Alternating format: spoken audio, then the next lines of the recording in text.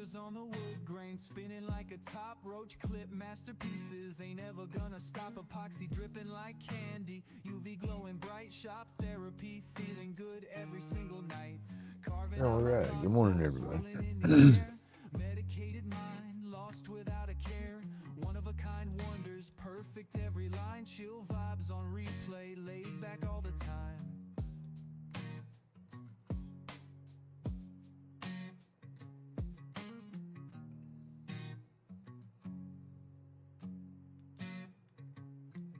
Lathe buzzing like a bee, smoothing out the rough.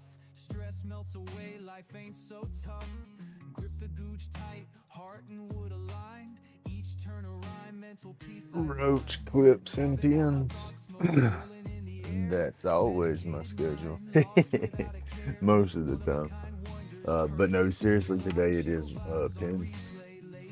I got all these glued up, trimmed, tubed, all that good stuff for pins. And so I'm going to spin all these down to a basic shape, put them back in the bag, get them ready, and then I'm going to do some roach clips the same way. See how many we can get turned up this morning. Basically, I'm getting these set up to come back through and do some electric burns.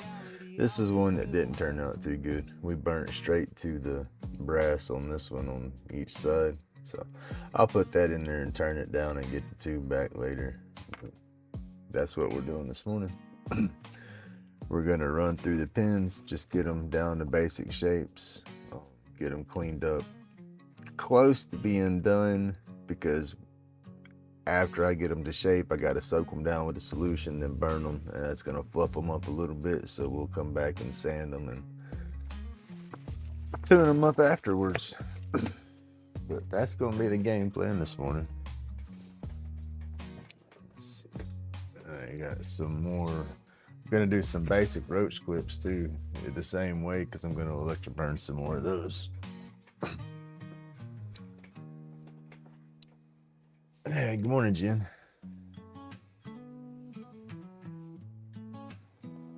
Oh goodness, y'all! I feel like somebody done beat me with a baseball bat from my damn ear bones down to my butt. My legs don't hurt, but damn, everything else is sore.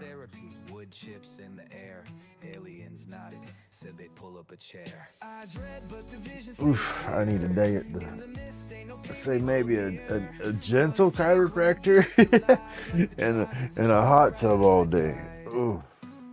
Maybe a little physical therapy at the end of it for some tinge units. I like that tinge therapy. I used to love that stuff on my back. That and the ultra heat.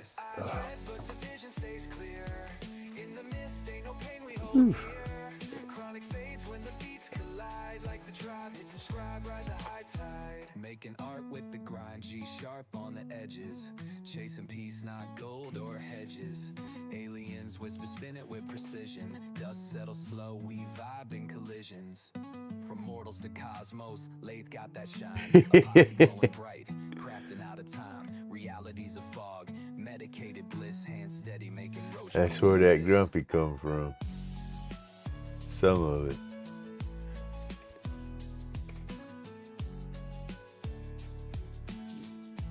But a bunch of it on them damn pain pills, but it wasn't all the pain pills. I was an asshole on my own. But them pills didn't help. Hand steady making roach clips for this.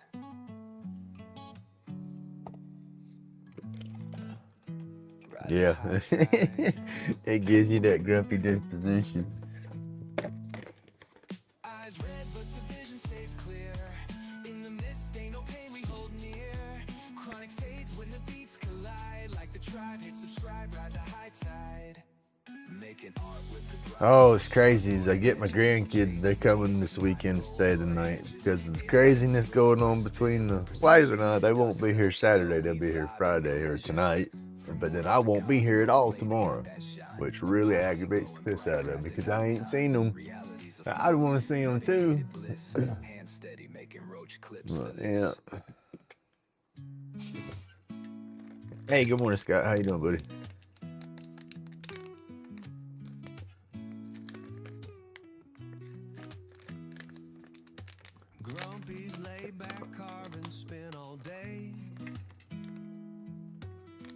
I'll be up and dressed and gone before they even wake up Saturday morning. And then I won't be done. They'll be gone before I'm done with my day. And I know that well, I'll have the vehicle, so that'll be an excuse. So the wife will say, well, I can't bring them to see you because I don't have no way. And so I'm going to have to play that one off by my daughter, see if my daughter will bring them up there to let me see them when she picks them up. I love my grandbabies, but dang, I committed myself to Planet 13 for that Meet Your Neighbor event. Wishing for spring. I'm wishing for it already, Scott, but I'm not, because I've had to cut the grass already and do some of them springtime chores. But I do want the warmer weather, but goodness gracious, I'm here in Florida, that warmer weather is gonna kick my butt quick. It's 70 degrees in my shop already. Well, that's nice, but with it being 70 degrees at 5 o'clock in the morning, then 10 o'clock in the morning, once summertime comes up, it's gonna be 90 degrees, 100 degrees. Grumpy's gonna be cooking. I do have a window unit to put up here in my window though, for the garage. That'll help out a little bit. Oh, you need 6 more subscribers? Oh, we gotta get you 6 more subscribers.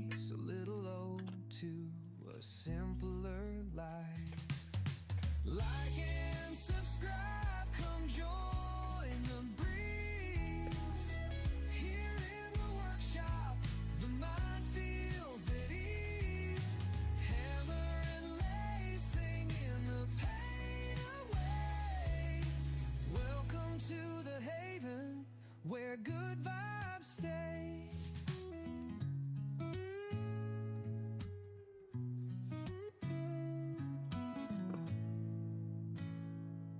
Over the snow, oh, I bet.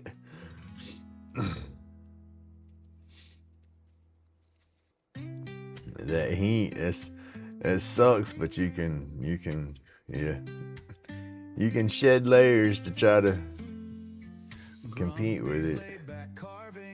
The snow, the mess of the snow, I guess, is what I wouldn't want to deal with. The craziness of it, people not being able to drive, stuff like that.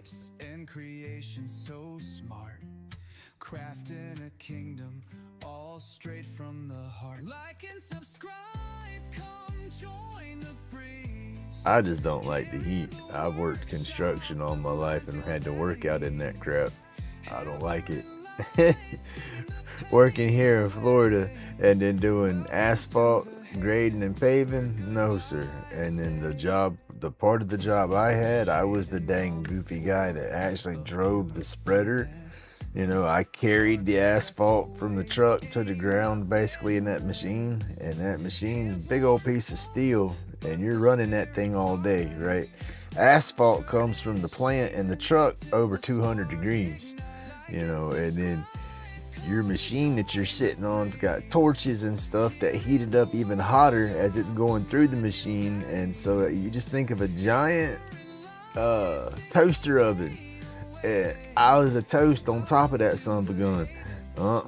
I just don't like that heat. I did that stuff for quite a few years, and no, you get out there triple digits. I literally felt like a damn hamburger meat or something on top of a big griddle. It's hot.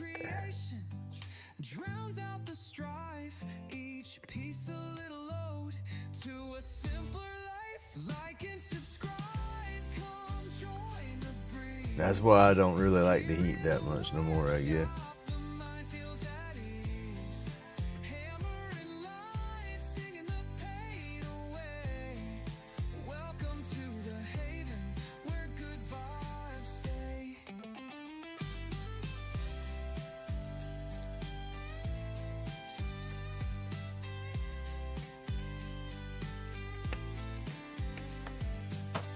Hey, good morning, Tim. Got your sticker yesterday, sir. I gotta do a video. I'm trying to get that done today.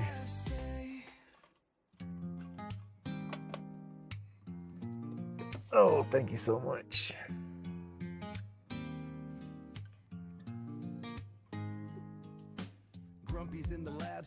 Hey, good morning, Doyle. How you doing? Roach clips gleam like trophies of the trade. Lathe hums a melody, a handcrafted serenade. Workshop dreams where the pain takes flight. Across the room again. Dancing through the night. Eyes red rimmed, Wipe my shirt off and slow my microphone. Join the fellowship, the tribe ignites. Forget about that thing.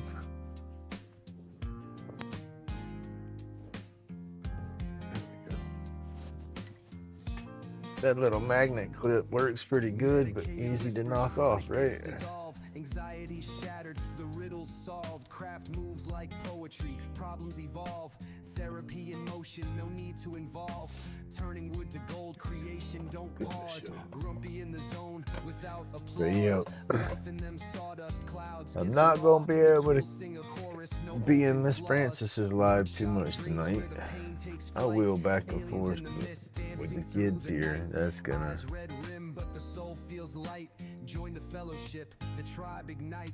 That's gonna slow everything down.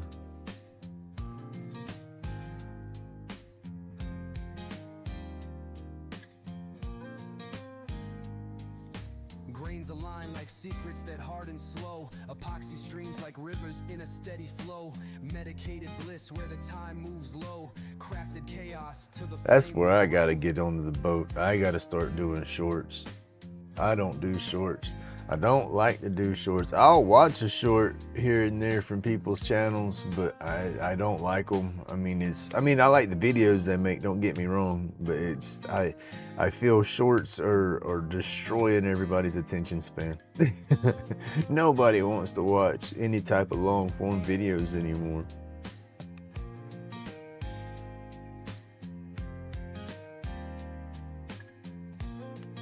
Sometimes it's hard to do a legit video, even editing stuff down and really show what you're doing to give people the concept of it.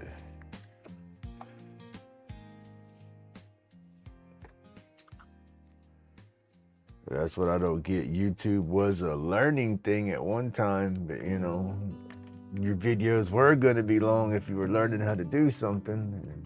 People still want to learn how to do something, but they want to know how to do it in 2 seconds.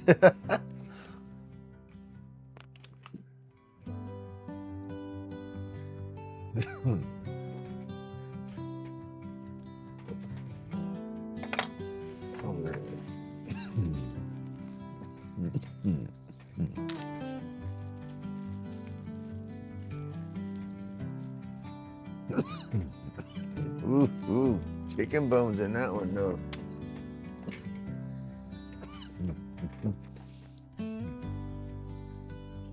We're gonna see how this thing turns this morning, if it's gonna keep us centered, if it's gonna get wobbly. If it gets wobbly, it's gotta be because of my tailstock, because that's gonna be the second mandrel. And I ain't turned but 1 pin on that one so far.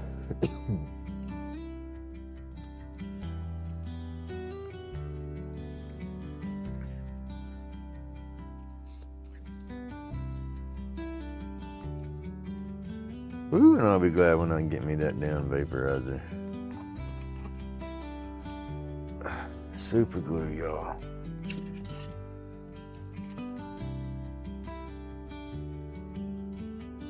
Super glue or burr, one of the two. And no, I can't run that through there. Let's see, we'll use this man. Use this guy to knock the burrs off with. That's what it's got to be. Yep. It's either glue or a brass burr.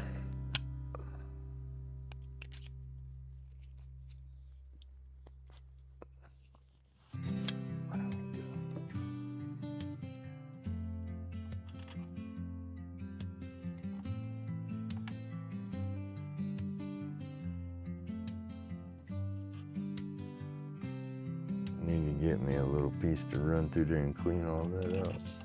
So that one's not bad.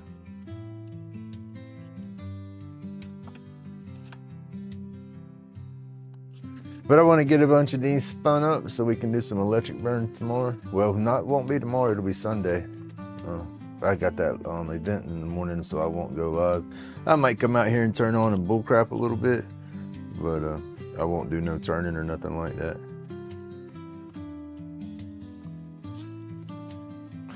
I say I won't, but we don't know.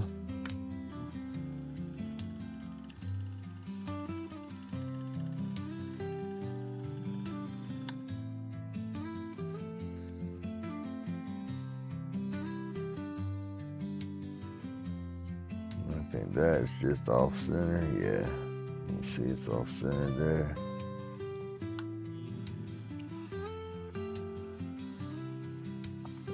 All right, yeah, let's turn off some noise and get with this one. Uh-oh.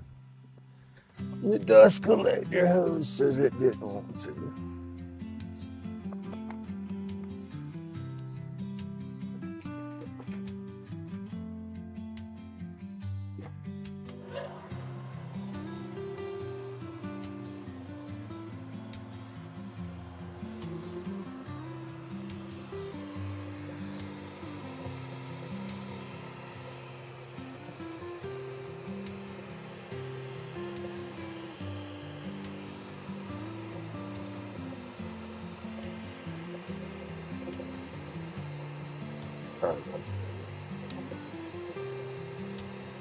We will get dedicated cameras eventually, and I won't have to readjust them every morning. I have to readjust them every morning because I have to fiddle with them to turn them on and open the app up and get it all ready.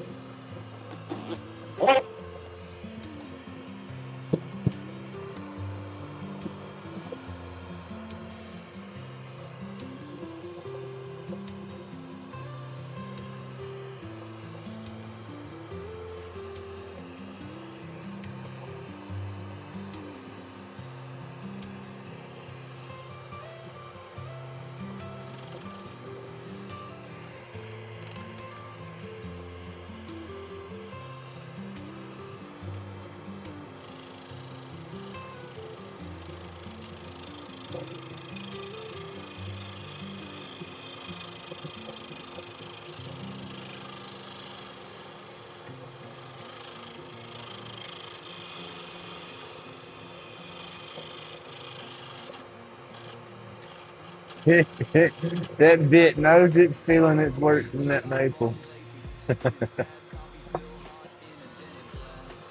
Because that should be soft. That stuff right there should be just shearing away, no problem.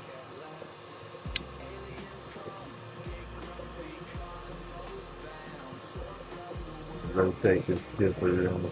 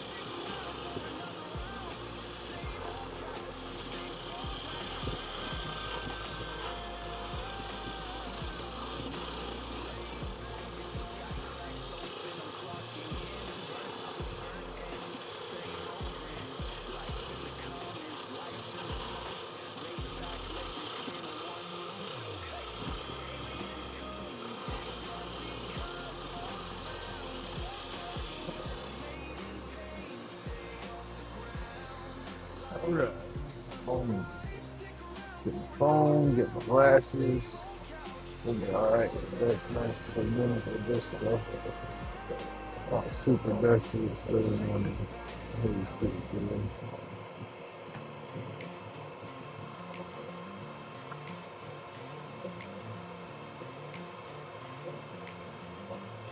That's it. It's hard to stress those numbers.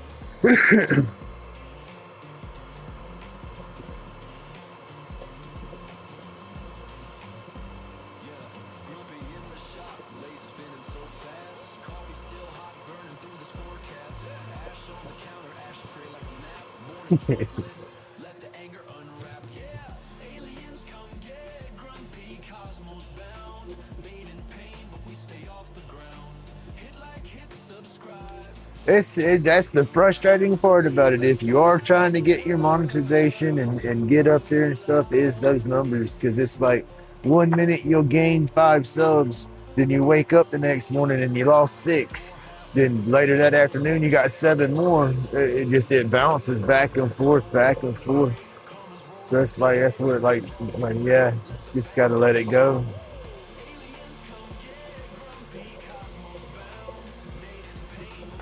Best thing is be yourself. Don't sit there and try to act like something you're not, just to get those views, because then that's going to make it harder and harder and harder to continue your videos and stuff like that. You do your videos being yourself, then it's just you're waking up and you're doing your thing.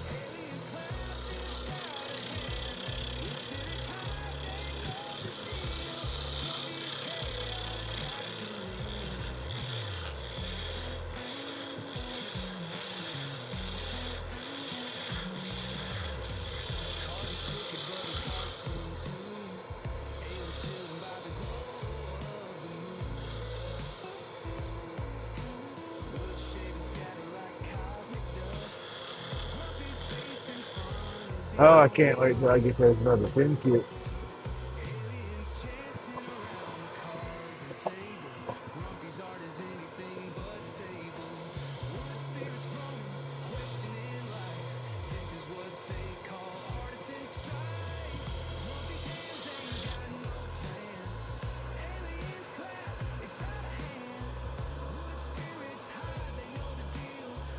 I'm not stressing the monetization. I think the monetization is going to be a bigger headache for me in the long run, but it's a goal. Just watching those numbers grow and then just being able to add the different stuff to your videos and then lives and all that. It's just a little validation, I guess, for the work that you put into it.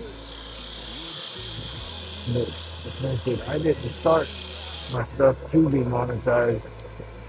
Started it just to get out there and to have the fun, to do the videos, to get me busy. I wasn't doing anything no more. I was just sitting around doom scrolling all the time. That's shit on my health.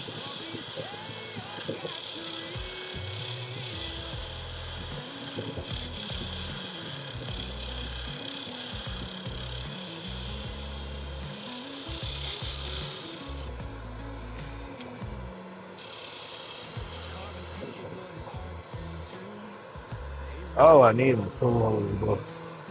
I'm lost without that little rack right here beside me holding the tools. I'm gonna do it right here, and I'm gonna hit my knee. I have to find a spot to hang these things.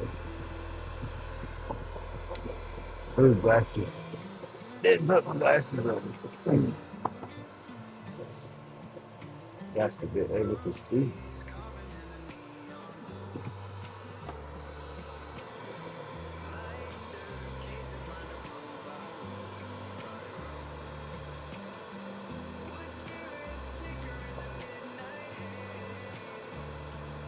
There you go.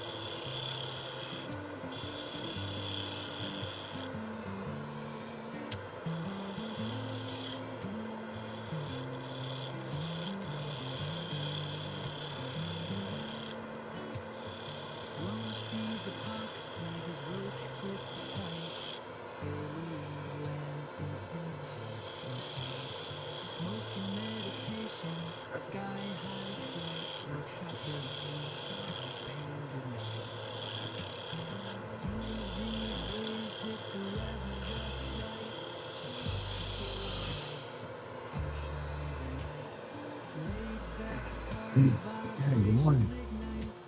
He's in the zone there studying that piece. Get like that. I just get in there and just get at it and don't think about nothing. That's what I love about it. I don't want to think when I do my stuff. That's what I jump into this stuff for, is not to think.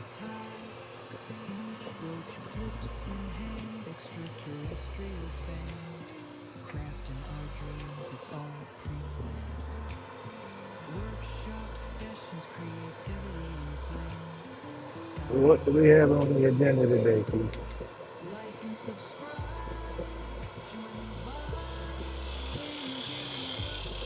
They're making money. So we all need to make money.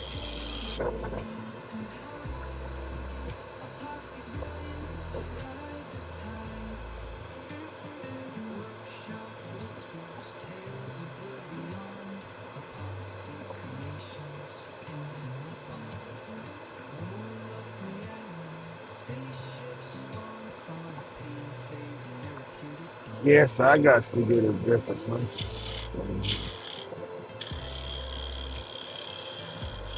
Got to get my noise cancellation stuff figured out. This one starts getting choppy sometimes.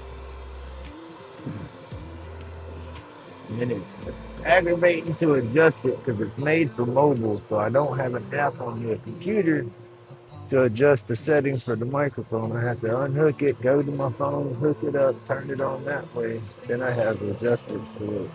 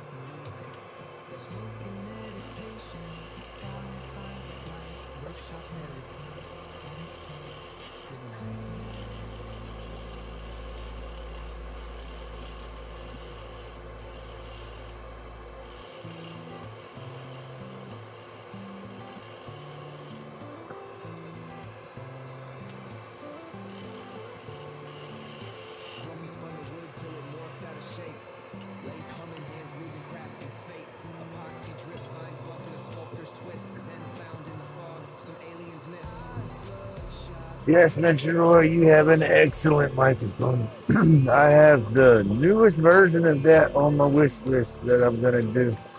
I just happened to get some other tech or some other tool related stuff before I went with that because I already bought this microphone. But I definitely want that one that Mr. Roy has.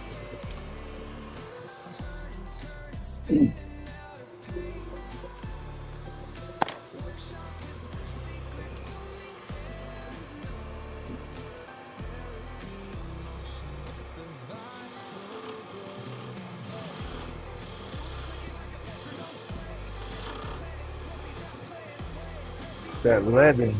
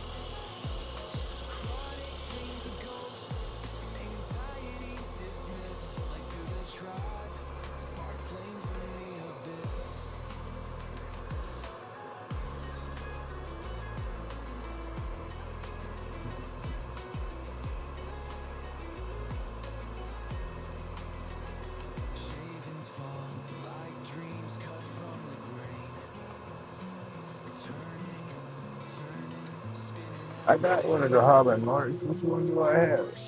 Don't remember which model it is. Can't find the main box for the dang thing.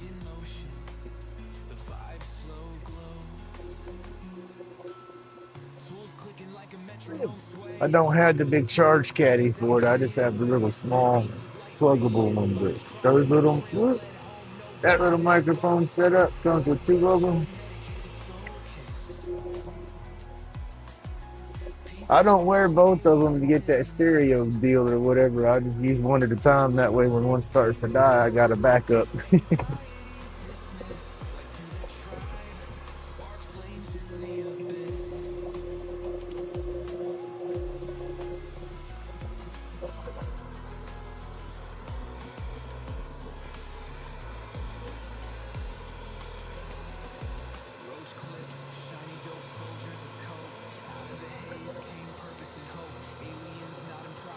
Yeah, it is an older model, Mr. Roy. I've looked and I got their newest model that they make. I have that on my Amazon deal to save up to get, but I haven't bought it yet.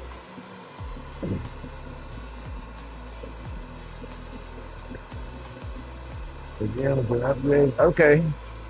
Yeah, this one wasn't but like $30 for this mic setup.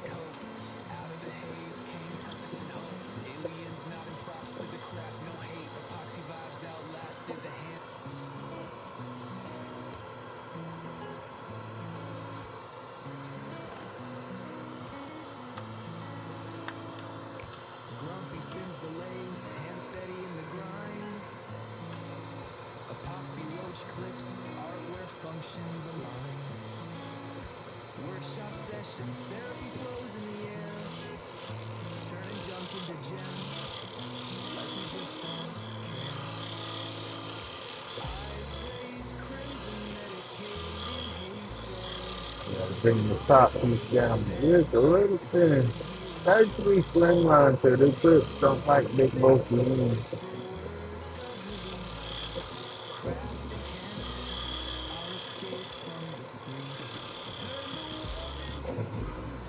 Bring it down a little bit and smooth it over on the side.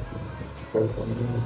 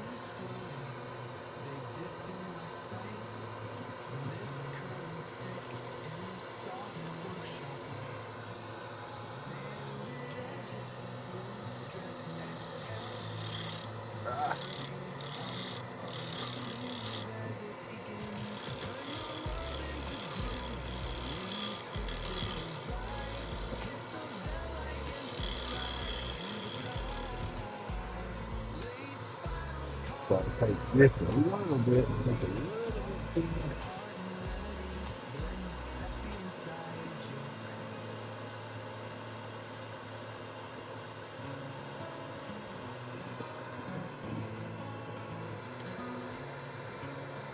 Y'all got to go check out Mr. Roy's channel. When he's using that headset, you cannot hear his tools at all. You hear Mr. Roy, and that's it. You don't hear that. And he uses a scroll saw, everything, and it is nice. I like that headset.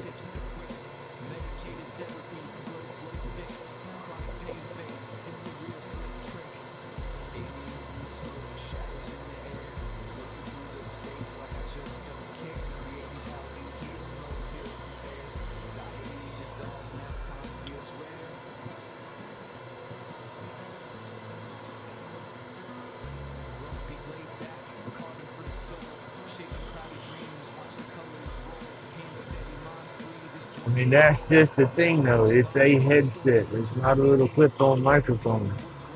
You cover your ears. You got the microphone booms. You got, it's a headset. But it's good. I like it.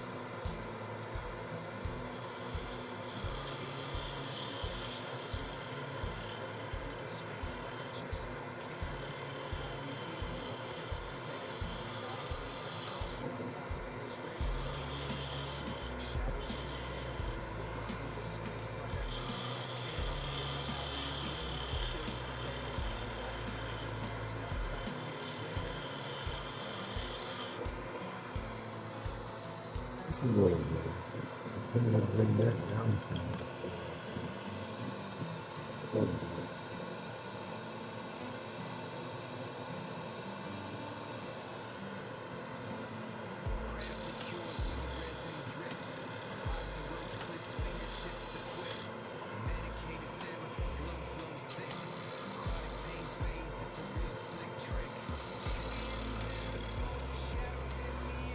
Alright, we're gonna leave it at that. We're gonna knock it down to 150, get it to shape a little bit, and put it in its bag with the rest of them.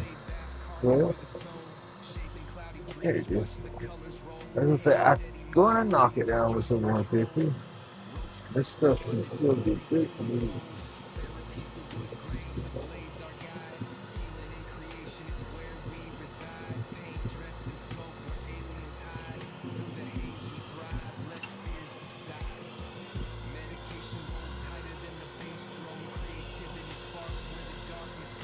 we're gonna electric burn these things. Need to come down with some more. We're gonna electric burn them, and when I do that, once I wet them, they're gonna fluff up a little bit. I have to sand them back down just a touch. Not that one. I'm gonna take that one.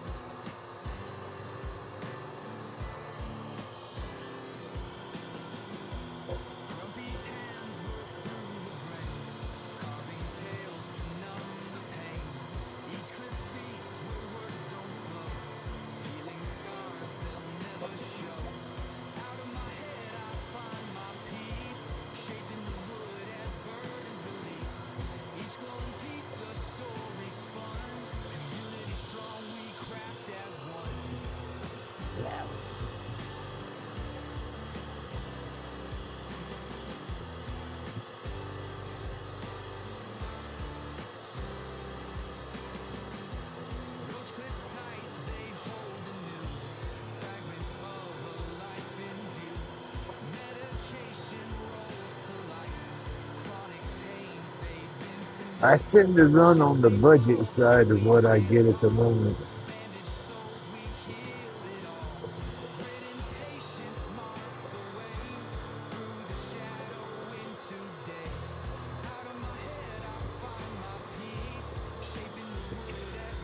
And then I really don't know what's going to work better for me.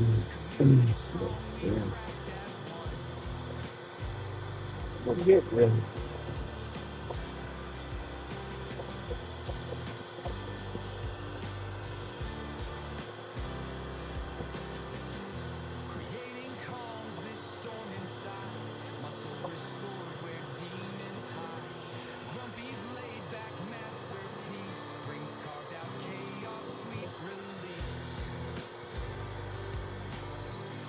I gotta quit here. Not what I'm saying.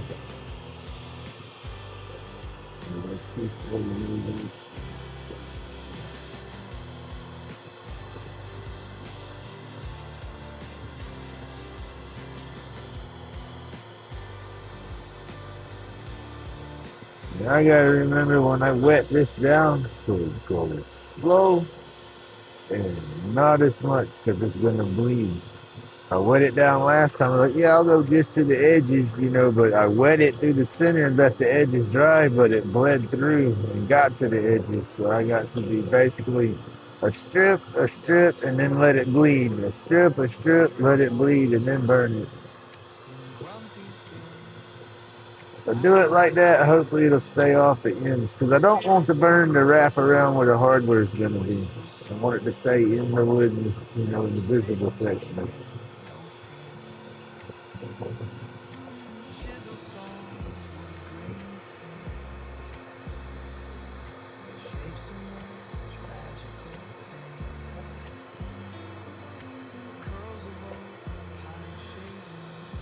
Well, no, it's fine. Everybody has their preferences. That's what, watching the conversation, that's what I was thinking was to myself was like, okay, video equipment and audio equipment, that's going to be kind of like religion and politics. Everybody's got their preferences, There's nothing wrong with that.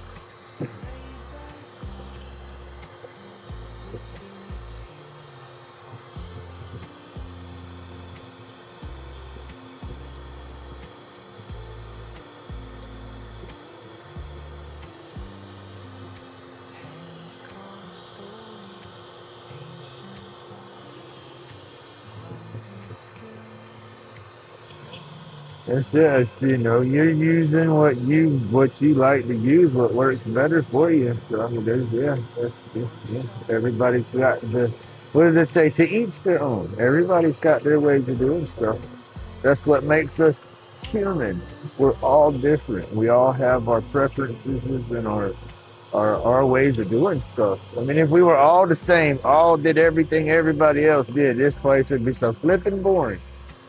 Might be better if we were a little boring around here. It wouldn't be so much craziness in the world, but that's what makes it fun.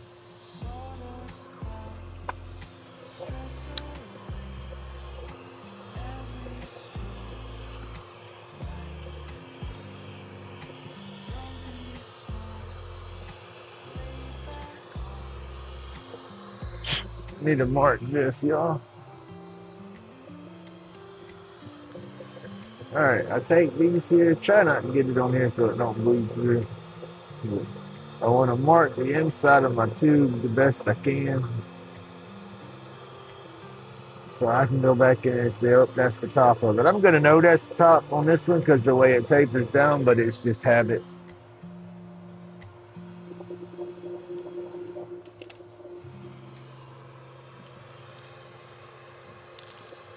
I'll put this one back into its tube.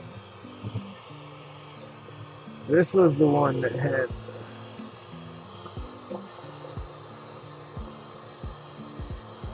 this one got that burr in there on the grass or something. Burr or glue. One of the two.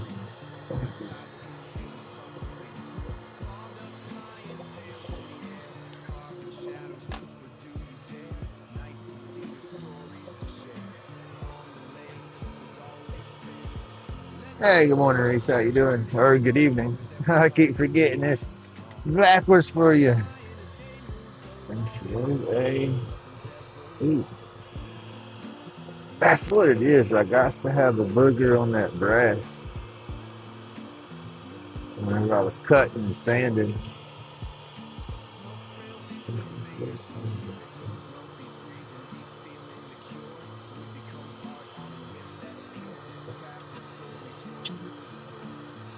Yeah, that's exactly what it was. We just loosened it up with that. This one got in a little bit. Not too bad.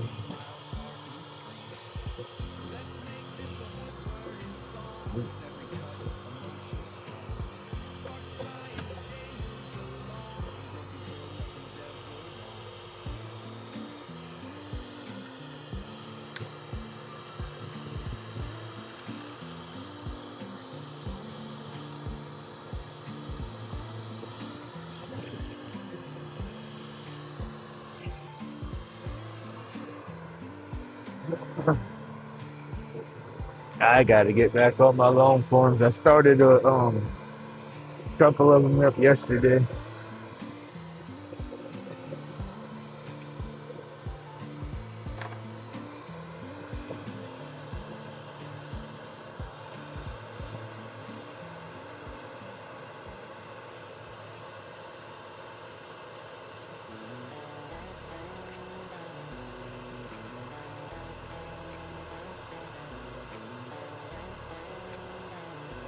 Yeah, well, see, that's when I started off on my YouTube. That's what I was doing was my long form videos to begin with. They averaged about 45 minutes or so. Then I started tuning them down, trying to get them about between 25, 35 minutes. I like that to be an average video. But then I was dropping 2 videos a week. I wasn't doing lives yet, and I was doing good. And then it got hot. You know, I'm in Florida. I'm in my shop down here. It's not AC, not climate controlled, so it starts getting 90 degrees, y'all. I don't want to be in here turning, you know. So I slowed down to 1 video a week and was maintaining great with that. And then started doing my lives. Was still doing my 1 video a week and doing my lives. And then December, life just kind of kicked me in the nuts, and I'm still trying to rebound from that. Rebound from that. There you go. But I'm getting back into my swing of things.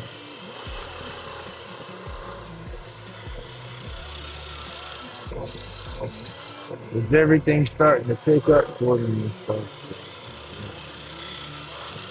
We got no choice but to get up and get the music again. Pity party's over.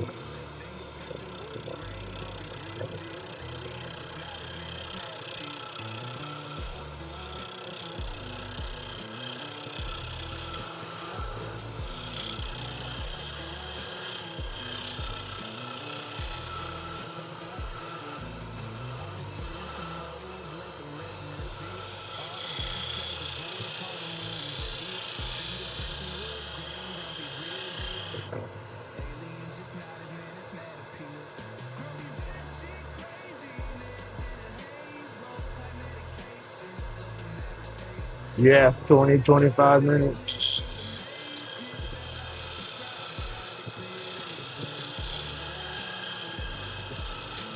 You know what? I blame all that on short form videos, though. Nobody wants to watch the long stuff because all the shorts that are bouncing. In my opinion. No. It's just crazy good.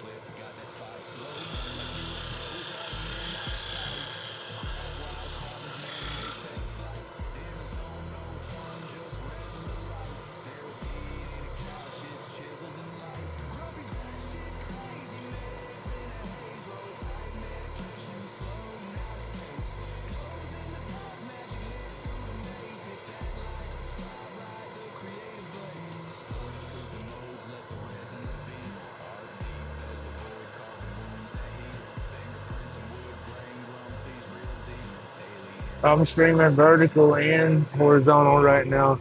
Vertical view's not as pretty. That's the thing about it. The YouTube, they don't track and map your stuff. It's just, you'll take the, what is it, the 16 by 9 horizontal aspect of it or whatever, and they strip right down the center of that. So you have to keep your camera set up and focused for that center strip for vertical, or it doesn't do too good. Your horizontal's still gonna look good, but it cuts off. Like right now on my vertical view, you can only see on my screen between my two tips. It's showing that right there. Between my two tools is what my vertical shows. That's all the vertical showing because I got it zoomed in. I have to zoom out a little bit and then it'll show the whole piece in vertical. I think the horizontal is more important. Vertical is just going to pick you up a few doom scrollers and stuff. You get more views, don't get me wrong, but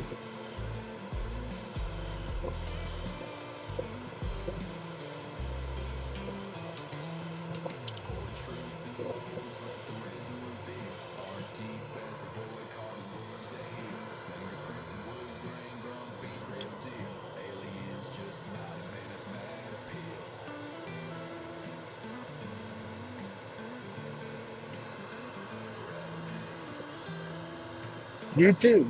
It's look, hold on. The YouTube settings, let's see. I can turn my other camera on and show you on my screen.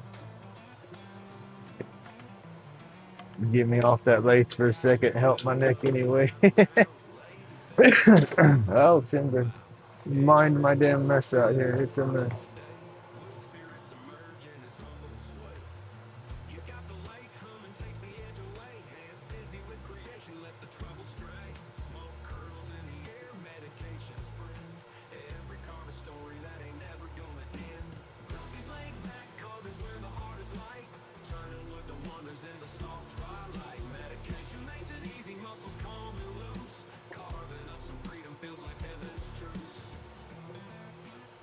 When you go into, let's see, if you've not played with it, the way to access it, if I understand it correctly, you're only going to get the vertical and the horizontal option if you're using streaming software like OBS, StreamYard, something like that. All right, and then you have to go through, schedule your live through the YouTube studio on your computer. When you do that, you set your time. Once it picks up, it throws your streaming page, your little studio format that shows your vertical or your horizontal.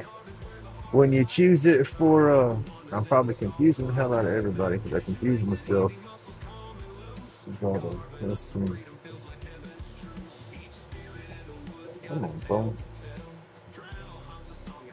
There we go. Now let's see.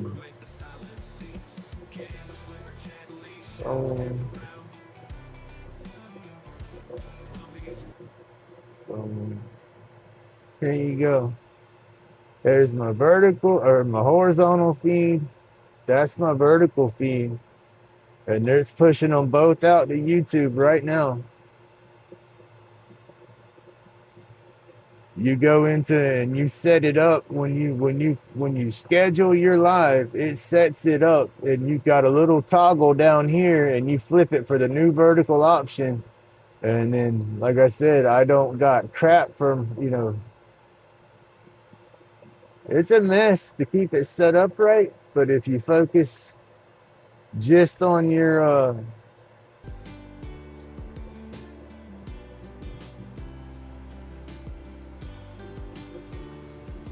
I don't know what I'm doing half the time, so it's hard for me to explain it.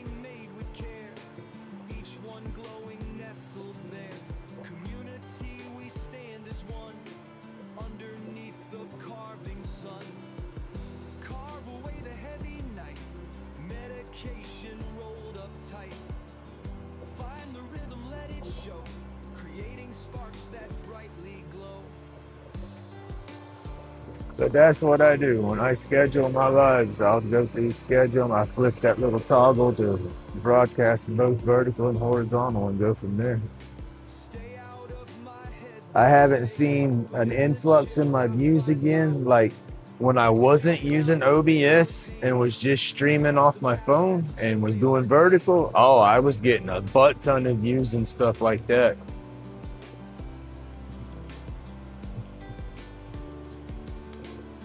Sorry, y'all hitting some water. But I get a lot of views going vertical, but I want to have my music played in the background like this.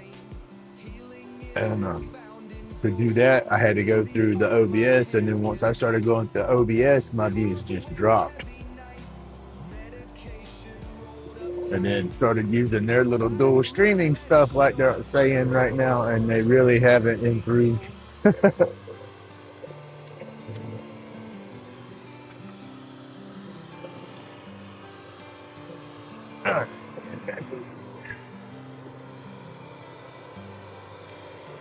But I like my music.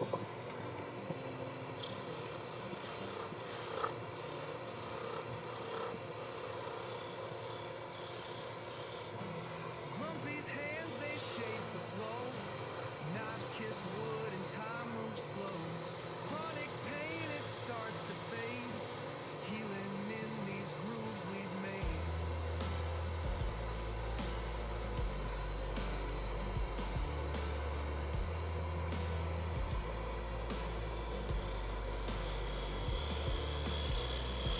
Rose cliffs shining made with care. Each one glowing nestled there. Community, we stand as one. Underneath the carving sun. Hey, good morning, PK. The heavy night.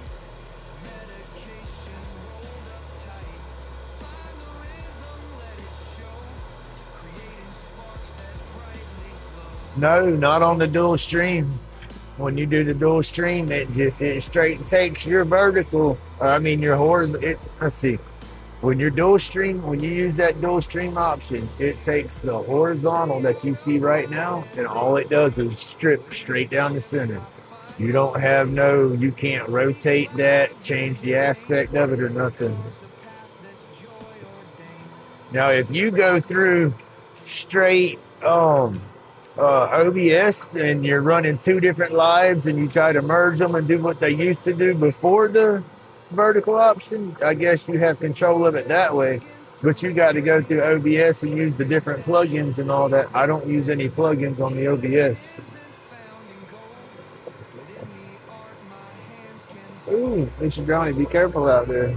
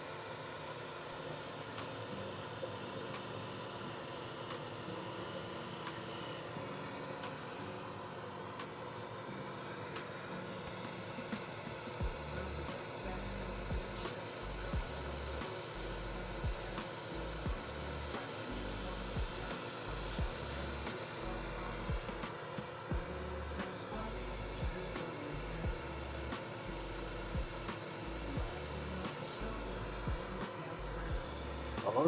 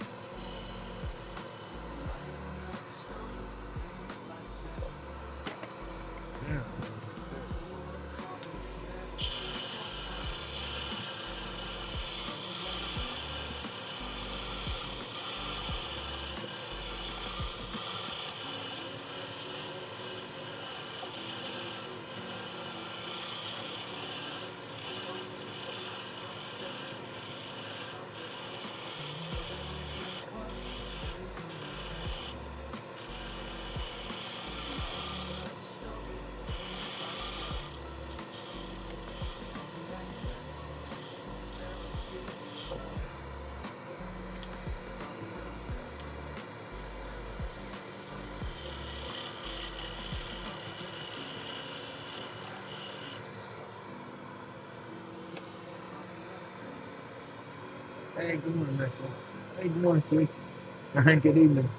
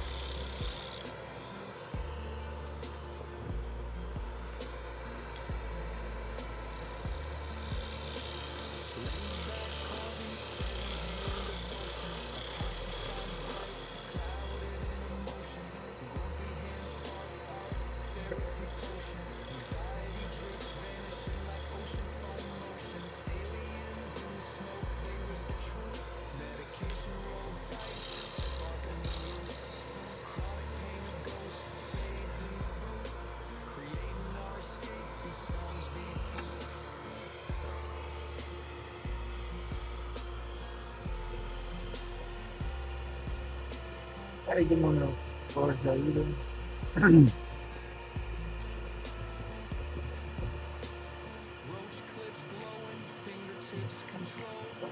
Pat, okay.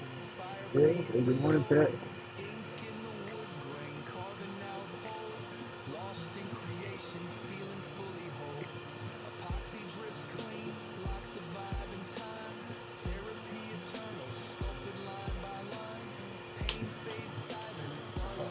Oh,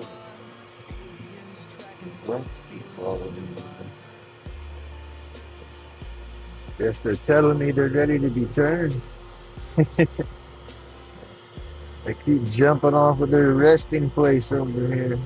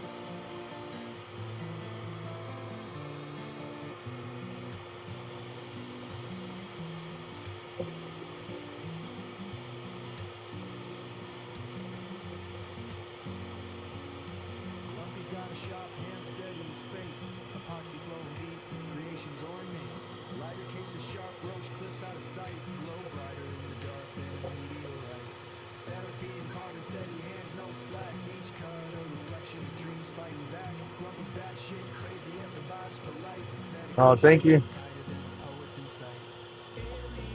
They're supposed to be slim lines, but I like them chunky. I like have some curves in my. I like curves.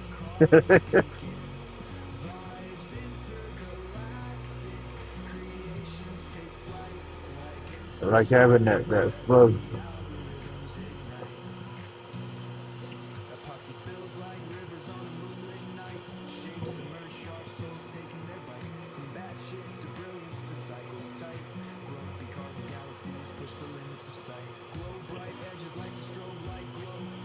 And then I'm gonna electric burn them, so they need to have a little bit of meat to them.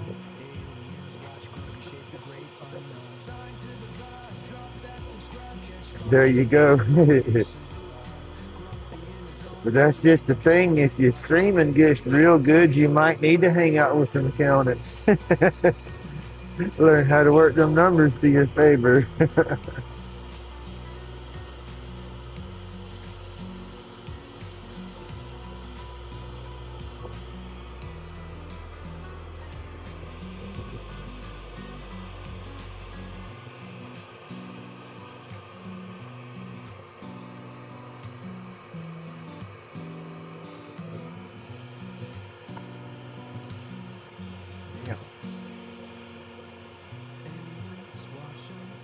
I think if computer, I think you can do it on computer without having to have account, but mobile, I think you have to have that plus 50.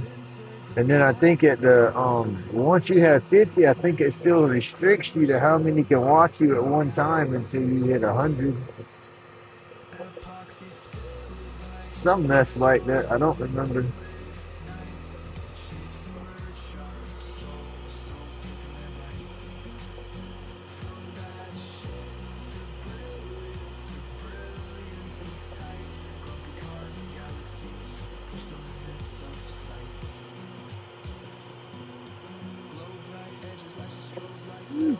Put my pinky down there. That tail tried to get wrapped up. This one might not liking the edge right here. You turn it down some with the tool, but I don't want to put the tool back on it.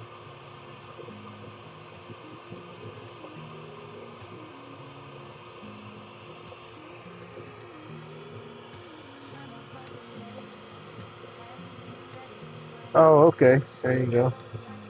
I know it did some kind of restriction on how it put out. I never understood it right.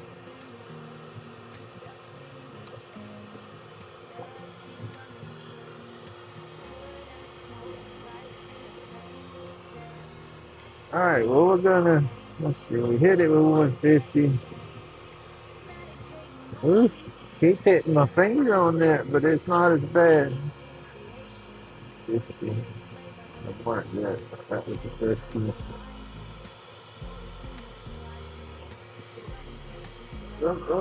Just dropping stuff.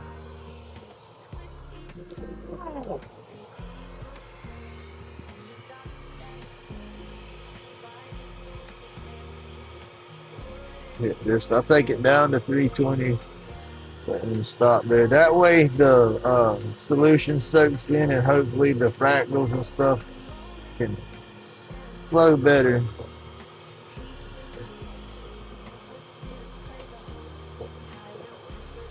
Because that's what we're doing with all these. We're going to burn all these. I was saying tomorrow, but I forgot that I got that event tomorrow, so I won't go live and be doing no crazy stuff in the morning. So I might go live and just drink my coffee. But they open at 9, and they're going to have a lot of people up there, so I'll probably try to get up there around 8 o'clock. That way it'll give me time to get all my stuff, because I'm not going to leave my truck in the parking lot. I'm going to set everything up and move my truck across the street. Because the parking lot for that place is small.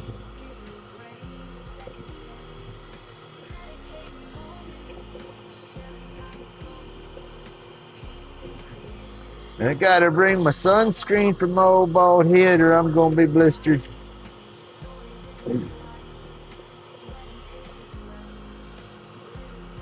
started looking into some bucket hats that I can get my sticker put on, but I started looking a little too late. I found some that I can have them on, and they're fairly cheap, but I just don't know if the damn hats are going to fit me. What you need? 2 more people for what? For gin subscriptions? Give me a minute.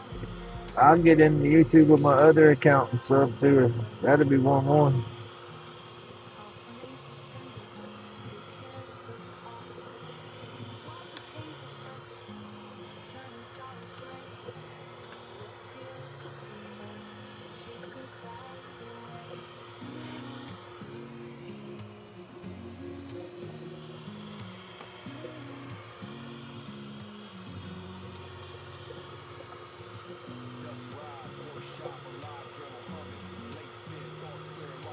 Marking the top. That's where I'm going to put the cap at for the pin. Oh, dummy. I was thinking cap and went and stick the damn marker in there like it was a flipping cap. And I got a dot and it was sanded out.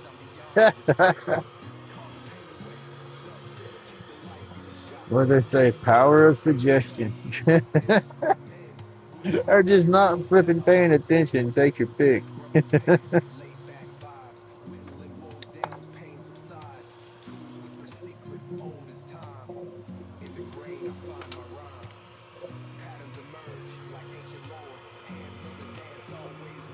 I know.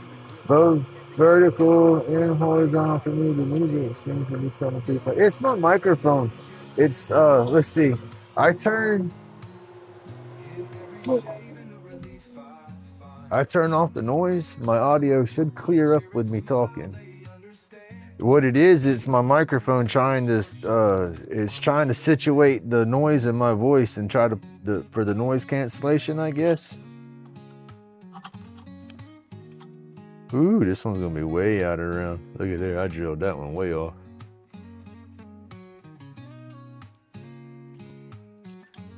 I have to go and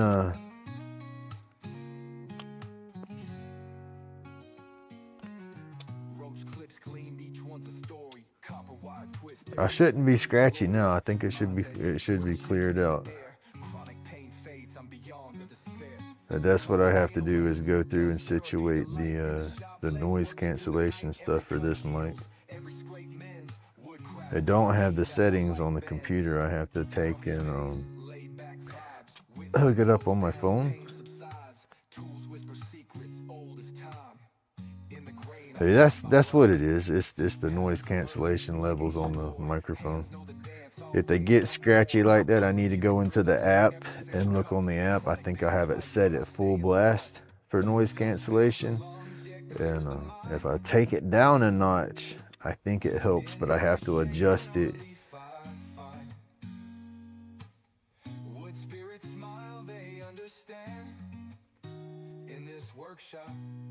I'm a healed man.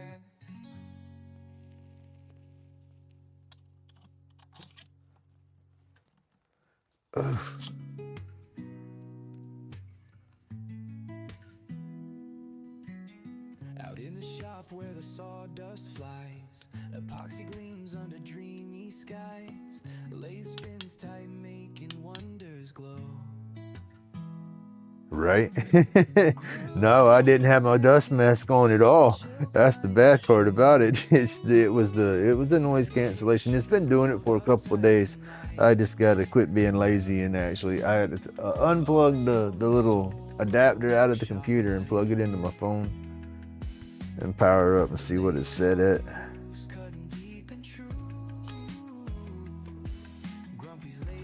There we go.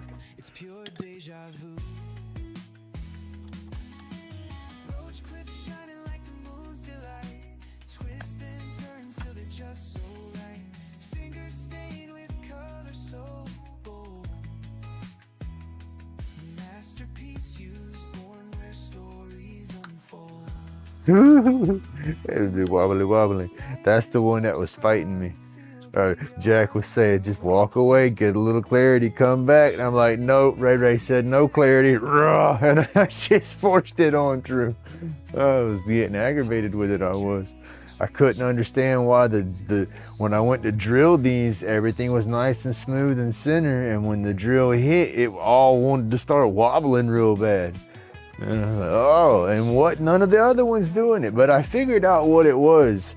My ends weren't quite square, you know, so the bit was hitting, and it was hitting at an angle and was wanting to push it at an angle as it was trying to grab, and that's what was making it wobble, I think.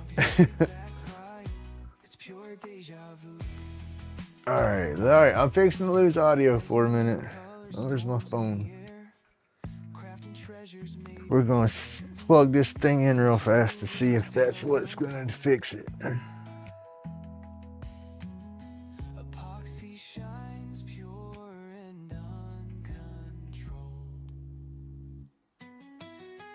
Close all that.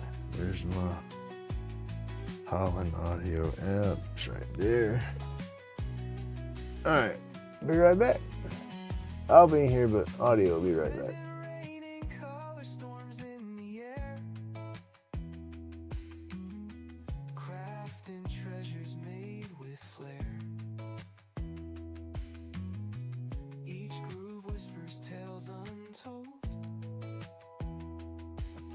Shines pure and uncontrolled.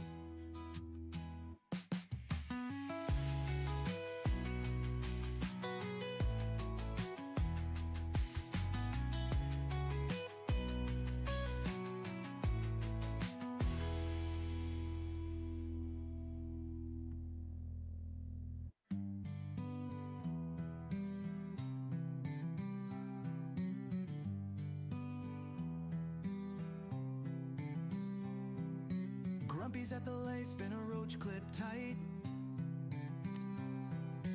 All right, we're back.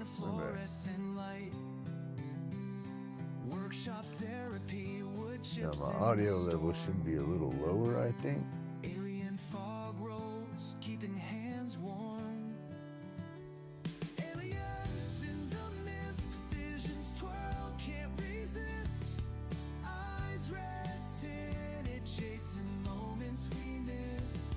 Medicated haze, chronic pains take flight. Dust in the beam, lost in vibes all night. Let's see, I need to write this down. Where's my pen? I've only turned a dozen pins and can't find one pin. Oh, gotta love that. Workshop altar, sacred dust in the air, turning broken pieces into things. Take notes when you do your adjustings and stuff too. That way you can always go back.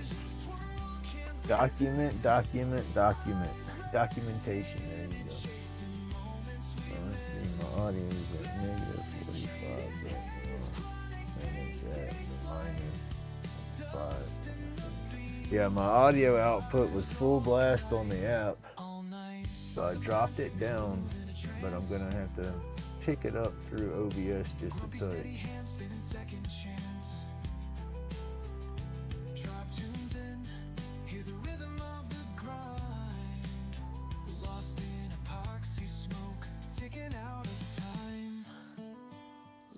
Turns eternity, this therapy runs deep. Wood shavings fall in spirals as the vibe creeps. Alright, now we should be a little bit louder. Antennas catch the wave, turn and subscribe. We'll get this part sounding right again and then turn on the noise to see if it gets blotchy again.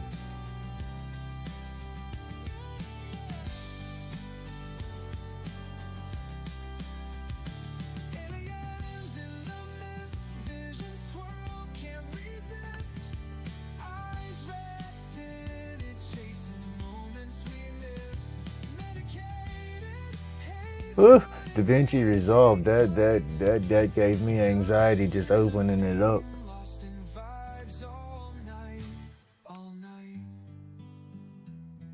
Yeah, that dag, I get confused when I start doing all the profiles and stuff. I've done it before, and then I messed up my video settings because I was playing with video settings in one of the profiles, and it copied it to all my profiles, and I was like, no, and then I got pissed off and just erased them all and started over. That's I'm learning with OBS. OBS has got a lot of little bells and whistles with it too, but oh, DaVinci Resolved.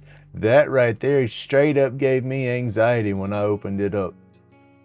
I downloaded that thing and opened up and looked at all the tabs and pulled down, drop downs, boxes. I was like, daggum, I went to stuttering in my brain and just closed it and erased it. Spins the lathe, spaceship hum in the air. Epoxy shining bright, colors rare, so unfair. Aliens in the mist, whispers fill the void. Roach clips, crafted art, never destroyed. Workshop therapy, the grind finds its peace. Red eyes coated, medicated, sweet release. Chronic fades. That's what it's about, is helping everybody. Some people getting to that point to where they don't want to help because they're like, oh no, you're going to get more views than me. Oh, your channel's going to get better than my channel. Yeah, I don't care. It's YouTube. You know how many wood people's out there? You know, or there's bunches of people out there putting videos out, you know. So it's just, everybody just got to lift everybody up. It'd be such a better world. You just think everybody has an awesome YouTube experience and got good channels going. Everybody's gonna blow up and get big.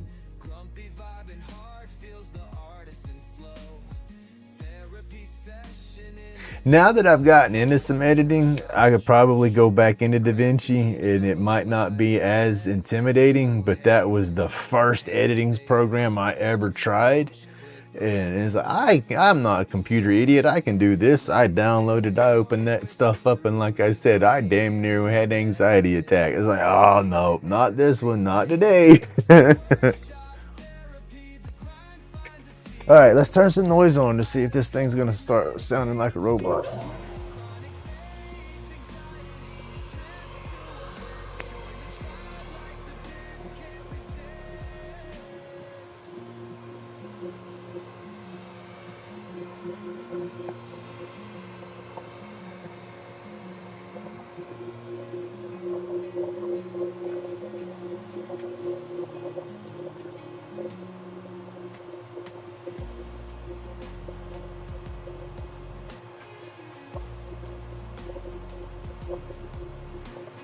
There you go. That's what YouTube's about. It's a learning platform.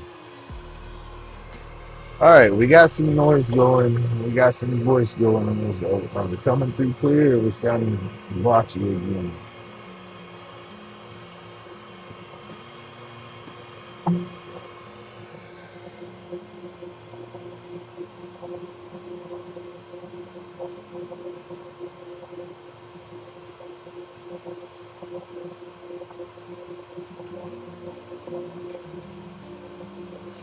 That's a little bit better. I can hear it now.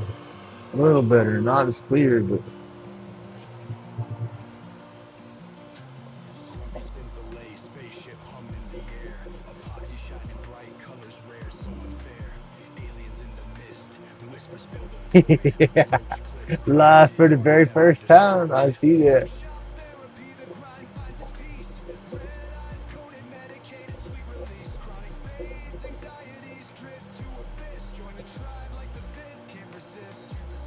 Haha, there you go. Good morning. I can't hear anything. I got my audio going in the background. On a live. There you go.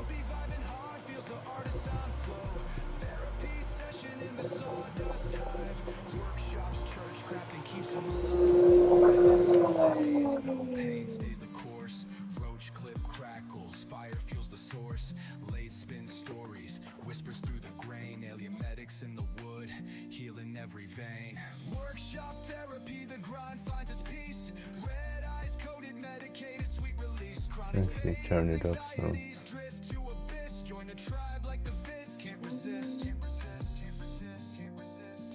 What?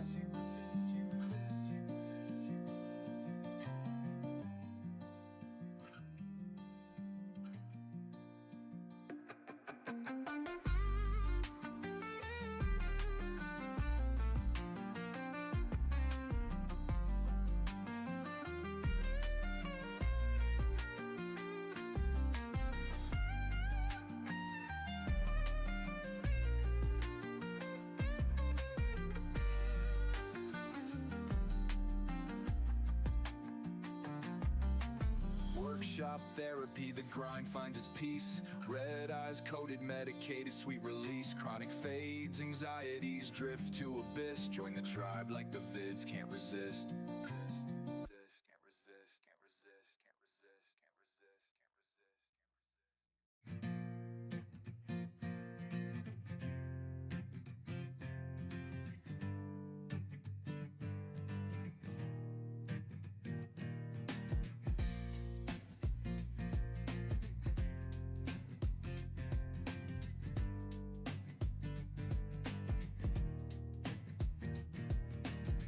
Grumpy's hands, they shape the night. The epoxy flows, a neon flight.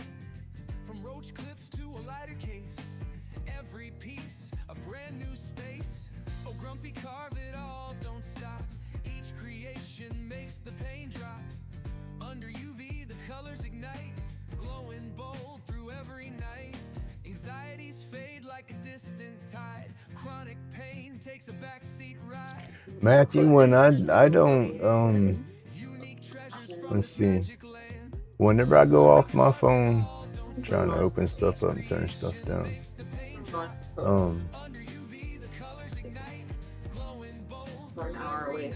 I don't almost, let's see. All the videoing and stuff I did off my phone, it there we go, that's why I was echoing. I had two of them running. I used to video all my videos long form and then upload all that to my computer, so I never kept anything in my phone. When you do the YouTube lives, I don't know if that stores it in your phone or not. I think that just, your lives, I think, just stay on YouTube.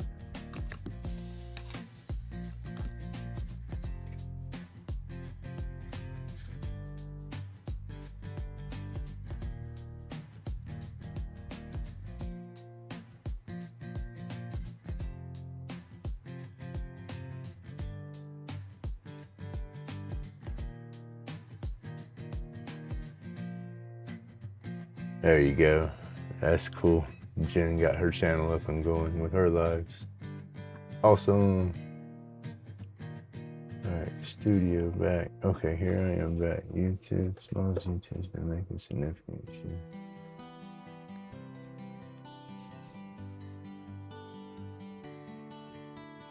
Grumpy shop is humming alive. Lathe spinning, carving dreams to thrive.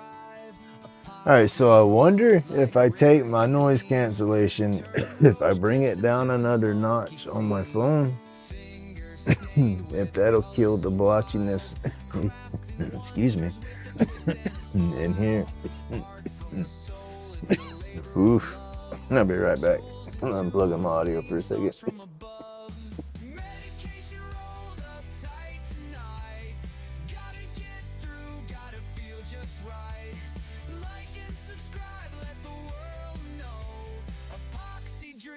Make the energy glow.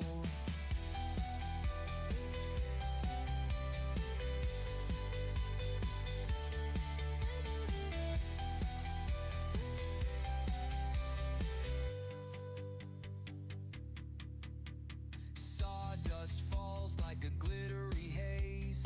Lost in creation, it's a creative craze. Turning wood to something so sleek. Every carving tells a story unique. Out in the shop where visions collide. Grumpy's laid back hands. Alright, I don't know if this is gonna help or if this is just gonna pick up more noise in here, because it was picking up my computer fan.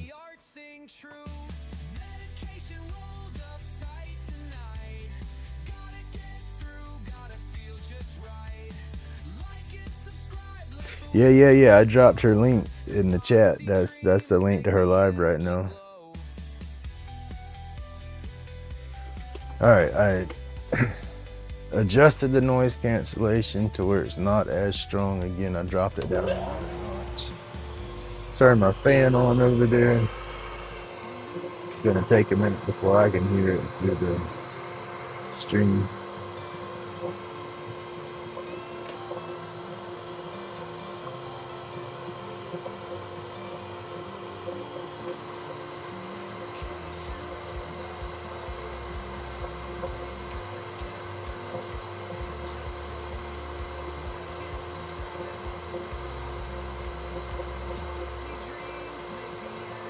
I hear more of my dust collector though.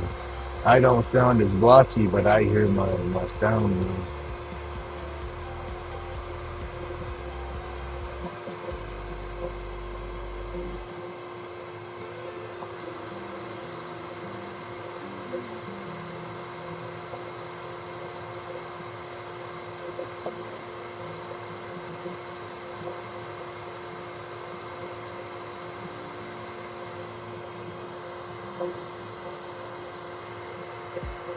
Huh. I don't know. I'll leave it like this for a little bit. At least I can hear myself talking a little more, a little better.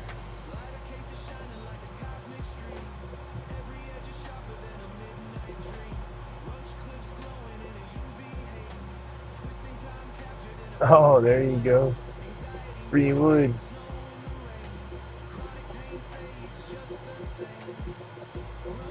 Oh no, that's fine. That's fine with the chat. That's what the chats and stuff's about. It's everybody to talk and figure stuff out, and everybody's got questions, and that's what it's all about.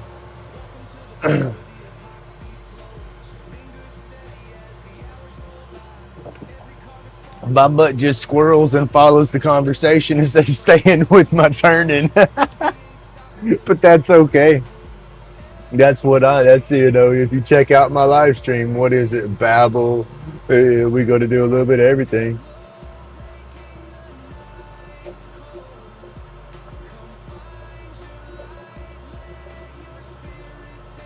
Close delivery. Hey, there you go.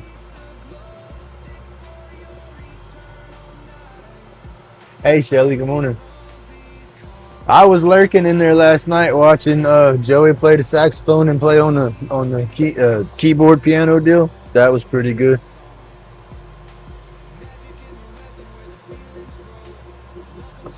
I hit the thumbs up. I lurk in a lot of lives. I don't get in there and start chatting. Sometimes my anxiety will get to me.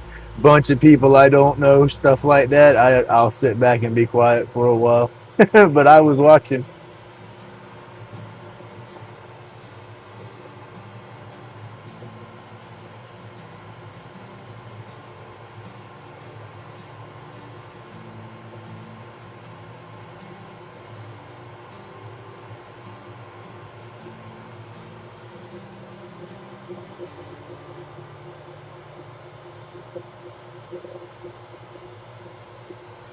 Yeah, I got all my videos saved in my computer, and then I'll take them off my computer and put them on an external.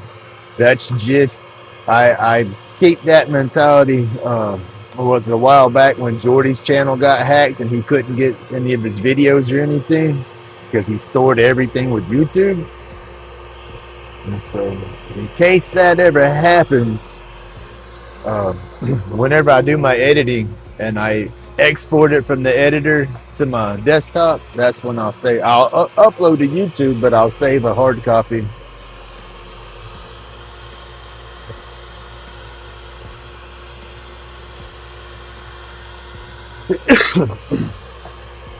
Yeah, see, I hear my sound more with my vacuum and stuff now.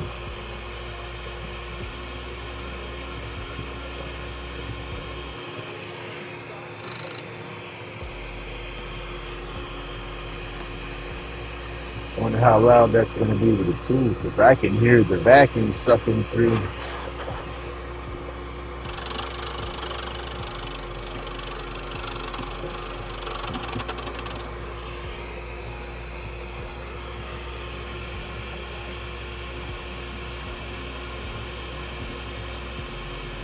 Nice.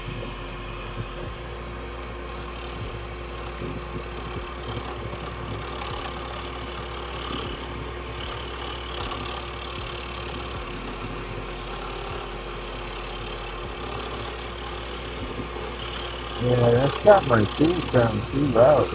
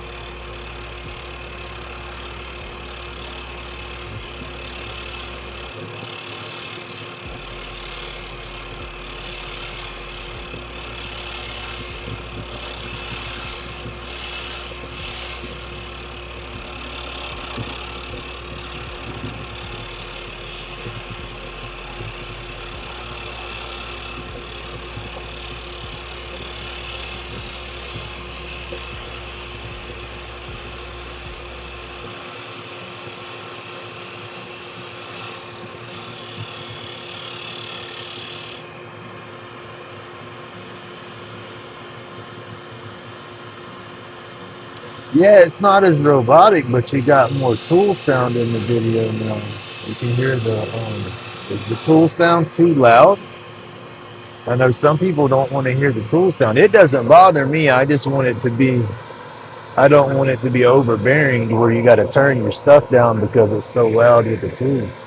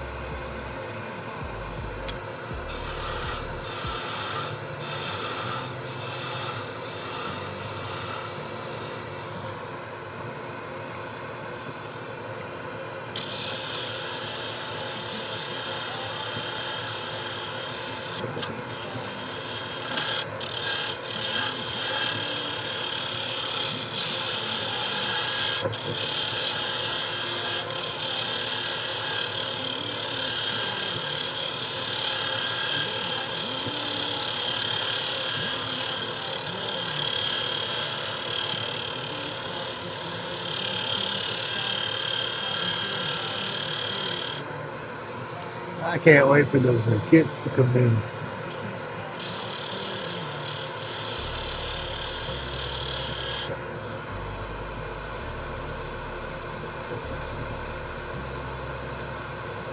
Right? There you go.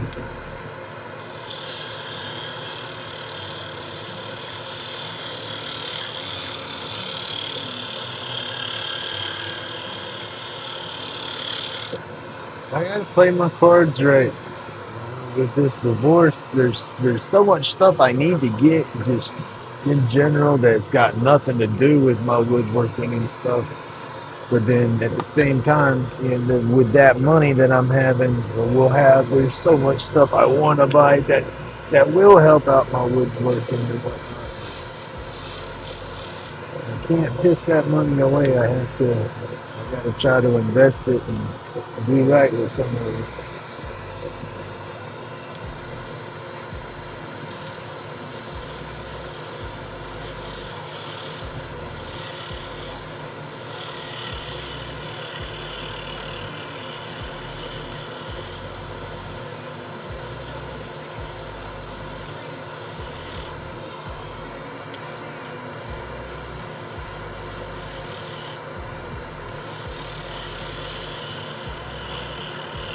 Would like to get a shop, a little add-on out there. I have a small, I think it's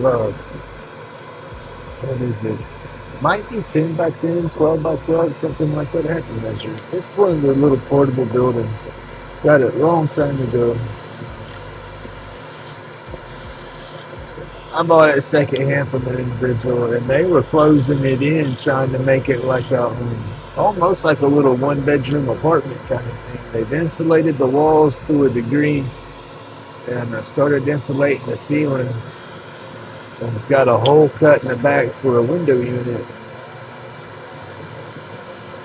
I got that one set up as my lawnmower shed and everything right now.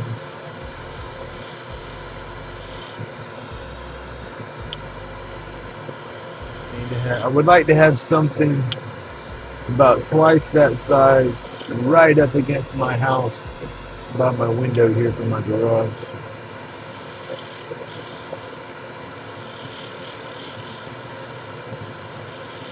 And turn that into my wood shop. I'm going to keep this as my editing studio / man cave, whatever. All my complete pieces can hang out in here with me. And then my shop will be right there. And then I can run everything from my video and whatnot through my window into the shop if it's sitting right beside it.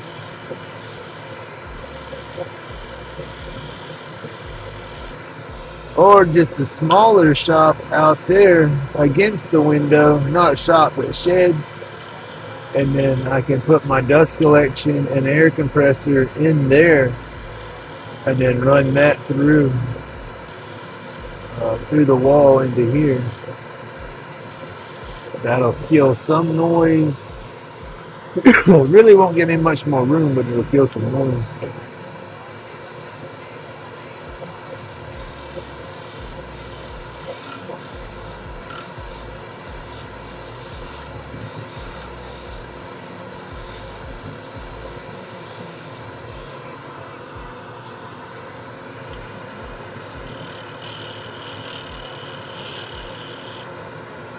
Hey Jack, good morning, sir. How you doing?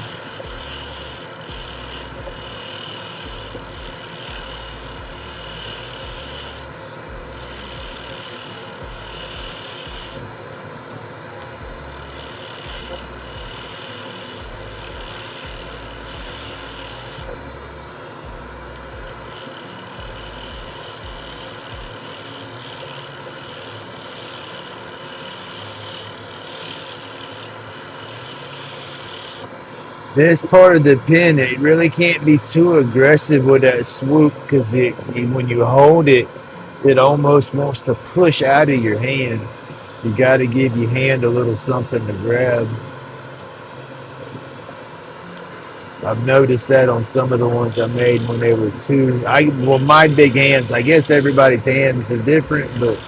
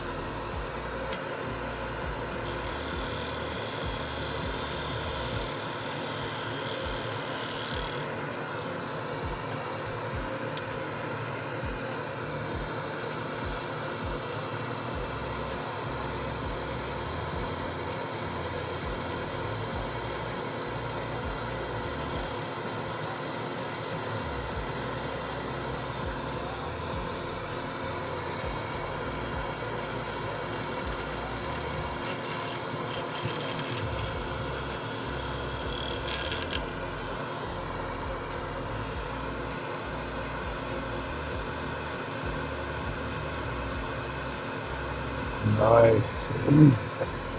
Hey, good morning, Robin.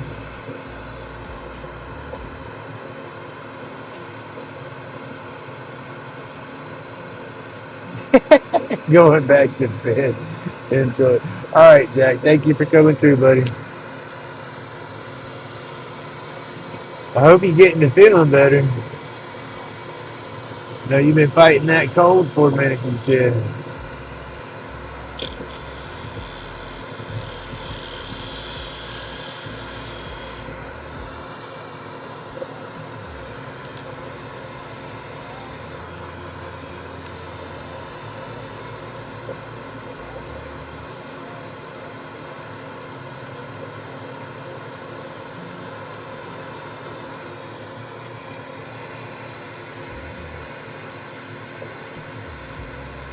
There you go. Thank you, sir.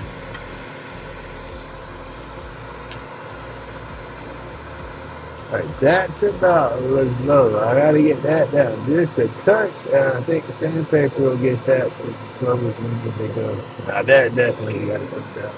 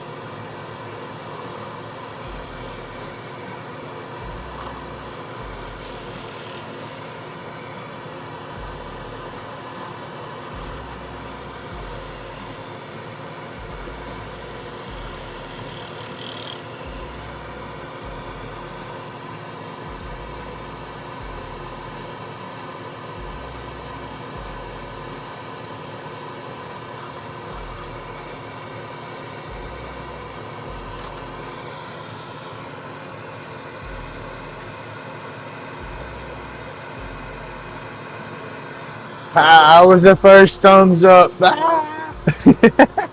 That's pretty cool. I'm glad she was able to go live.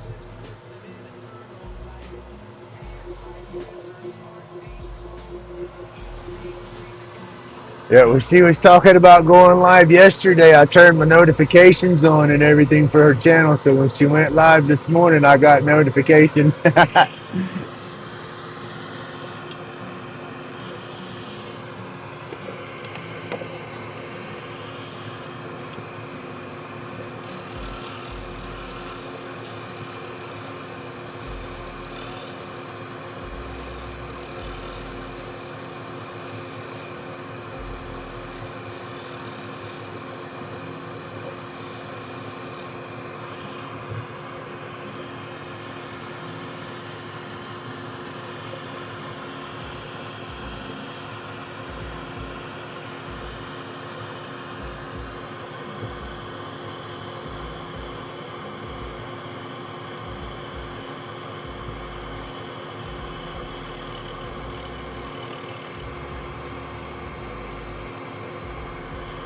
Yeah, gotta use the other tool for this thing. Oh.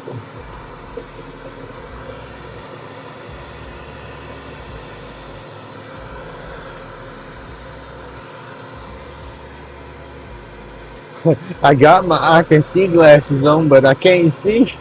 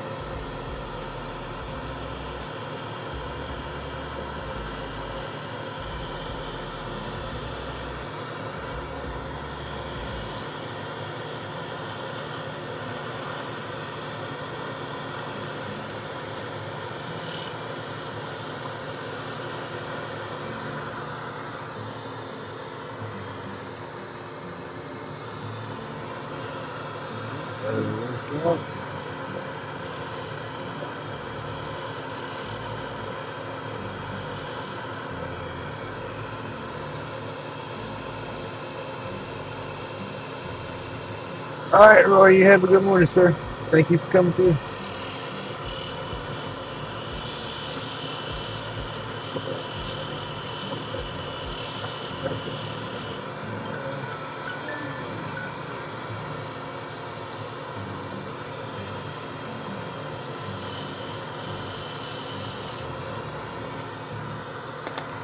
All right, I think that's another one shaped up.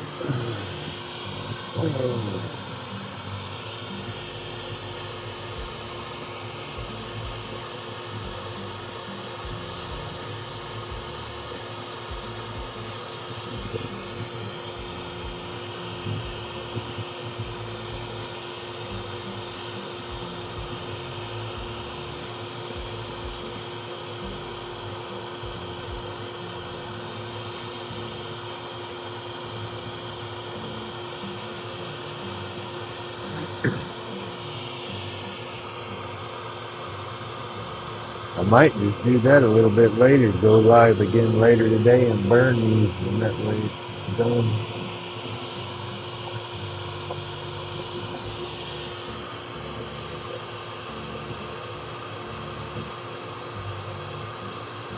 That's the bushing and piece that I want to be the best right there. Is you feel that when you use the pin, because you got to think of that being the hardware, you know, where you're writing from, your hands right there. You need that to be just perfect. That's what's kicking my butt on the pins right now. It's getting that spot to be consistent right there.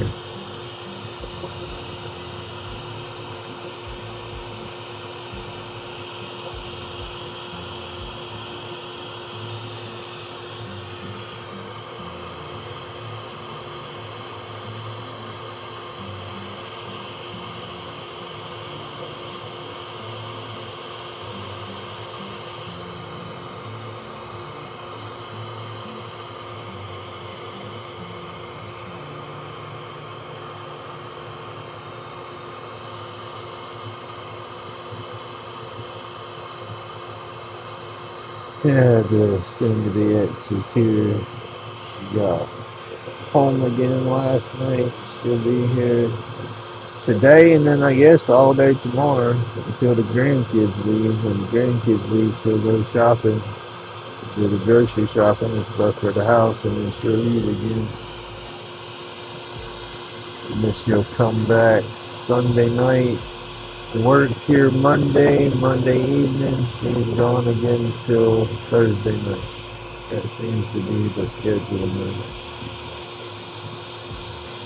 Till the divorce is final. And it's only coming back and forth now, I guess, because I don't really have a dependable transportation.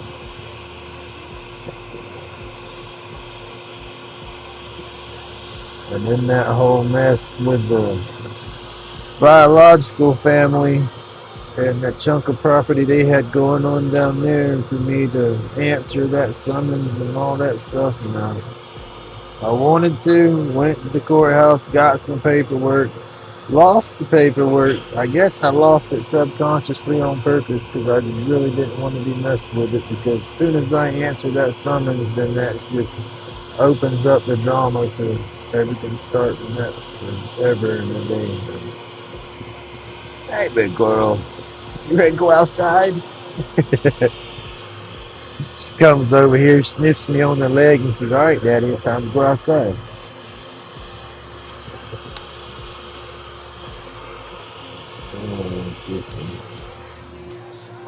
I'm coming, yo. Gotta let my puppies outside, y'all. Big girl. What is it? Damn, Mama let you out this morning.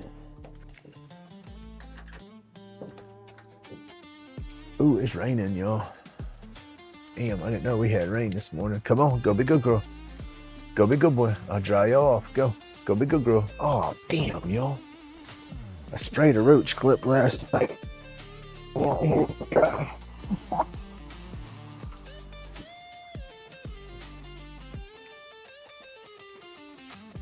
At least it was sprayed, so it was protected, clear coated, so the wood didn't get wet. I had that one outside where I did the driftwood stain on it. I sprayed some clear coat over it. It was drying yesterday and was out there this morning still. Oh goodness, is y'all not wanting to go out there too long? They buried at the door. They said, we pissed, let us in, daddy.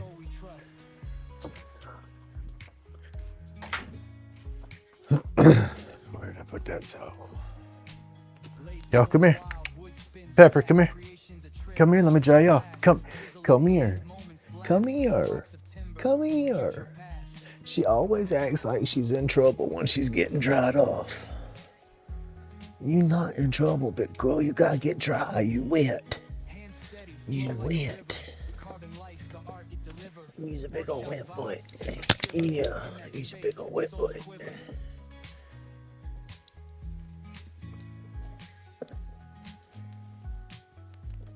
Oh, she's crazy. There you go. Come here, big man. Come here, big man. You know you gotta get dried off too. You know you gotta get dried off too before you go back inside.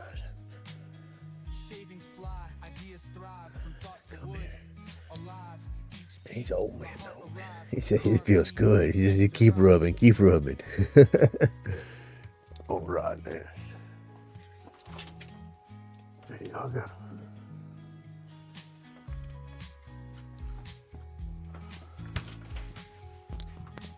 I didn't know we were supposed to have any rain today. And we had a little bit of chances yesterday. I didn't think we had any today.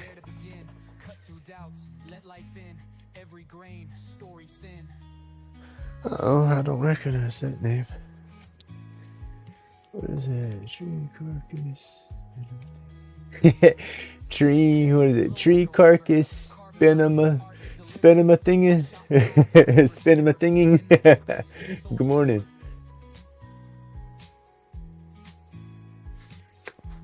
It's yeah, it's it's the way I like to do my pins. I don't know. I like to have flow. It's supposed to be a slim line, but there's nothing slim about it. Let's see. Where's my box? Here we go. Let's see. Yeah, here we go. I'll show you what we're working on today. Give everybody a little context of what I'm doing. There we go. That's what I'm working on. I like putting the flow in there because it gives just more room, because I like to do the burns on my pins like this. And then I like the flow. I like, you know, that one's a little thin, but I like them chunky. My hands, you know, I like to be able, it fits good in my hand. But I'm turning a bunch this morning, just getting them to shape, getting them ready, and then I'm going to go back later and I'll do another live with me actually doing the burns to them. But right now I'm just getting a handful of them together. But yeah, all my pins tend to have that kind of shape to it, you know. It's just I like that flow, I guess. I don't know. Just my style, I reckon. Woo.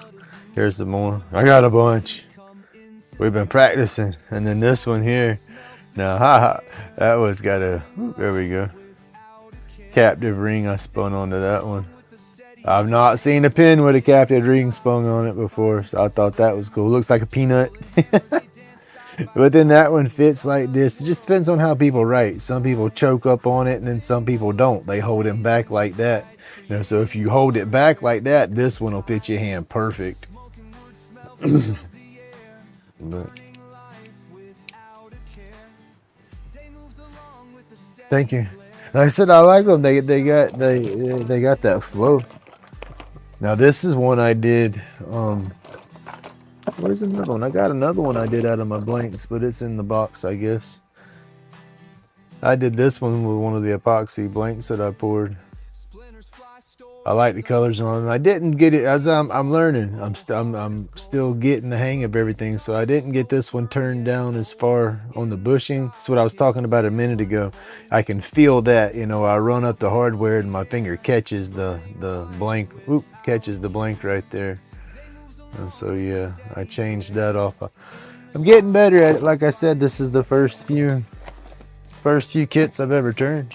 You know, I've done the roach clips more. I mean, y'all know that. Yes, you go back to my long videos. That's my channels, my roach clips. And I just started to get set up for the pins. But it's like that's still too chunky. I'm trying to roll that over to where it rolls over to the hardware, but I don't think that's gonna work. I think that's gonna be leaving it too high right there. I'm gonna tune that down before I take that one off. Heck yeah, that's awesome that you were able to get going. That was cool. Like I said, I was the first thumbs up. That was cool though. Let's see. I am gonna turn those little edges a little bit before I take that off, just so I know it's gonna flush up. After holding all the and looking at the other ones, I want it to look right.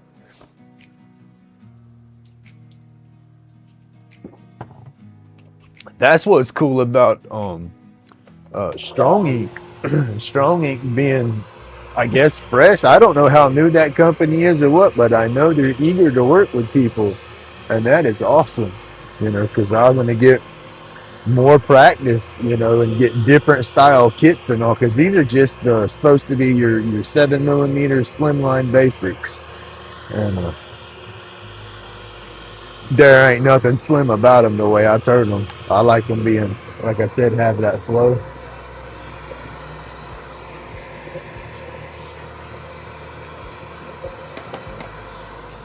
I need to find my other glasses, y'all. See, I did get new glasses,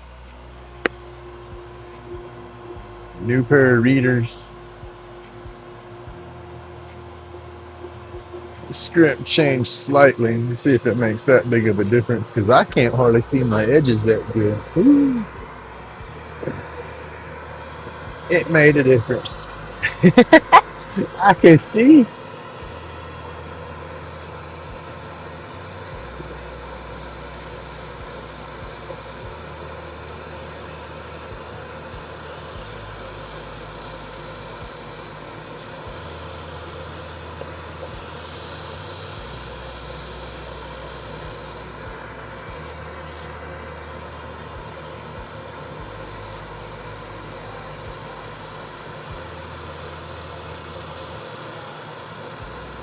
A little bit. I want to get one of those jeweler masks that's got the different magnification shields that drop over, or lenses. I need that type of vision for this spot right here. That and a little bit better light. Getting those, they have those magnifying, magnetic lathe lamps hooked to your lathe, and you can bend that light around right where you want it. Getting one of those for sure, because that'll pinpoint my sides better, because I can see what I'm doing. It's just when I get to these sides, the shadows kick in, and so I need that light to pinpoint to get rid of that shadow.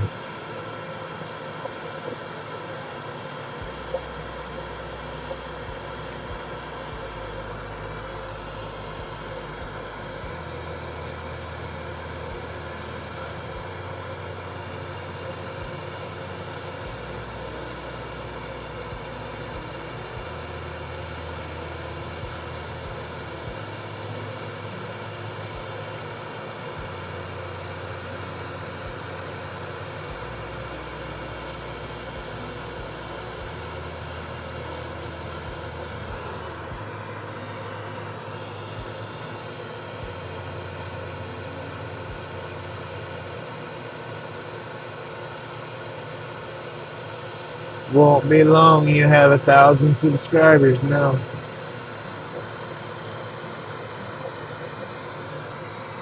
They done went YouTube famous.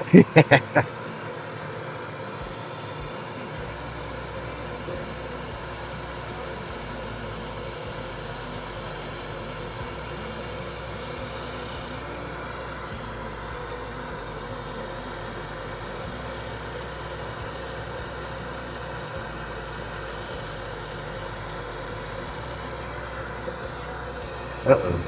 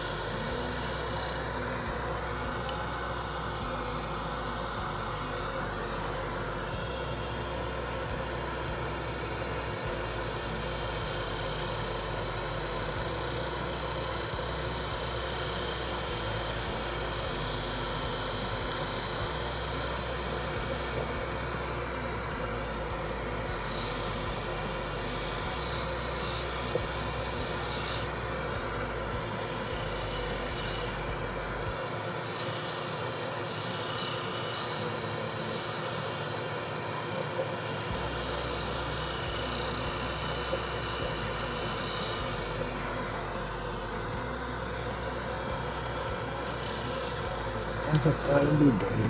There, send that one down. That's all.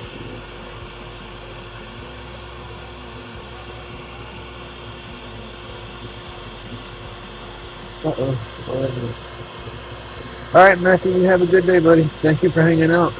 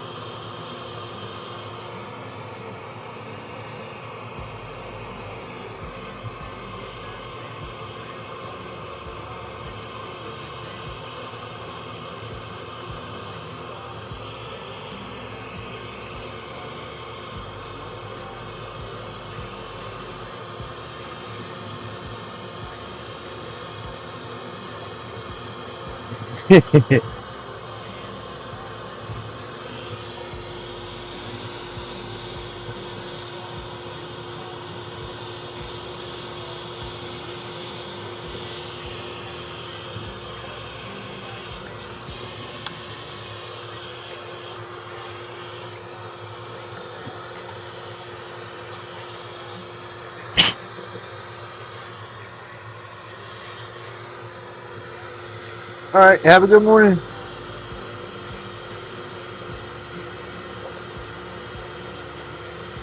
And then I mark the top where I want to put the cap at.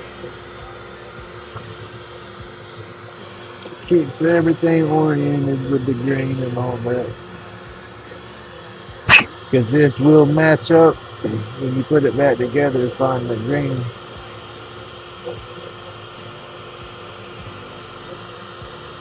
And it's like that. That's not it. That's it right there, like that.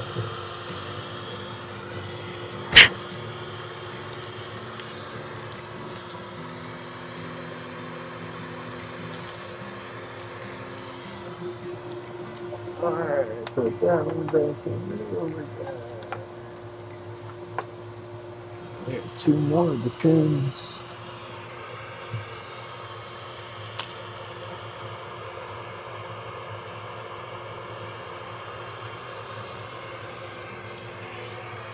And then again, A and B. So I'm sure it's gonna stop halfway on there. Yep. That's got to be from it's a burr in there from when because I sand it down on the on my lathe. So that's what it is. It's got to be leaving a little burr. Yep.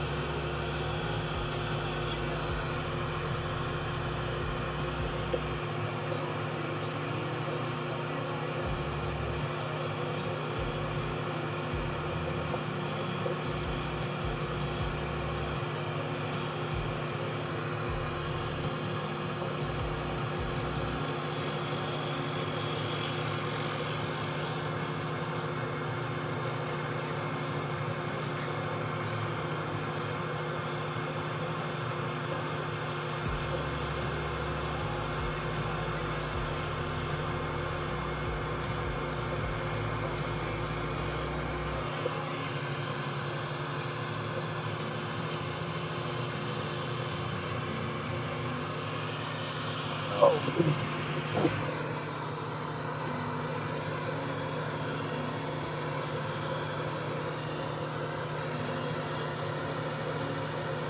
Probably too much. I got good flow, but it sharps off right here. No flow to it.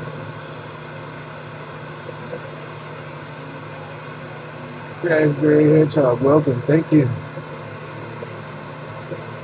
I'm from Milton, Florida, Northwest Florida.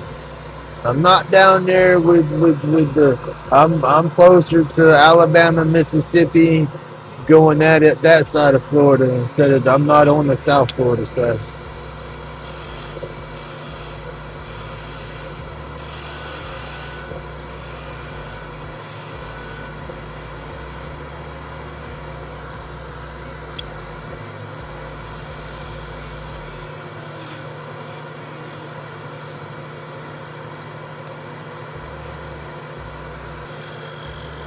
I'm on what would be say the. We got a little rain today. Temperature wise, it's not bad. It's gonna get humid, but we got some rain going this morning. It's warm. It's 72 in my shop. I'm in my garage, so it's just not insulated or nothing like that as much. So unfortunately, as it warms up, it's gonna warm up in the shop.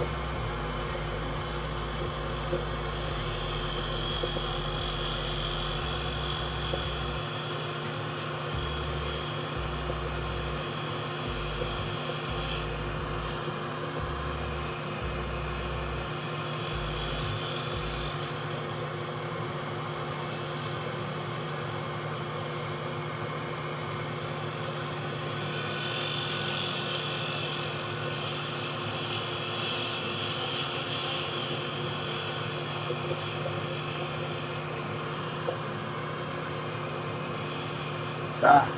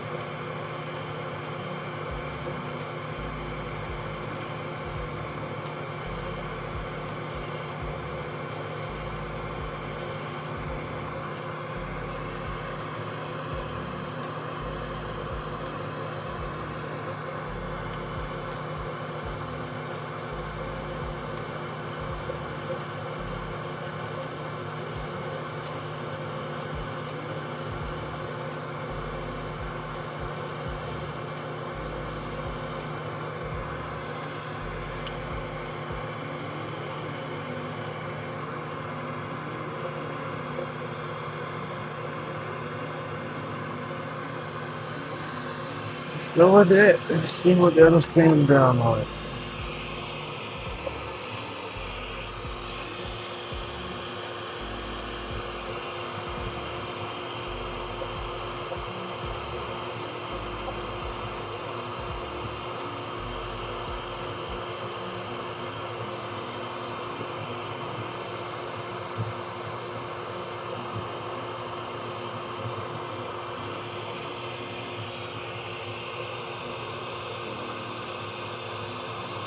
I got some tight grain, so I hope they burn good. We'll find out.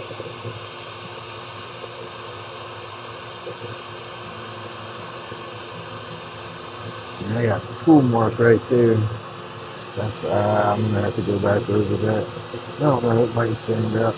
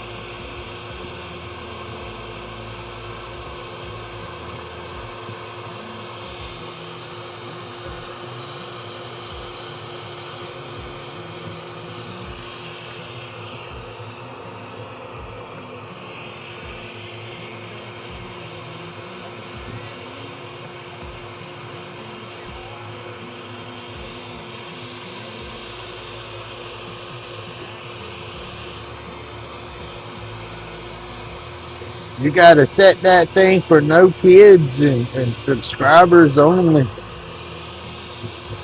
I noticed that last night. I had you on and was doing stuff, and then would come back and look, and I seen a damn whole bunch of crap going on. What the heck?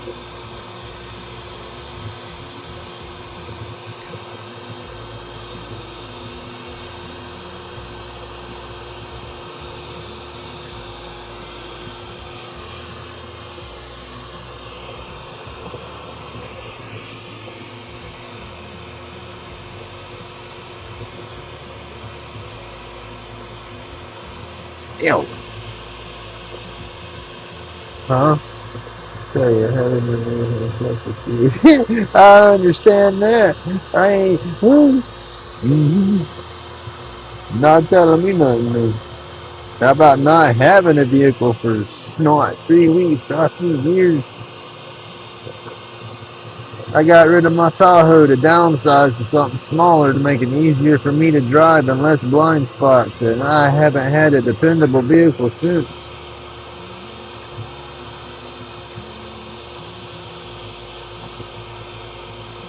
That's the only thing about this divorce stuff that's gonna be a positive is I'll be able to get me a freaking car, a truck. I don't want a car. I want a small truck. Now I gotta mark the top of this.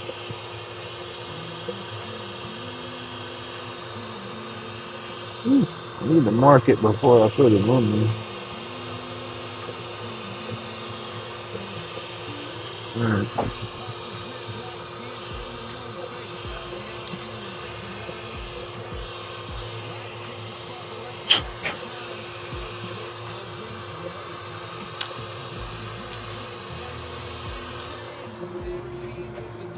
Right. One more pin.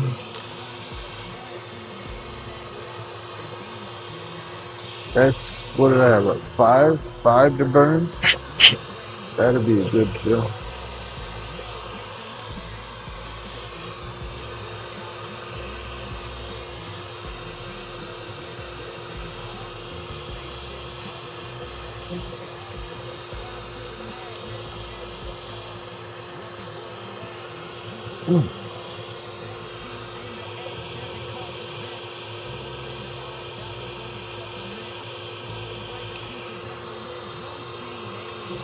Actions.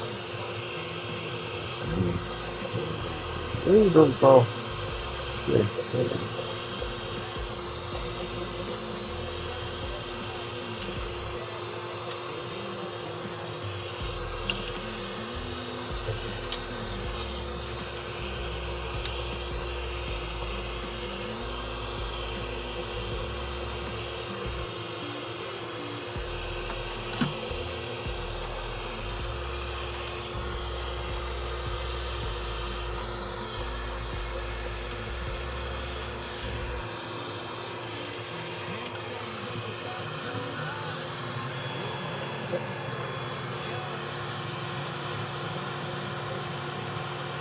Lifter going bad. Oh man.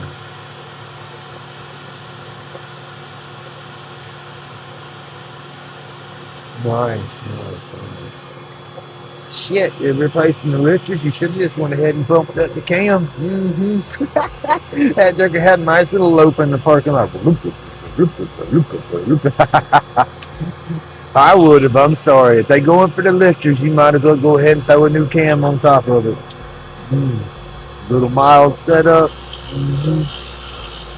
Too fast.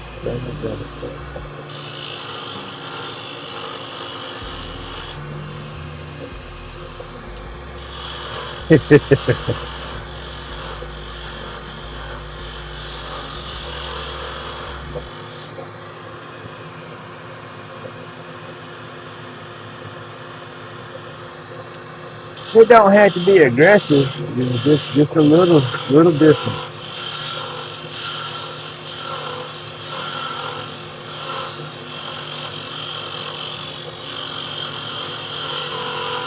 That Dodge I had when I put that 350 in there and we hot rodded it up. It had a bumped up cam. I can't remember the numbers on it exactly. It was a long time ago, but it was enough that with the transmission and stuff and the shift kit I had in there, it was a nice little crazy ride. It was I could have kept it and drove it more on the street if I would have changed the transmission around.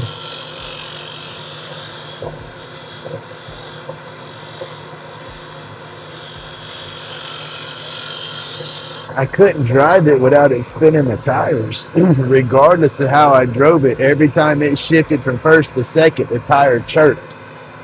I mean, no gas whatsoever. You put it in first gear, take your foot off the gas pedal or off the brake and off the gas. Just let it idle.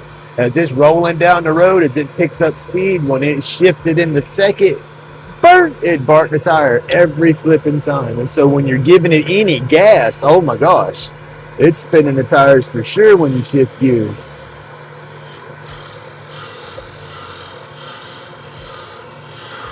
The damn cops around here, they give you a ticket for that crap. Oh, it's expedition of speed. And then you try telling them, oh, I wasn't trying, it's just a hot rod. Then they want to look at you and say, oh, it shouldn't be on the road. It was better for me to get rid of it, that way I keep my clean driving record.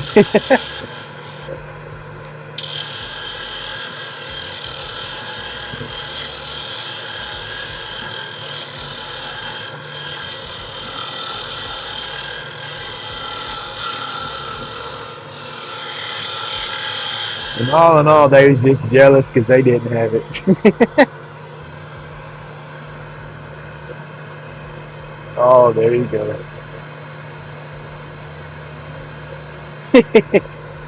Now, see, I didn't have the obnoxious exhaust. No, I mean, I had a good rumble to it, but it was balanced out. It was nice and mellow. Let's see. You hear those newer Mustangs going down the road, and they sound good at first, but then they just start hurting your freaking ears and stuff because they're just too obnoxious. I don't like that. I like that nice mellow rumble. You know, it was in a Dodge Dakota. That's the funny part about it. So you look at that truck and you wasn't expecting to hear that sound. You know, and it had 3.5-inch exhaust all the way out from the headers to the ass end of it, and it had my mufflers in there, so it was a nice mellow sound. But when you stand on the gas pedal, oh, now it opened up and talked to you, but it was that good rumble. It wasn't that obnoxious like cherry bomb or pissed off bumblebee or nothing. It was that nice mellow sound. But if you knew motors, you could hear it like, ooh, damn. You know, you hear it sitting there idling, you could hear the cam, and you're like, hey, what's in that? You know.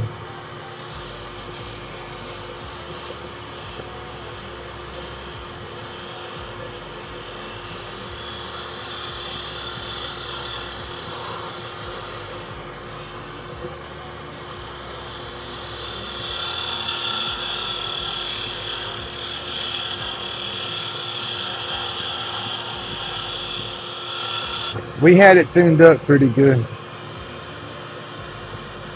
Headers and packs on it. No, so I mean, we had it. I didn't have no custom intakes or nothing for this. There, you couldn't buy nothing that fit. We had to build. We had to build everything for it. I'll show you pictures of it in just a second. That's all I got left is pictures. Pictures and memories.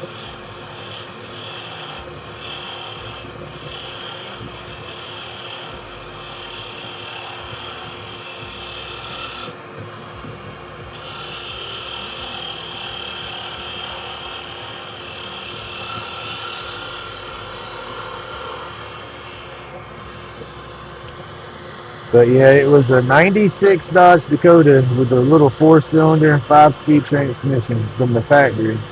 You know, and it was the square body style before they started rounding the Dakotas up and making them look like the Rams. Kind of like the old box style S10s.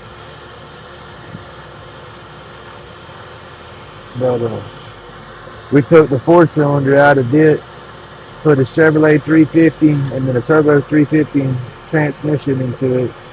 Left the Dodge rear end. I had to get the drive shaft. I had to get the yokes and stuff on there cut and balanced and all that, you know, so it would go from transmission to Dodge. But other than that, it was, I said, turbo 350 transmission and then small block 350 Chevrolet. It was bored 30 over. I went from the, the 198 heads and went to the 202 heads. Had a 4-barrel Holly on there, so it had the dual plane high-rise intake, all that stuff on there. It was bumped up. I mean, it was a nice little hot rod for the truck.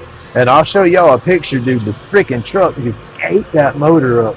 But it was just super tight on the steering side because the steering column and the gearbox and all. So that made the headers pain in the butt for that side. But the passenger side, plenty of room.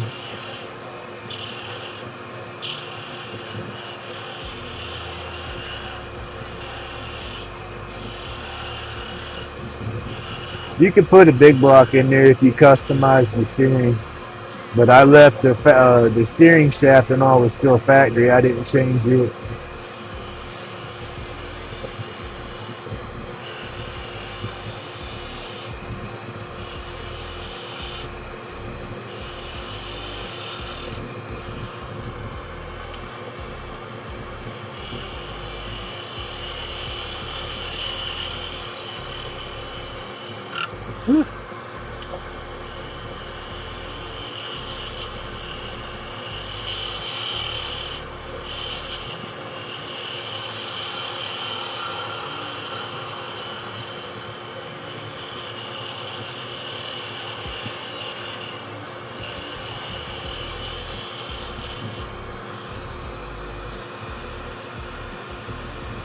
Right, they're nice little trucks. The one I have now, I have a Dakota now.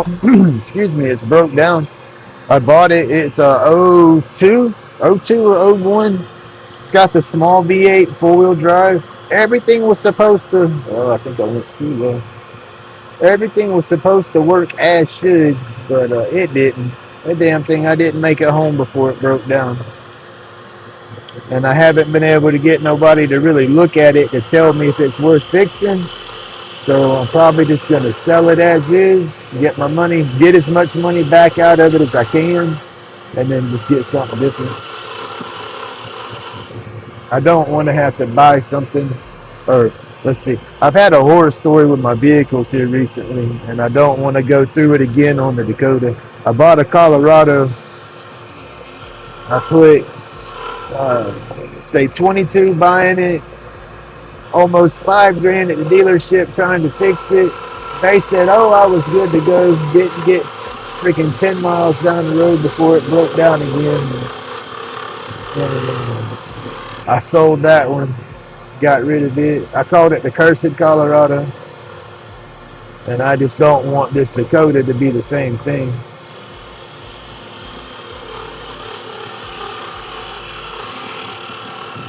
And I talk a lot about motors with that hot rod. I'm mechanically inclined, but I am no mechanic. You show me what to do, tell me what to do, and I can do my best at getting that done. But other than that, no, I don't know what I'm doing.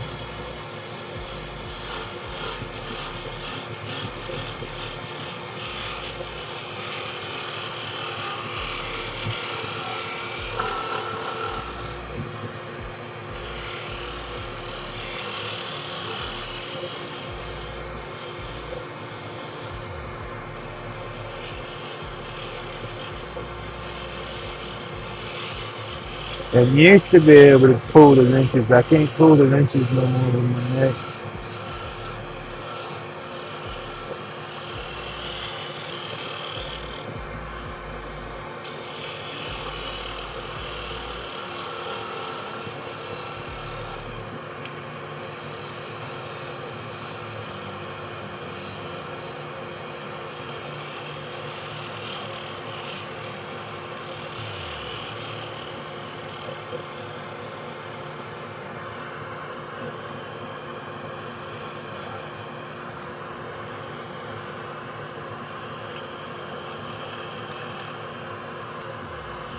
I'm try. Yeah, I think I cut that too much with the tools, so we're going to try to finish with the 6 Hey, good morning, up there. I gotta check that new ink now. I saw it, but I haven't got time. Hadn't slowed down to look at it. Saw it on my notification this morning when it's set up.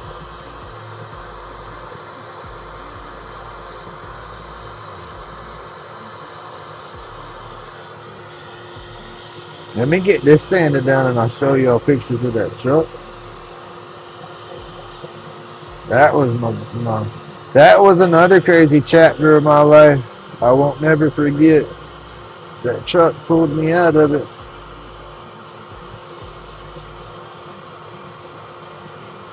You couldn't buy exhaust setup for this rig, PK. There was there wasn't no bolt-on attachments for this. This was straight customizing. You could probably measure up and find a ram intake or a ram header or something like that that might fit. It'd fit the passenger side perfect, but the driver's side, the way the steering gearbox and the steering shaft came down. They're just you wasn't bolting nothing in there.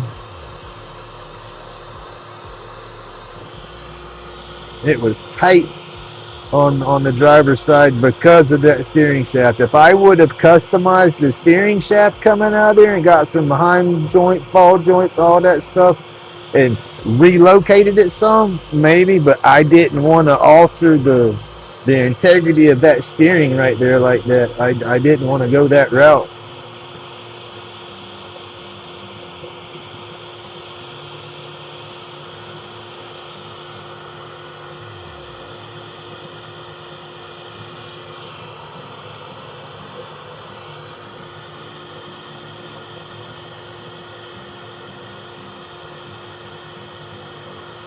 I didn't want that shit to break and me be racing down the damn road.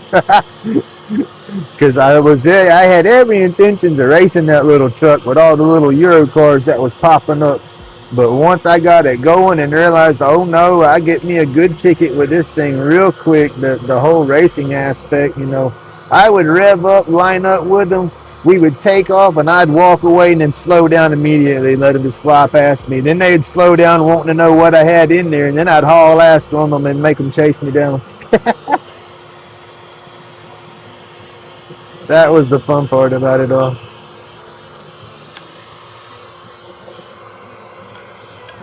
All right, y'all, let me get this named over.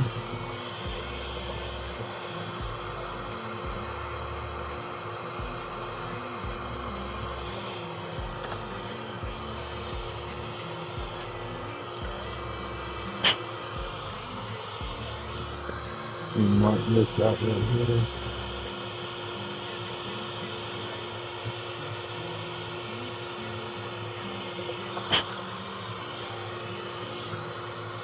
Oh, what happened?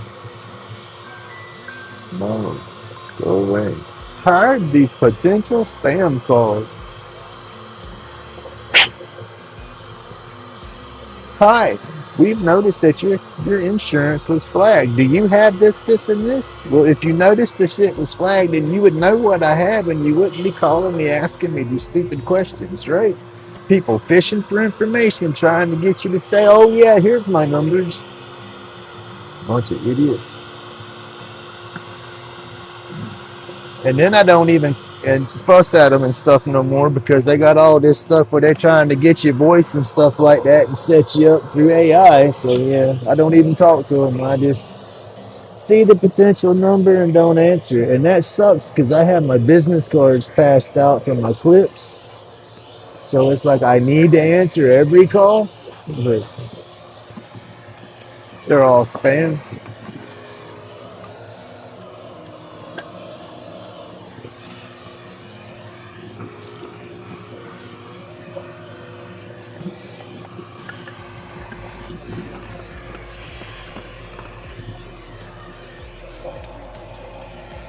Ooh, don't go in there. How about sucking my leg tool up?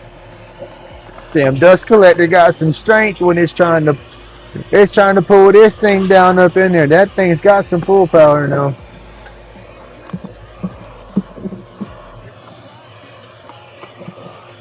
Alright.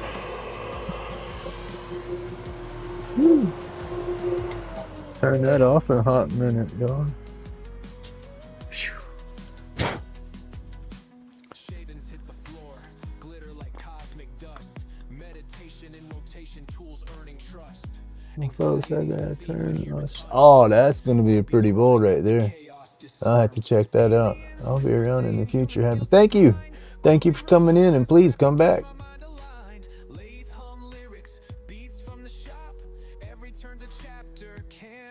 Come back there a few times. I'll hook you up with the moderator and all that stuff. That way it'll be easy to connect to everybody. But thank you. All right, where's my folder? Folder. Where are you hiding at? Just had that bad boy out showing folks too, so it's right here somewhere on top. I can't find it. I'm not gonna look for it forever, but I know I didn't put it back. Oh, I did put it back up. Hot dang. I normally don't put this. Oh. Close all these alerts.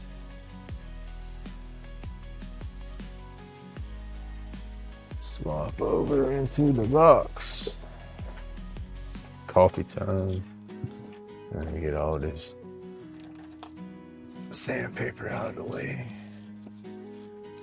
Throw it right there so don't vacuum it up. All right, now these are all the little pieces that we just turned this morning. I'll throw them back in the bags with their hardware and all that. That way I can, basically so I can keep the pin pieces together for the grain. This is that stick that I left outside last night.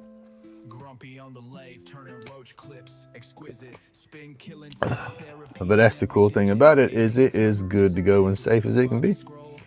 Outside or not, it's sealed up. Threads are sealed up on the wrap. Goodness, I can't get the tape off now. Come on. Couldn't find the end of it, so we'll just peel it off that way. And now I can straighten it. I hadn't straightened it. See where it's a little wobbly. So I was talking about yesterday, when you twist them and you do them, glue it, or you don't even got to glue it, just wrap it. Get it wrapped and tied before you try to tweak that out and straighten it up.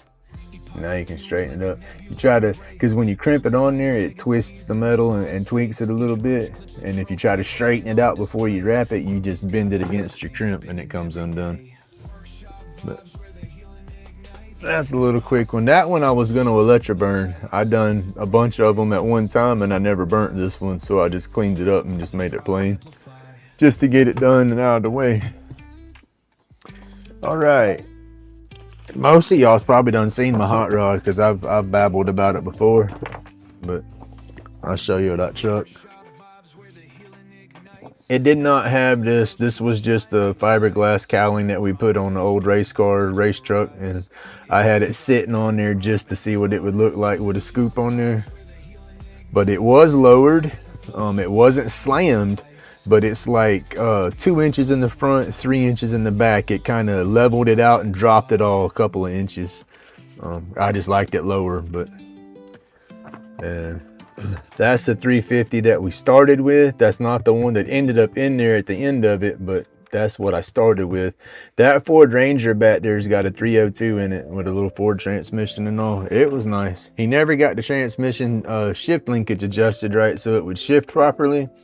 So he never got it registered to ride, but he did get it running.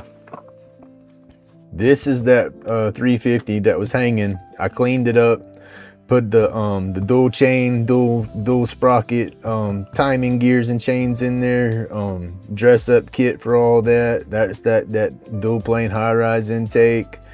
That header pipe that you see back there, that's not for this motor. That's for a different vehicle. And then look at there, y'all. That is bolted down in the truck. That 350 just, that motor, it eats it. It just swallows it. And the tight side was right through here. Because you got, that's your brake booster and all that. But the steering shaft come down through here for the gearbox and all. And the header come off right through there. So it all kind of made the header get real small. This side, plenty of flipping room. I could have made some crazy ass header system coming off on here. Here is a better shot, tighter. You can see this is the motor mounts right here. That's welded straight to the frame. That comes back, weld straight to the frame. There's part of that steering shaft coming down through there. It's one of the knuckles for it. Now, if I could have got different stuff and adjusted it way off to the side and then come back and all, but that's just too many weak points in steering, and I didn't want my steering to have any kind of weaknesses. Here's the motor mount size on this side of it.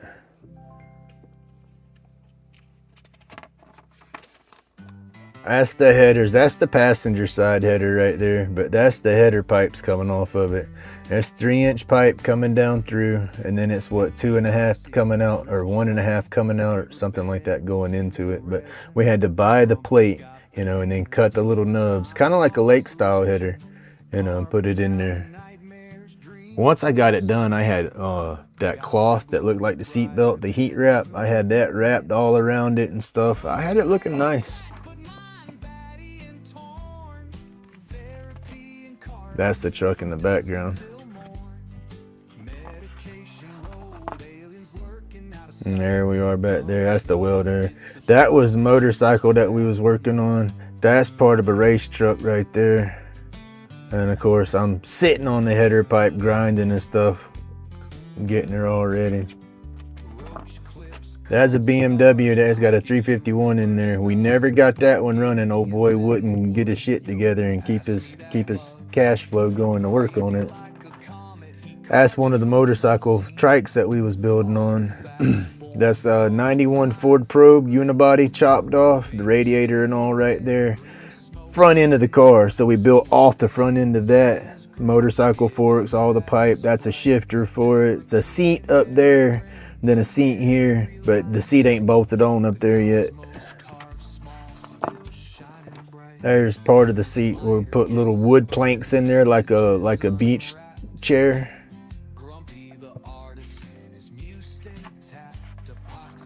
And then that's my baby. But that was my hot rod. I wish I still had it. I don't know if anybody's still watching, but if you are, thank you. Used my name. We're both extended cabs. See, I wanted extended cab when I got that, but my dad kind of found that truck at the time, and that was like my first truck that I purchased. That was like the first vehicle that I truly bought on my own. You know, I went and got a loan for it, bought it outright, paid the loan off, all that good stuff. And as soon as I got it paid for, it wasn't probably 4 months after I had it paid for, I was putting that V8 in there. He was madder than hell. But I wanted a V8 when I got that truck, and he tried to tell me I couldn't afford to drive a V8 and all this kind of stuff. And I'll show you. I can't afford to drive one. Well, I'm going to build one and drive one.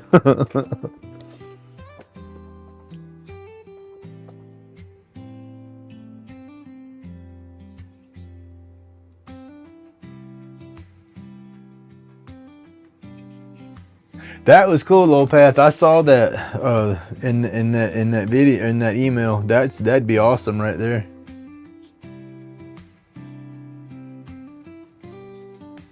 I mentioned a couple of kits to them too whenever I talked to them through emails that they didn't have on their list, and asked them if they got those or could get those. That would be something I would definitely be interested in doing.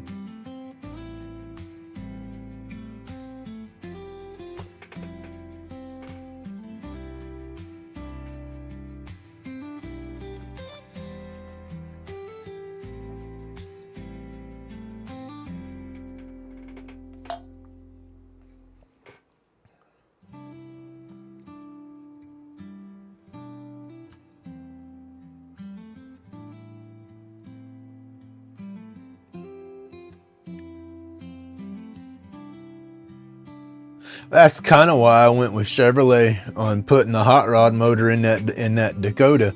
Trust me, I would have loved to have found me a damn 360 and put in there an old 360 Interceptor, or even a damn 440. Woo, that would have been, oh, goodness gracious. You talk about hot rodding, but Dodge Mopar is just so flippin' expensive when it comes to their hot rod parts. Ford is let's see, Chevrolet is the cheapest to hot rod. Ford, you step into number 2. Dodge, that's number 3. Dodge will break the flipping bank, but Chevrolet, you can build a good hot rod with Chevrolet and not be super expensive. Hey, Rubberneck, good morning. Long story short, Dan was on top.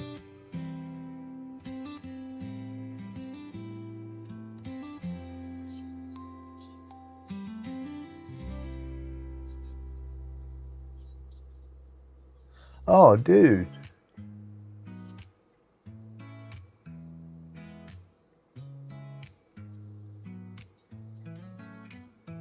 Epoxy drip slow, riverbeds in the resin. Grumpy's got the hands of a time-lost legend. Carvings out of nightmares, dreams too sinister. Got the glow brighter than a lunar minister. Grumpy laid back, but mind batty. I'm behind in chat. Carvings from dusk until morn.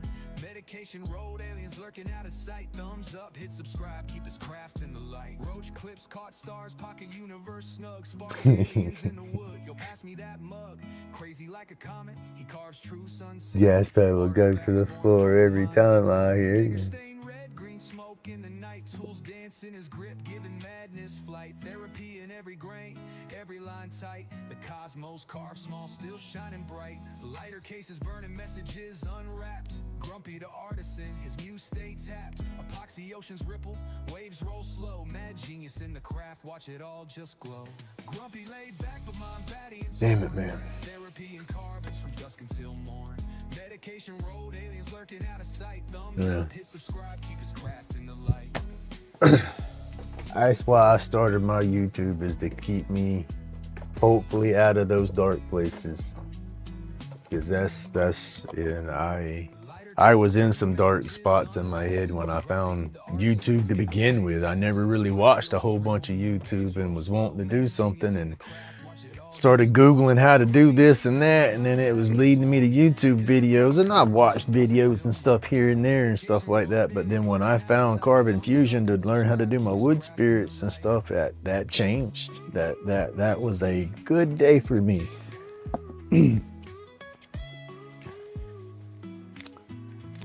Damn it, life's still tough as heck and gets quite dark, but I can always see the light, I guess. I guess that's it. YouTube's helped me find my light. There you go. I don't know how to say it.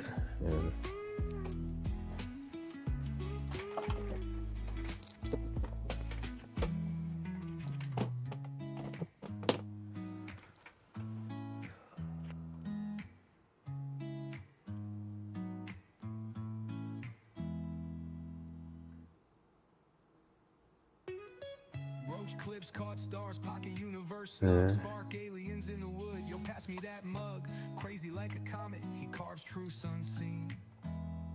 Artifacts born from a mind's evergreen. Oh shit, I got to go make sure Junior's up. I didn't even think to check on him this morning. Ex wife being here, I was figuring everything would be good. It's 8:35.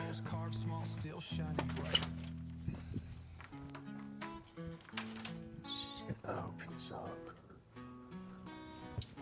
Is James getting?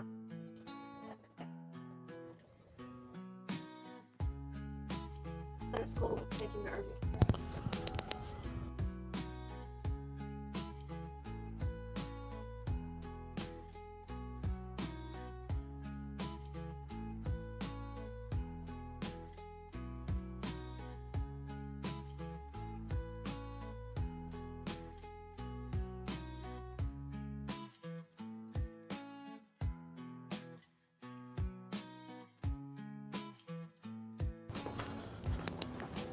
All right, y'all, he's up. I gotta feed my dogs. I'm inside now. That daggone little chihuahua's looking at me like I'm crazy.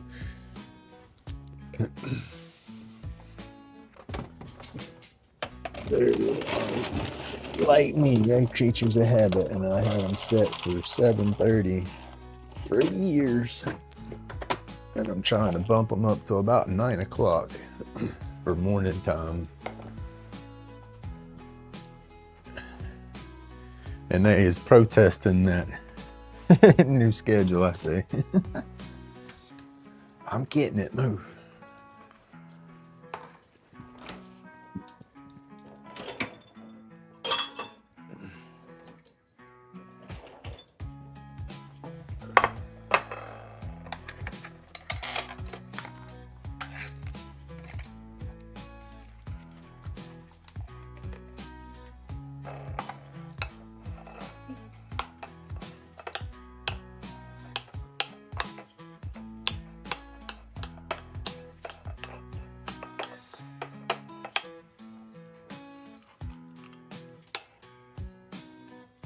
Big dog laying at my feet. She said, just get my food ready, Daddy. She's not ready to eat. It's funny, she'll come in, paw my leg, and lay down and make a little sound like she just ain't got no energy to do nothing. But then once it's all mixed up, she's got energy again.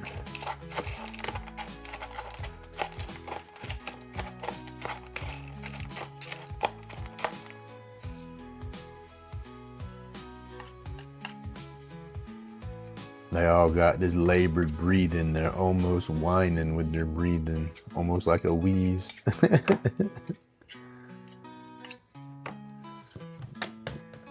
you go. And she likes to clean off the spoon. She says, don't waste none of that food. She says, I'll eat it.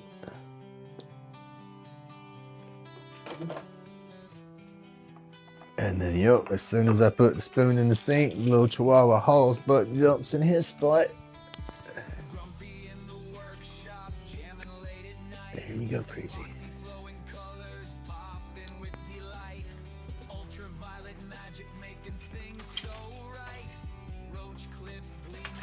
Alright, y'all.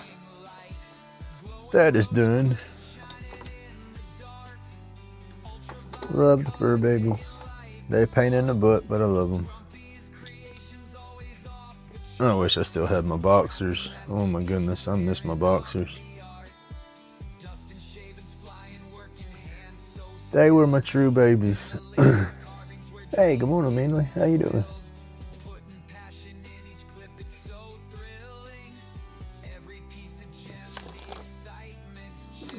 Mechanical pencils.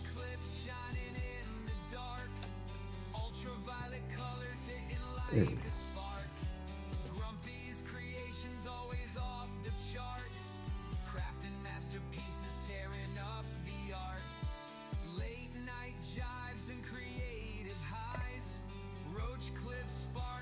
He's off to school. They say school's computer class, school, same difference. He's off to class. Where's my center? Here.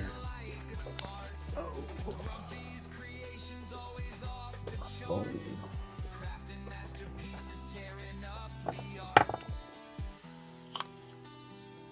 Yeah, my fur babies, I dang sure miss my fur babies. That's what sucked about the whole divorce thing, was leaving here. I have them buried out here in my backyard. You know, like, I don't want to leave this place. My fur babies is back there. But hopefully everything's gonna work right and I don't have to go nowhere. Marking centers on these pieces here. Gonna spin some basic shapes into these to burn. Medication smoky, mind floating real high, crafting with the cosmos under alien sky. Dust therapy, healing chronic pains goodbye. Grumpy's channel bright, catch that glowing vibe. Like and subscribe, join the playful ride. Through epoxy magic and celestial guides. Grumpy's got the cure for the pain inside. Crafting with a purpose, let's take this stride. Roach clips gleam, green glow intense. Cosmic connections, craftsman sixth sense. Aliens assist in the quiet fray. Now that was my first vehicles, talking about Dodges and stuff being expensive and this and that. First vehicle I had was a 73 Dodge Dart Custom, the 4 doors. And it had old slant 6 in it. Then family had an old wore out Interceptor 360 that needed to be rebuilt, and I was slowly saving money and buying gasket kits and stuff to rebuild that one. And they kept getting into my damn gasket sets and stuff all the time. I finally got pissed off and I tried to blow the damn slant 6 up one day. Figured if I blew it up, they'd have no choice but to help me rebuild the 360. Slant 6 had other ideas. It didn't want to blow up. And then I didn't have no money to rebuild the big one. So when the slant 6 proved to be so reliable, I guess, that's when I started taking care of it. I went through and didn't change the oil forever, and then I took all the old nasty oil out of it and then put like a quart of it back in, so it had a little bit of lubrication. Then I drove it all day, just foot to the floor everywhere I went, just raising Cain with it, rattling, tapping, clacking. I'm talking sounding like crap.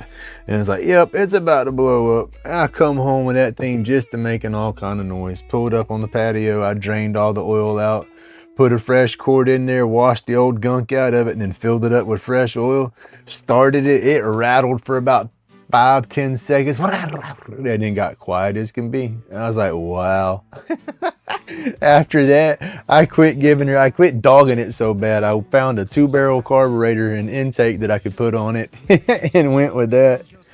And I just drove that forever.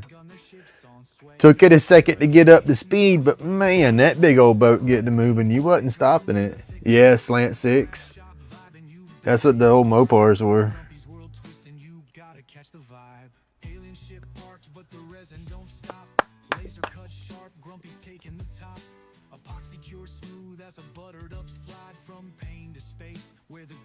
Reside. Roach clips shining galaxies in the glaze. Handcrafted dreams floating in UV rays. No meditations missed.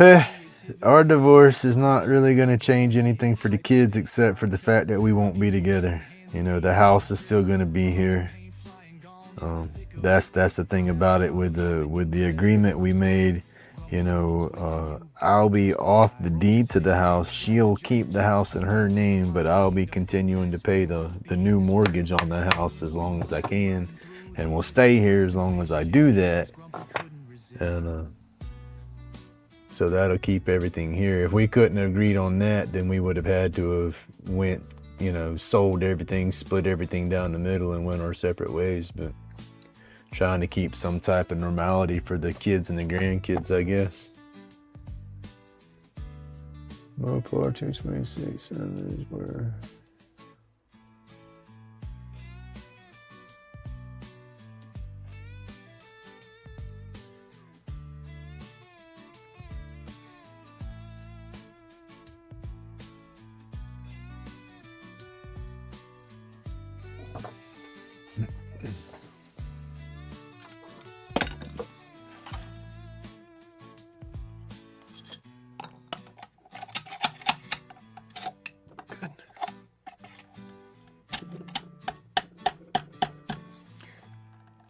goodness. Why don't you come out of there?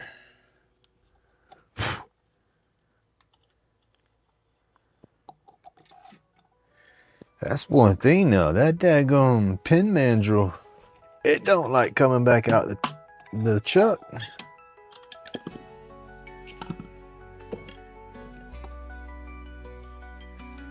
And the end of it is hollowed out, so for that to come all the way through, so that makes it a pain in the ass knocking it back out of the setup right there. Damn.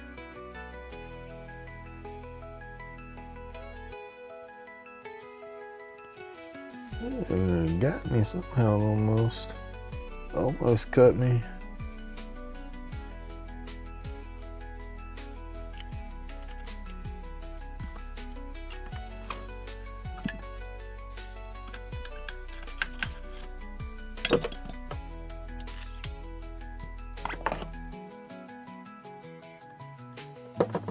Not being able to hang my tools up, that's frustrating me. I gotta find a new home for those. Is putting them down and sliding them under my lathe, that's okay, but I have a tendency to smack my lathe when I go with the chisel, with the blade part of it, when I go to set it down like that. That's why I made that hanging spot to hang them.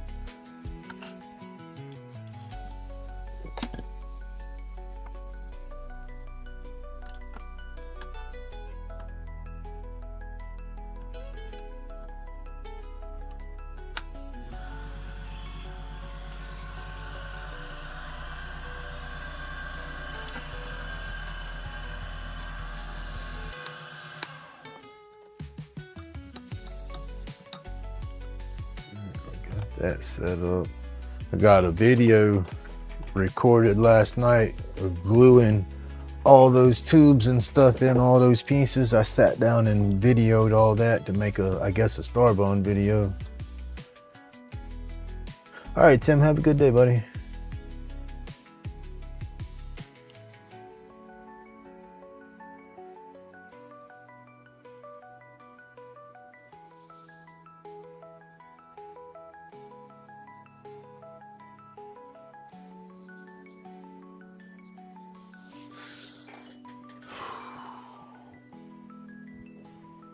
Man, yo, I don't want my.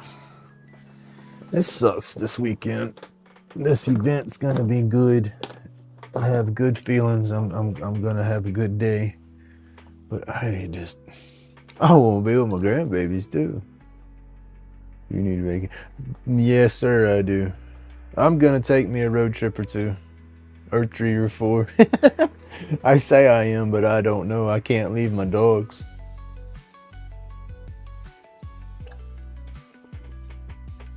I made a comment about that when a week or so ago we were going through the whole issue of talking about the divorce and all. I said, well, I'm gonna take a road trip or two. I said, will you be willing to house sit?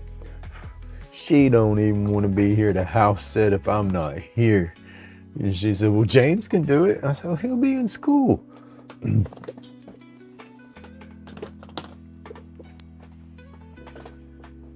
But yeah, I'm definitely gonna take the road. The check is in the mail. Oh shit, where's yours at?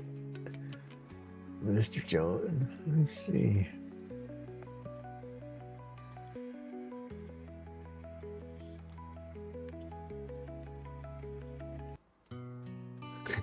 I still have Jen's live up in my other tab. It was playing in the background on a loop, I guess.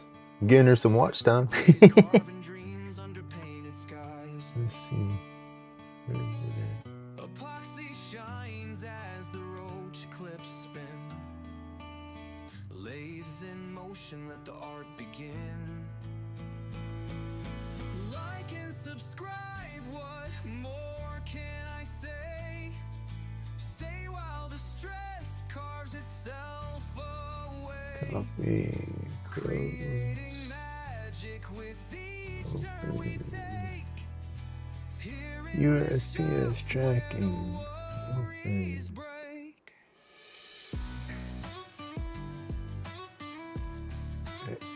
That's right.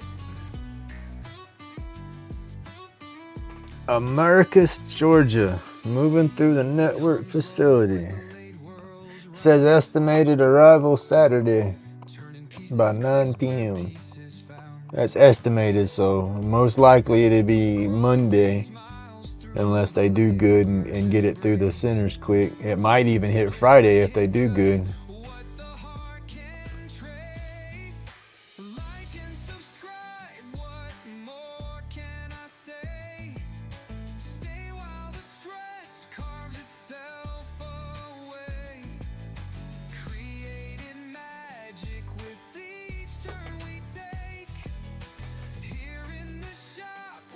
Uh-oh. Is that a good thing or a bad thing? I didn't do it. I didn't do it. I'm innocent until proven guilty. Wait a minute. I'm guilty until proven innocent. That's right. No, I can check that out. Damn, old Pat. I still got to do a video for this. I'm behind. I got to do a video for the Sandon Eraser. And then I got to do video for I got a video from video shit. I got a sticker from Hobo. I need to do a video on that. I got a couple of videos I need to do.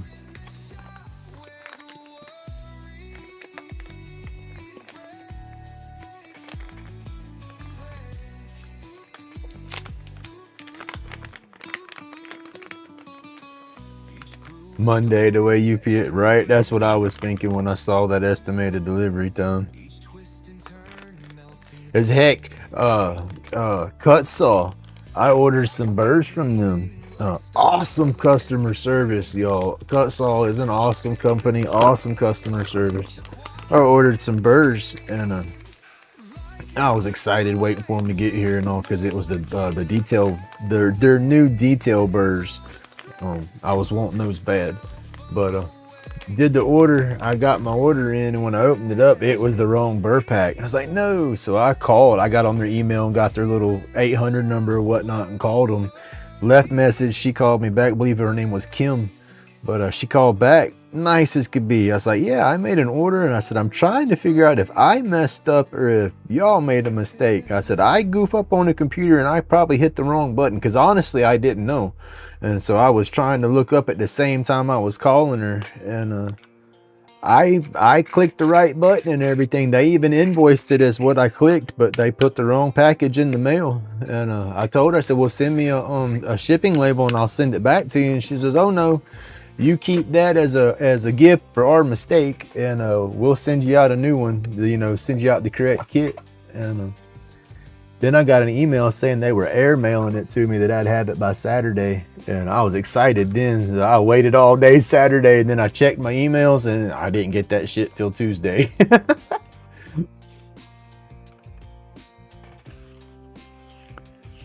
But it's all right though, because that's still awesome service, because that was a $60 birth kit that they sent out that I got to keep, you know, so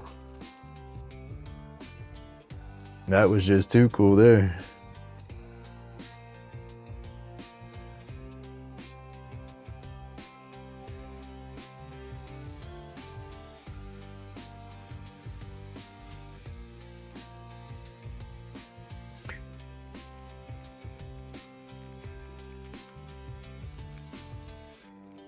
Oh, awesome company, yeah. And just the, you know, and then like I said, I wasn't nasty or nothing like that when I called. Like, oh, y'all screwed up and sent me the wrong. So no, I just, you can't handle people that way, you know. Then you call somebody up like that, then they're gonna be like, well, yeah, you send me back the birds and we'll send you the right stuff and make me pay for all of it, you know. But no, she was awesome. Hey John, good morning.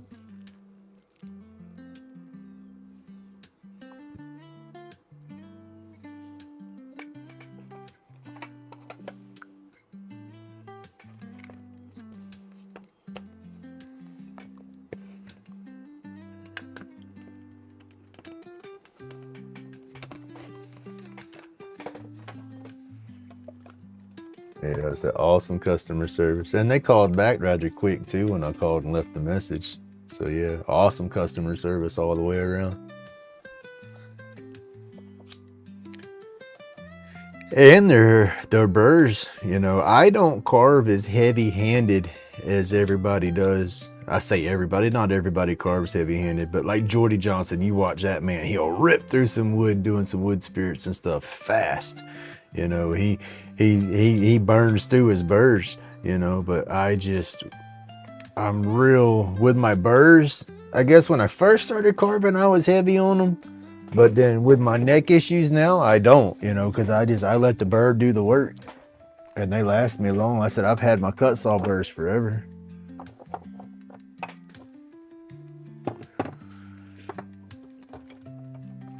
Wait a minute, y'all. I want to do this one. I don't want to do that one. What do y'all want? Spin a piece of bird's eye maple into a roach clip, or turn some more plain dowels into roach clips for burning? That is the question. The maple, I'm gonna have to slow my roll on. It's probably gonna be slow. Pear tree pipe, there you go.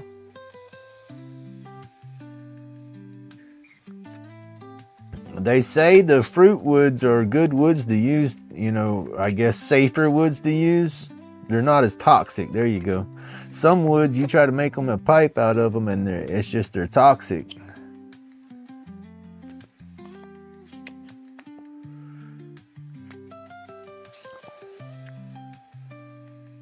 Like briar wood's supposed to be like the best wood for pipes and whatnot. And then your hardwoods like cherry. So you can Google will tell you the good ones that you can use. I got some pear. Matthew sent me some sickle pear.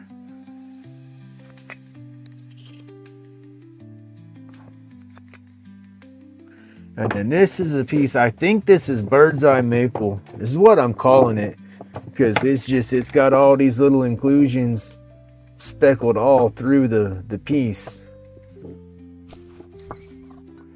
That I'm not sure, but I think that's what they call the bird's eye.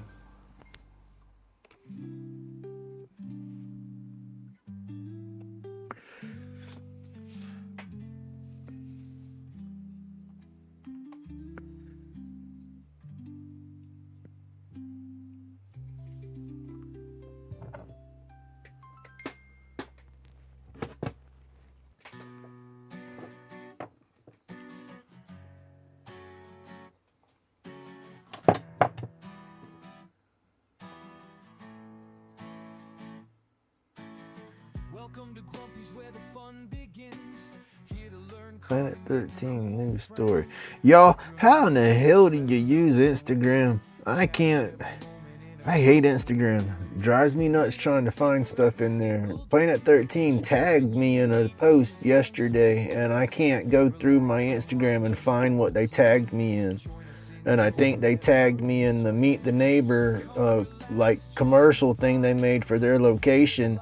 And the locations I found, when I found the tag thing, was Meet the Neighbor, but it wasn't for my area. I can't never find the stuff on when they say, oh, we got you on our social media. I can't never find it.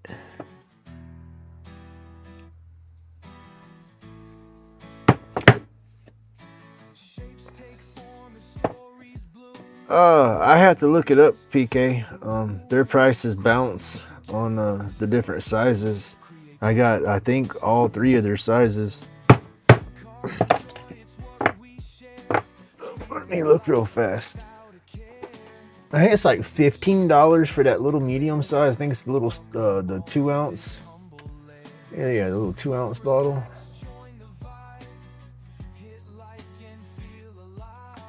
Where's it at?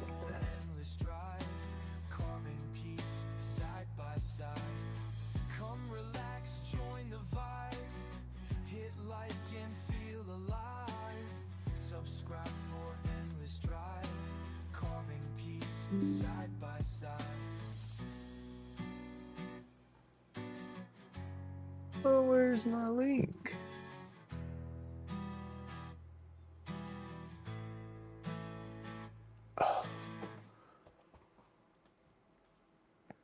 Just get, I hate this. Come on, close. No, I don't have it in there, do I? No. Close that. Alright, we'll get it up right here. I need to get a copy of that again. I have a text document with like all the stickers that I have on my wall. As I put when I get a sticker. When I did my sticker videos, I was going through and reading out everybody's sticker and going through, and that's a lot. It was making the videos longer and longer. But at the same time, I was putting the channel link in my description. So I have a document on my desktop that's got everybody's link in there that I got the stickers for. Content, let's go to description.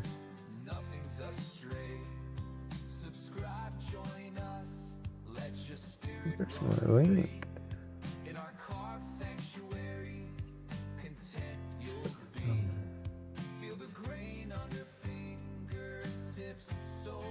And of course I can't click it off of that, can I? That's crazy.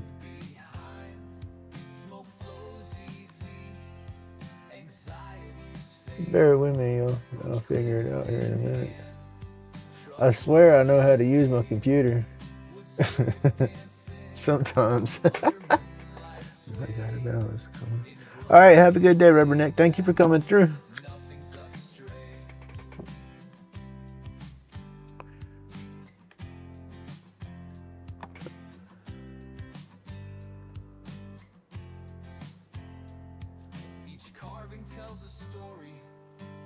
Y'all, I'm doing good on my subscribers. I'm slowly coming up. I'm 75 away from 500.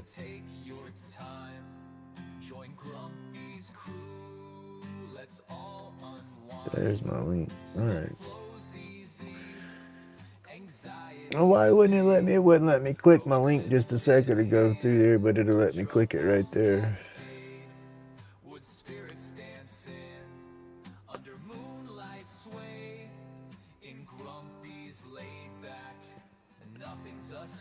All right, the little 2-ounce bottles is on my link. Oh goodness, that's got to be the discounted price, right?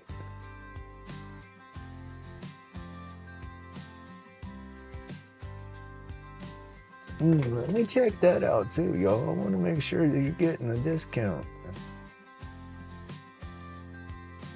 $12.50, I think is what it said. I'm sorry, I squirreled on that. $12.50 for the 2-ounce bottle. See, I don't want links. I want the actual website. So search. Give me a search bar. Log in this way. If it doesn't remember, I'm trying to see if that link that you click versus their actual website is listing different prices. That's what I'm trying to do.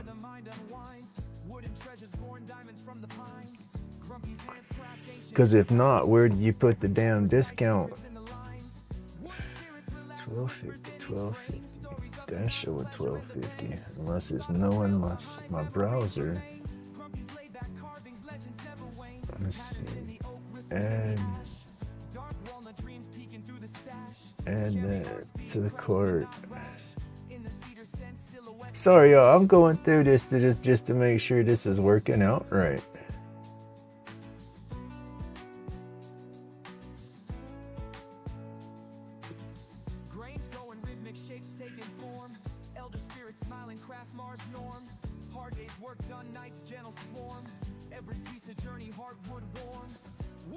Discount code. Okay, here we go. When you go to checkout, yep, that's it. You hit that link in the description. It'll take you to the website. You put your stuff in your cart. When you go to checkout at your cart, above the where it's got your shipping, total, all that, you'll see discount code apply. You got to put the Grumpy 10, capital letters Grumpy, and then 10, and then apply. Boom. Okay. Yep. It went. All right. It's the website will show the 2-ounce bottles of the super glue for $12.50. When you go to checkout, put Grumpy 10 capital letters in the discount code or gift card slot, and it'll apply a 10% discount, which took $1.25 off of that $12.50, so it made it $11.25. All right. That works that way. Okay. But you gotta make sure you apply the discount code in checkout.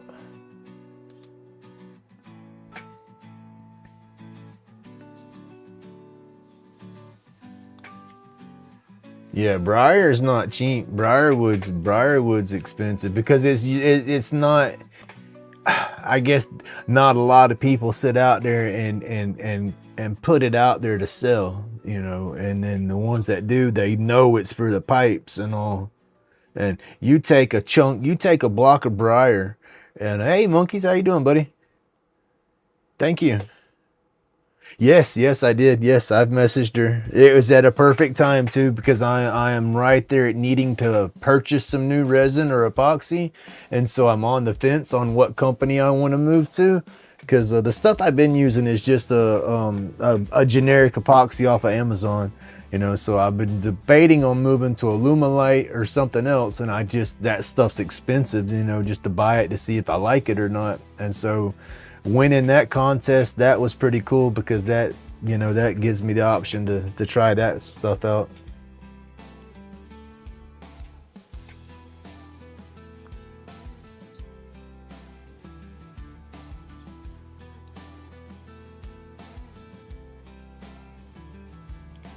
But if you take a chunk of that Briar and get at it and carve like a wood spirit or something like what I carve, or anybody's wood spirits, you know, you carve something like that into that pipe, you know, and then go to sell it. It's just not that.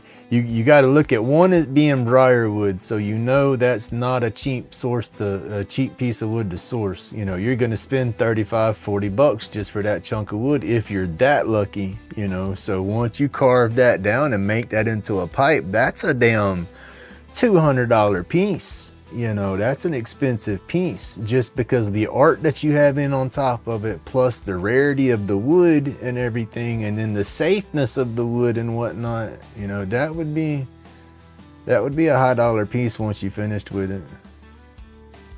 And so just buying something like that and then trying to work on something like that would just, the stress level would be through the flipping roof. Yeah, that's what I want to do, is use it for my my pins and my roach clip blanks, because that's what I do. Monkeys, I don't know if you've seen any of the my blanks and stuff that I make, but I do my own epoxy blanks and whatnot. Let's see, there's a whole handful of them that's curing on the side. I let them sit for a couple of weeks before I turn them. That way they're 100% cured and not gonna bend on me. There's a pile of them.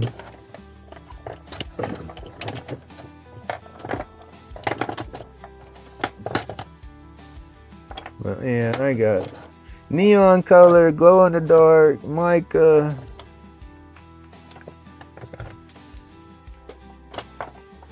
And then yeah, it glows in the dark, reacts under the black light. But yeah, and then doing the pins and all, yeah, they transfer over into pins too, because I've turned 2 pins with my blanks, my epoxy blanks so far.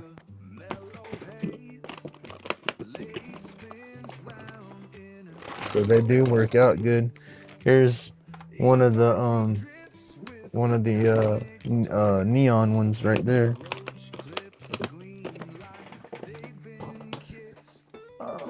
Where did I put that other one at?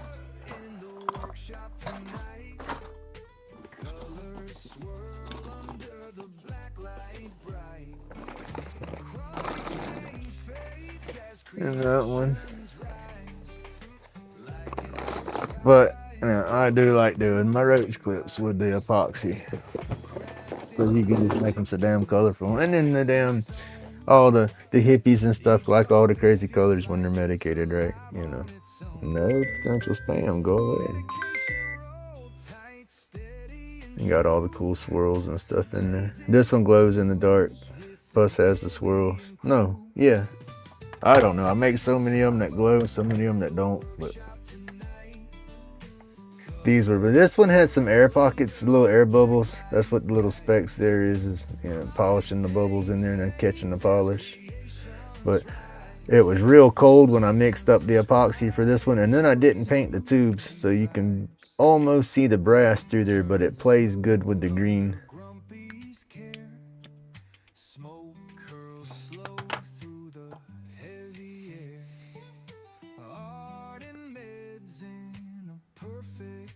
Yeah, I like them. You know, yeah. That's the let me see. Let me put these pins off to the side. Don't fall off. Those colors, that orange and all, that came out of the Let's Resin mix that Opath got for me off my wish list. It's the neon colors, and goodness gracious, they are bright. The blues, where's that orange? There you go. Look how bright they are bright. They don't glow in the dark, but snot, they glow good enough under the black light. And that's what's cool about them. All those neon colors pop real good. And that yellow, they call it lemon, but that yellow is flipping blind you. I'm seeing spots now. And stuff's bright. I love it.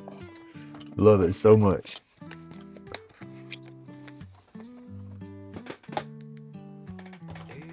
I mean, I'm seeing spots right now from shining that light on that yellow. They call it lemon, but that color is super bright. But yeah, these are all pretty much turnable now. They've sat long enough and cured. The newest ones were the purple and white ones right there, so I might need to let them sit a little longer, but they should all be nice. But these can they can be both my roach clips and my pin links. And then I have about probably six more blanks worth of the epoxy that I used for all those. And like I said, where's it at? Oh, it's inside. I took it inside because it was cool out here and I didn't want it to be cold, but it's warm back up now. But I don't remember the name brand of it, but it's just an off brand.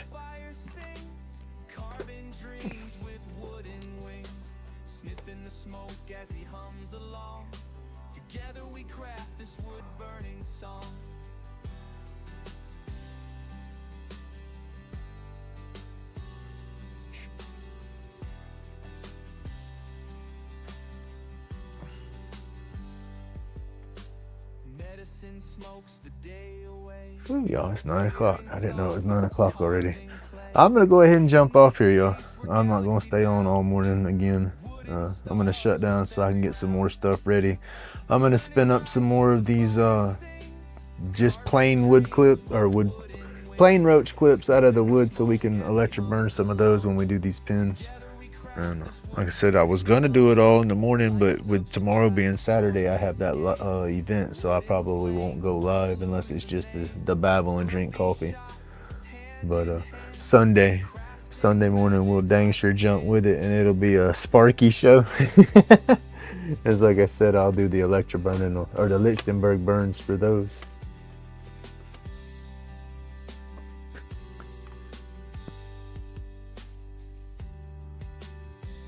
But yeah, that sounds like the plan. Hang out. Trying to figure out what I got to do. Let's see. I needed to do that adulting with all that property aspects and stuff, but like I said, I think today would be the last day I can do anything with that, and I just don't care. You know, I care, and it's a chunk of money if there's any money available, but I don't want to deal with it. Grumpy's work is art. Limited editions made with care and might. Roach clips and carvings, each one out of sight. Subscribers rolling in, comments bring delight. LaidBak's creations, keep them all in flight.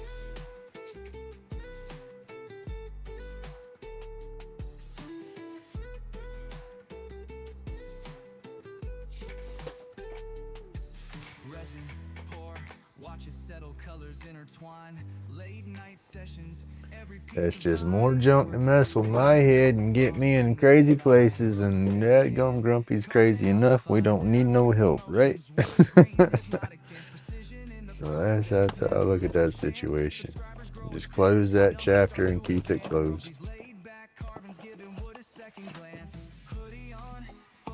It's the only time I've ever had to deal with them peoples when they flipping died down there. You know, they didn't care about me no other damn time. I don't care about them now. I want that money, but I think that's just gonna be problems in the long run. And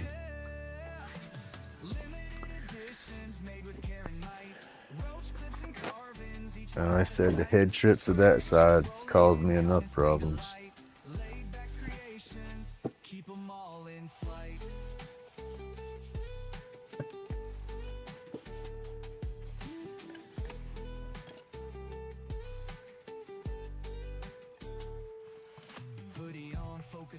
Life stress fades away.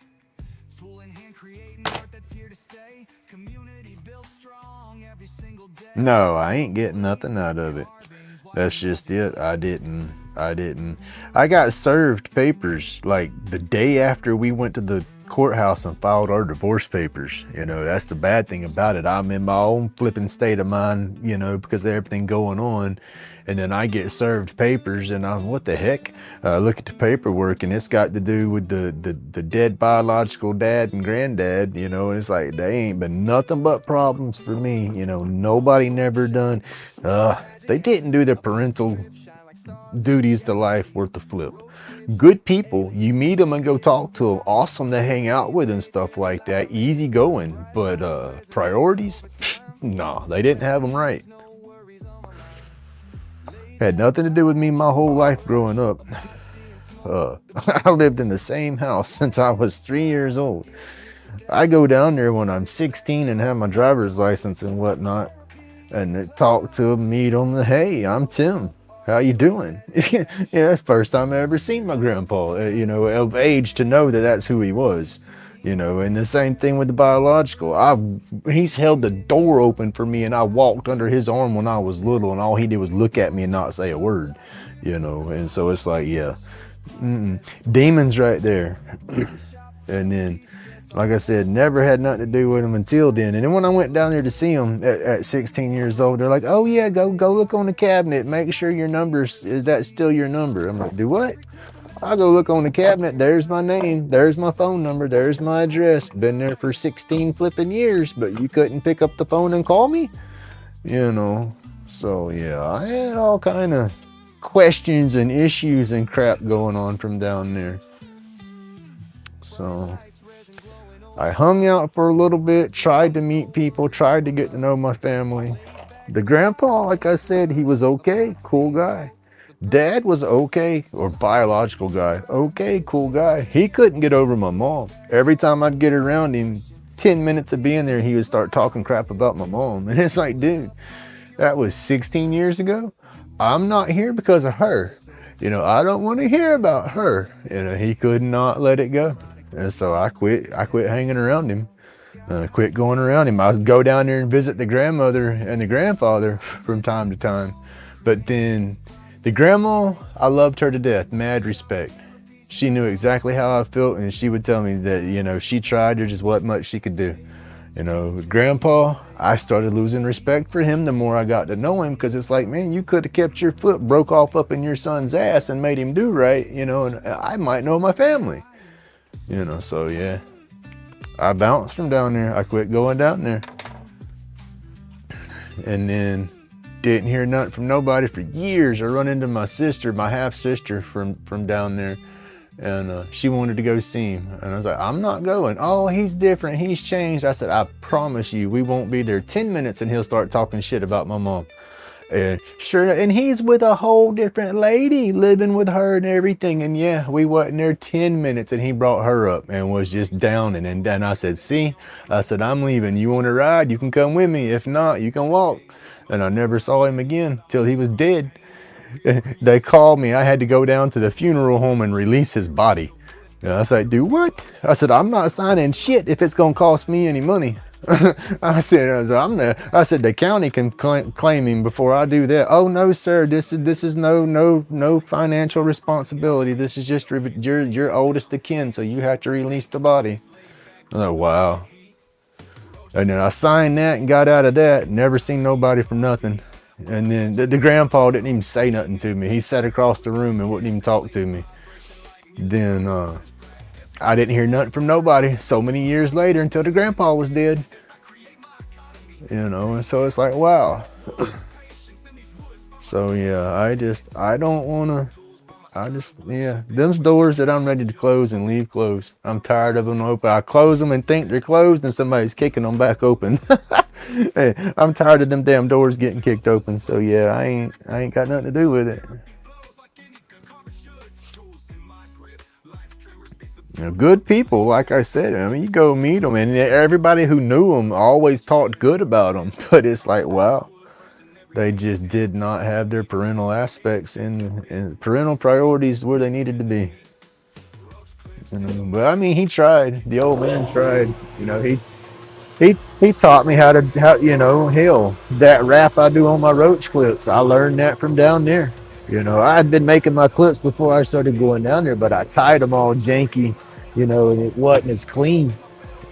And then he showed me how to do that rap, and then I started tying fly lures and would make saltwater jigs with him. I have a whole tackle box full of jigs and shit that I made from down there, you know, but learned a lot down there, but also learned a lot down there.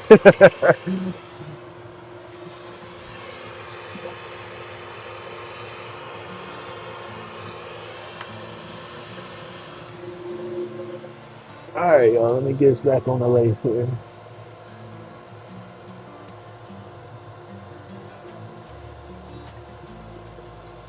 Uh-oh. Right.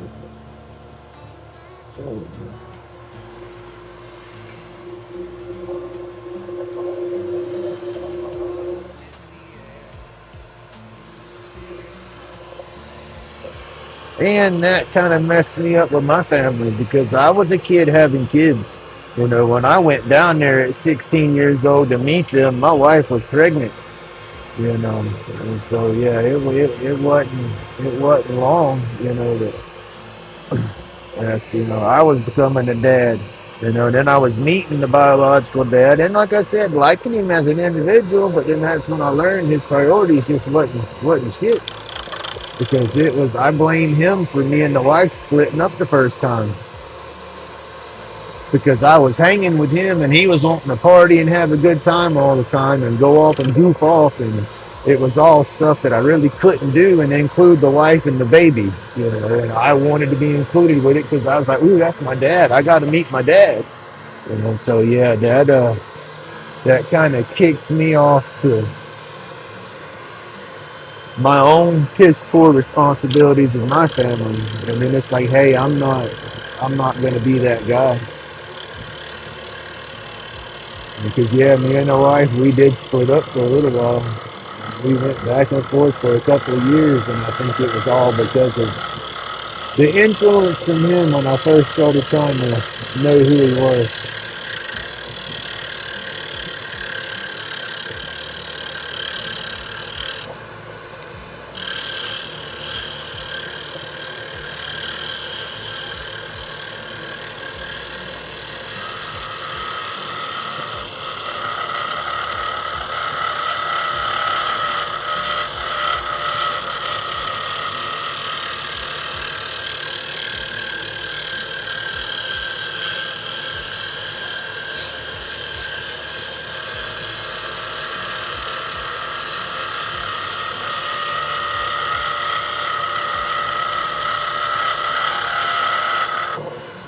Cause like I said, I was young. I was a kid. Hey, good morning, Renee.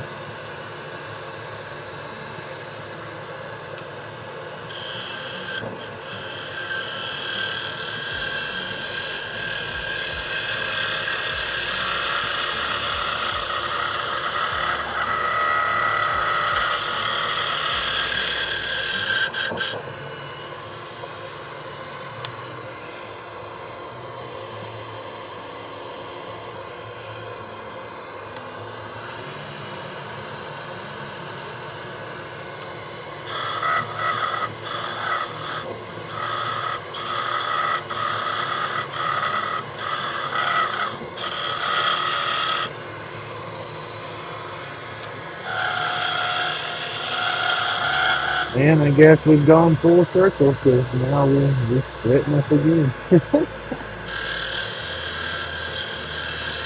Oh, fuck yeah. I'm really laughing. I'm upset. I'm mad.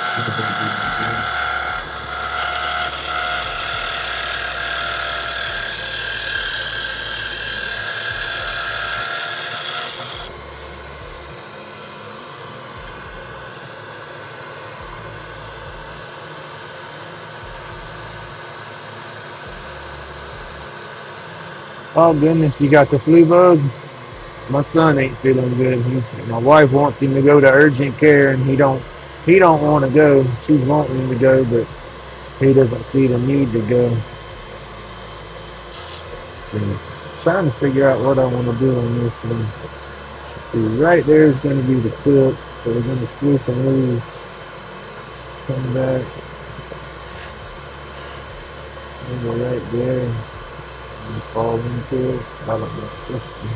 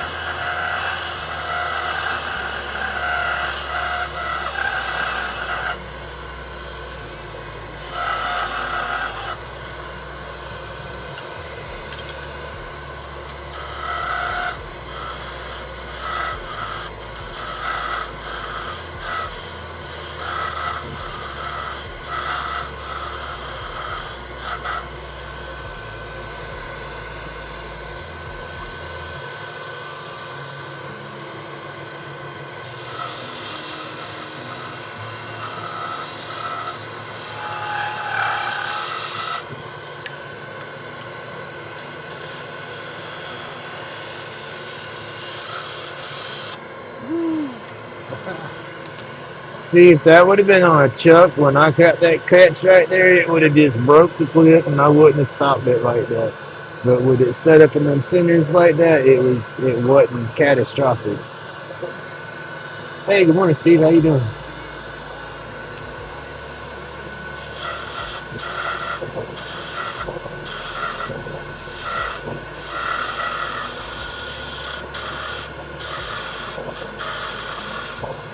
We're not going to take it too much smaller than I'm just trying to get my actual close to size because that's going to determine that shape there.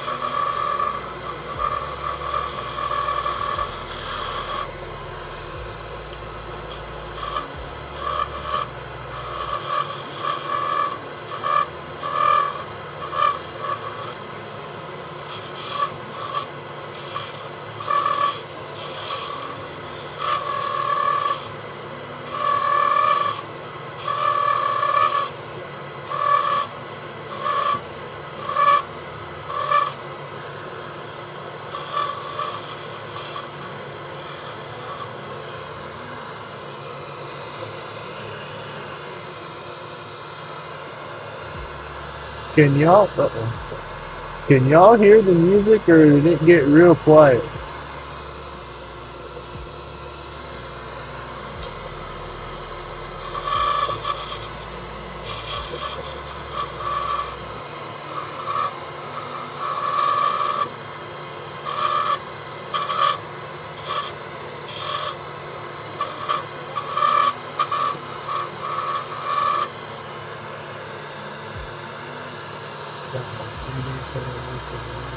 Oh heck yeah, dude! No music, can't hear it. Oh, I didn't think you could.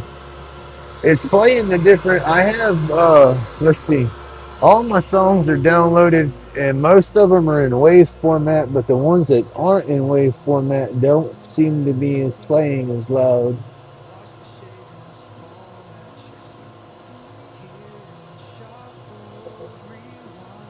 That's the only thing I can think it is because you can hear some of it, and then sometimes you can't.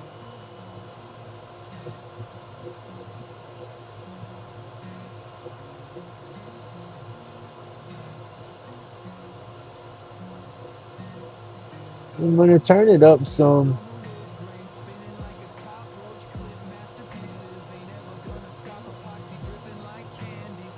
See, I got it at minus 23. Let's see how that goes.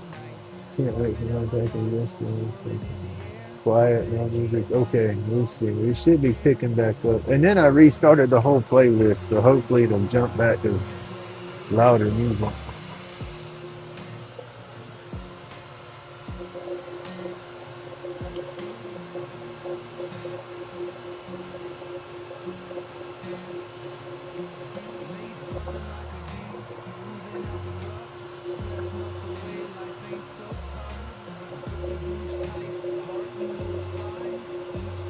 Running through OBS, that streaming software, and I have OBS uses VLC media player as a it's just implemented into it, and so you can run them as an audio source and have it playing, and then you can adjust the volume level and all that stuff.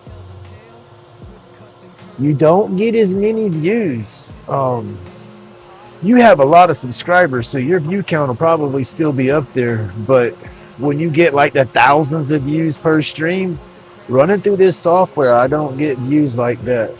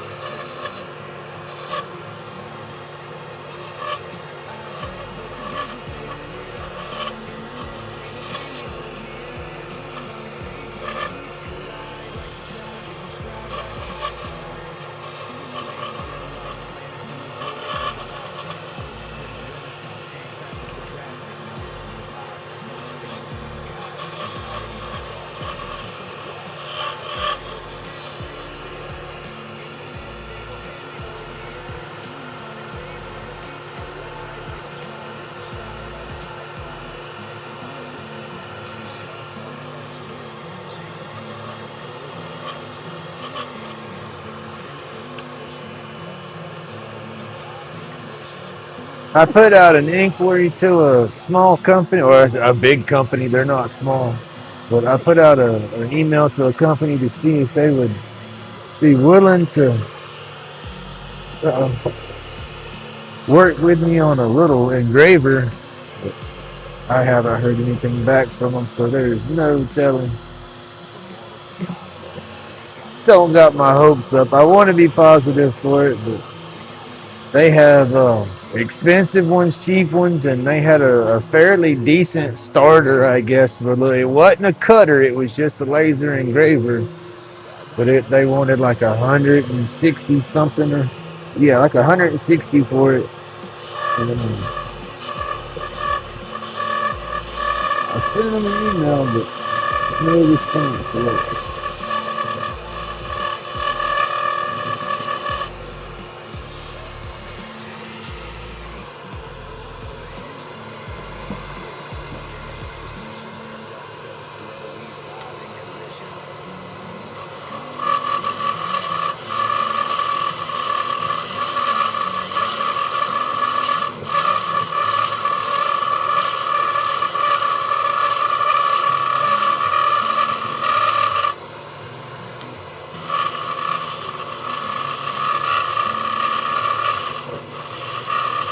I would like to be able to take and make my roach clips and then put my initials or something into the bottom. I want to initial and number all my pieces, and then with an engraver like that little laser engraver, I can do a little more custom work with my roach clips like I used to.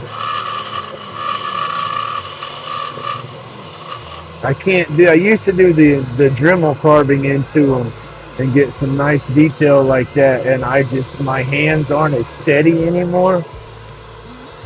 Matter of fact, let me show y'all. Some of y'all hadn't seen these yet, but these are my old style clips before I got my lathe. I got my mom to bring them to me the other day.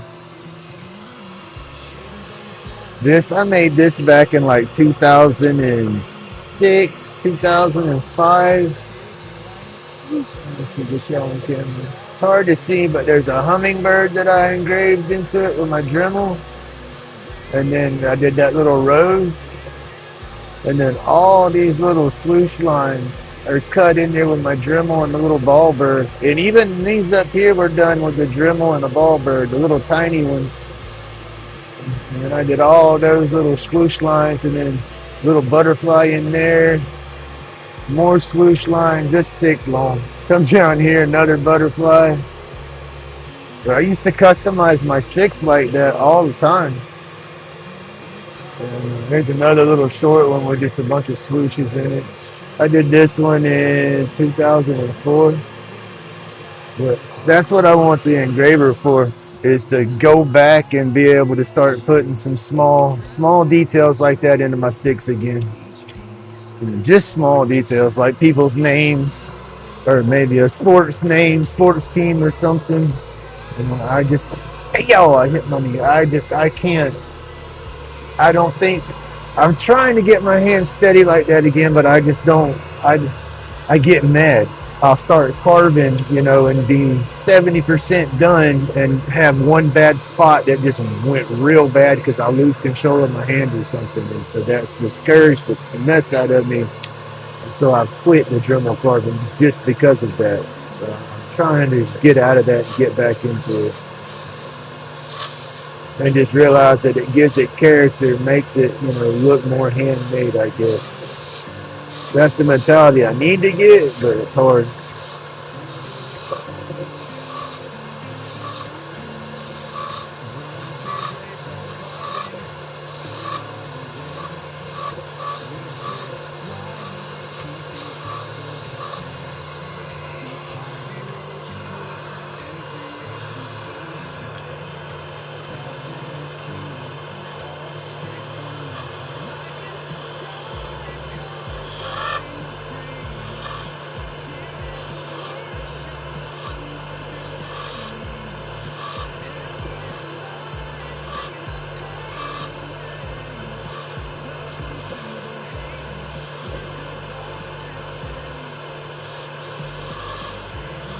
Oh, I can't get that little line out. I'm adding more and more, trying to get it going.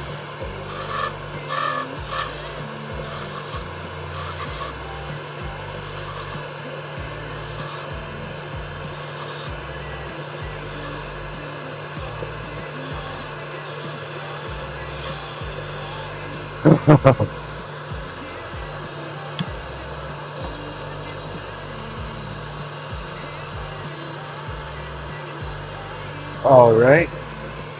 I'm afraid with the pressure of my hands, Nucky. I got neuropathy from my neck, so I can't feel how tight I grip stuff sometimes.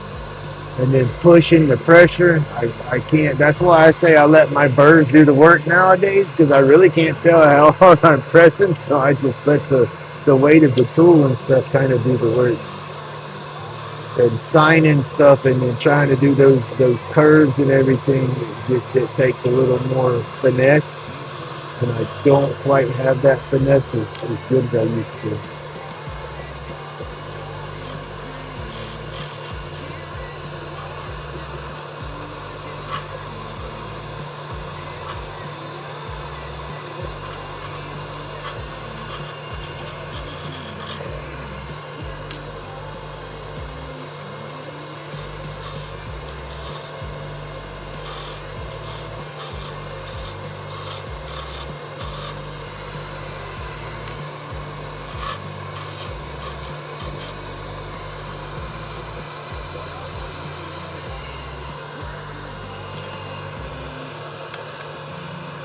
But I definitely want a little laser. Like I said, if they don't work with me, I am gonna buy one.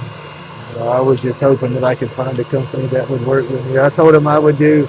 I told them that I was brand new to the lasers and the cutters, and I would love to carry them along the journey as I learned and video and document it as I went. So we'll see. All I can do is hold on and be part of my luck. As soon as I buy one, they'll respond to me and say, "Hey, heck yeah!"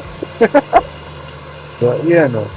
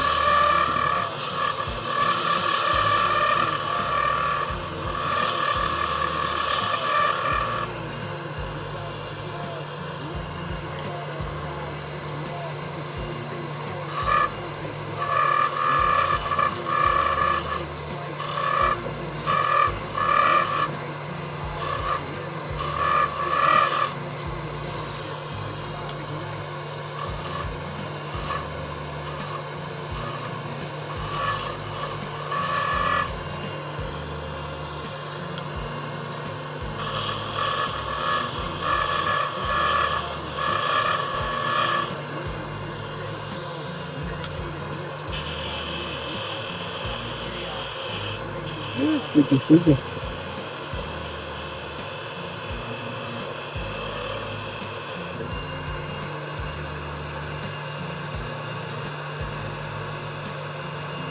Oh, I got a wood burner, but just the lasers.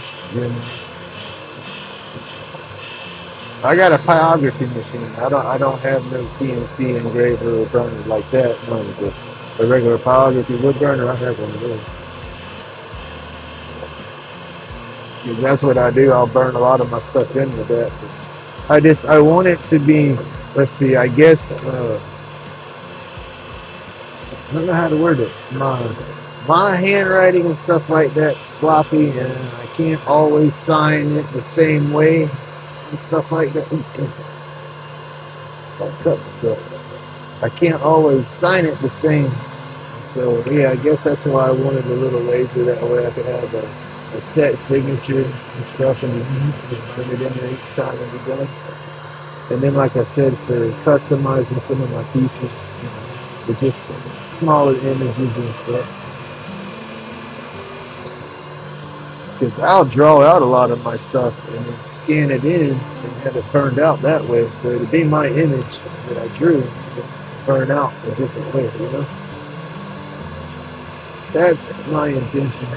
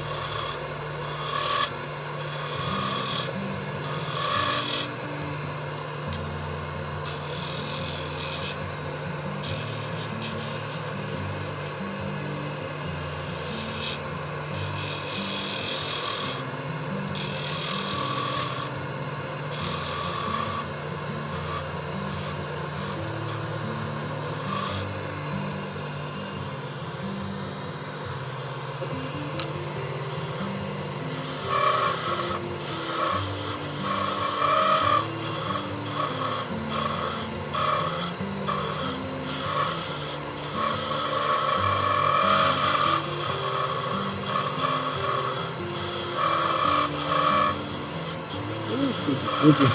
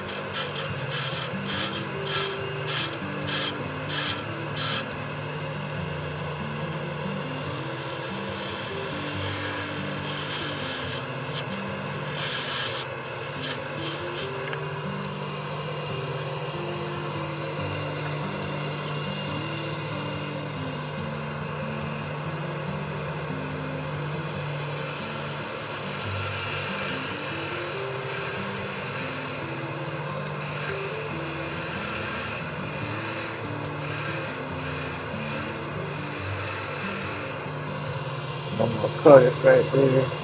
Still gotta bring the tip down a lot smaller. Just trying to get everything kind of close. Not sure if I want to leave that, if I want to try to. I'm not happy with that shape, but I don't know.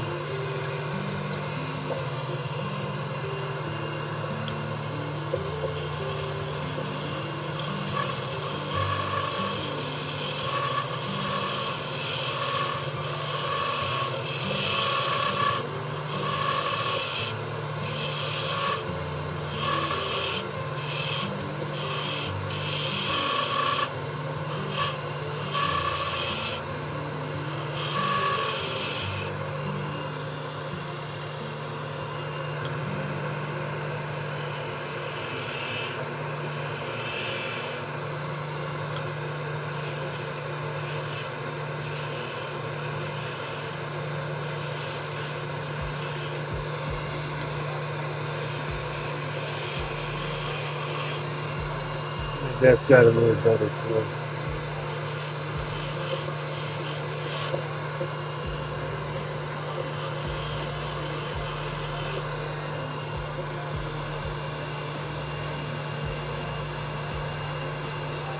Hey, good morning, Mr. Ray. How you doing?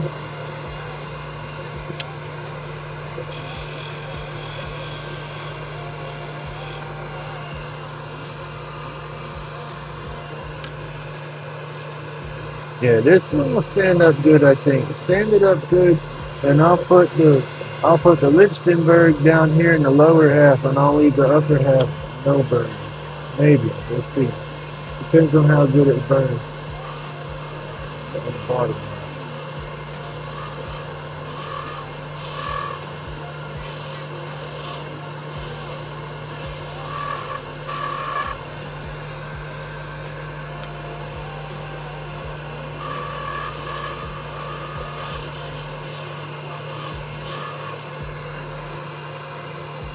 Alright, oh shit, I'm not done. Cutter. Jumping the gun, man.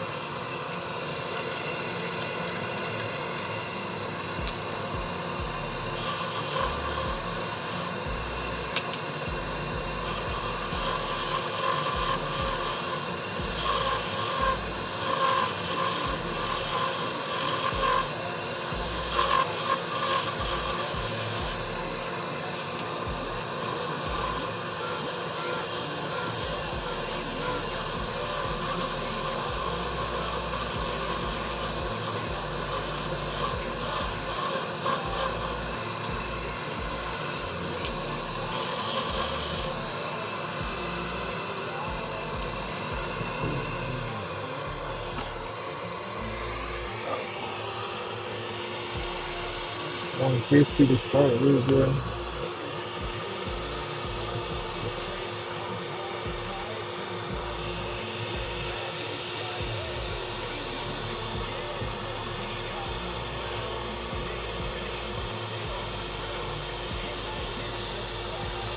I was wondering if you was working today, PK. I've seen you bouncing back and forth. Thank you for hanging out with me. Y'all go check out PK's channel. Got to go to his description, and it'll have the link to the rest of his channels in there. He's got, what was it, Musical Mindset. That's the one you're on now. Oh, what is it? Oh, heck. I can't remember how you word the other ones. I'm bad with the words. North, flip. North Country, I don't remember how. North Country, South City. Don't remember how you named the other one. I got y'all on my channels though. Got them all locked in here. Don't remember the names. I'm bad with names, people.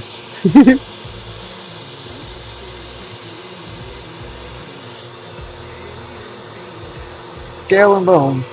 Of course, that one. The car one that I can't remember right. And I don't know the fourth one. I haven't looked that one up. I've seen you talk about it, but I haven't got in there and found it yet.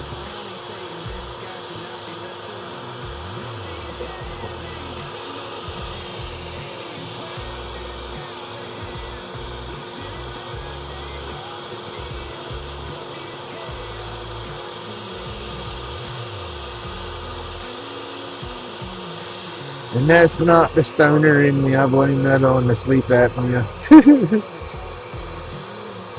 Holding my breath when I sleep, y'all. I guess I'm an adrenaline junkie when I'm sleeping too.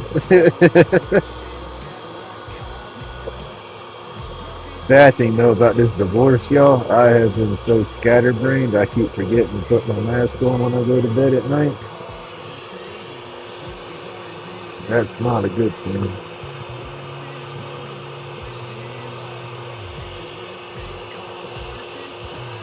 I was having bad episodes, holding my breath for over 90 seconds at a time.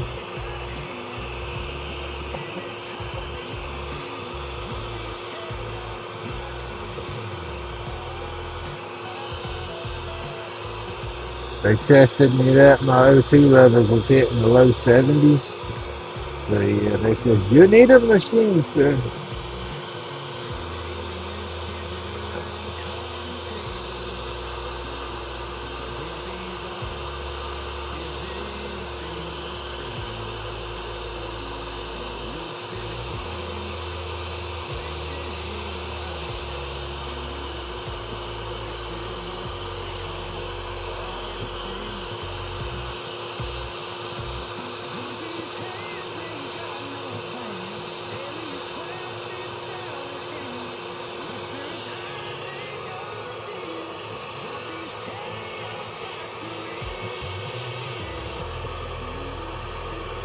All right, have a good day. Thank you for hanging out. I'm fixing to be shut down when I finish standing on this one anyway.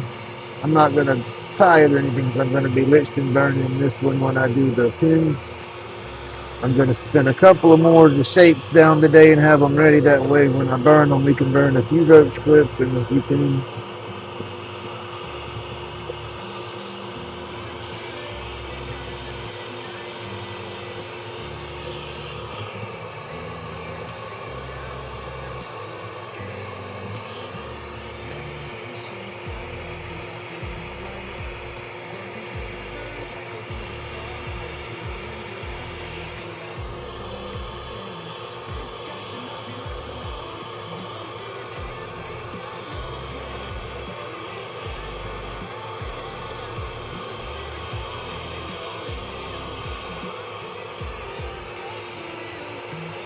That's about all we're going to do with that one for now.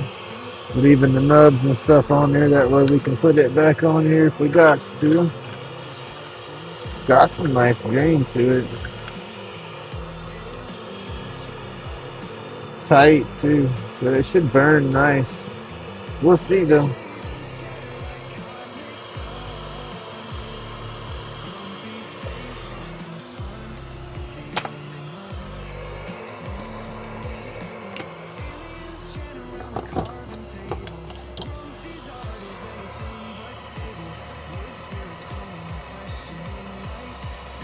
These little pieces about had it.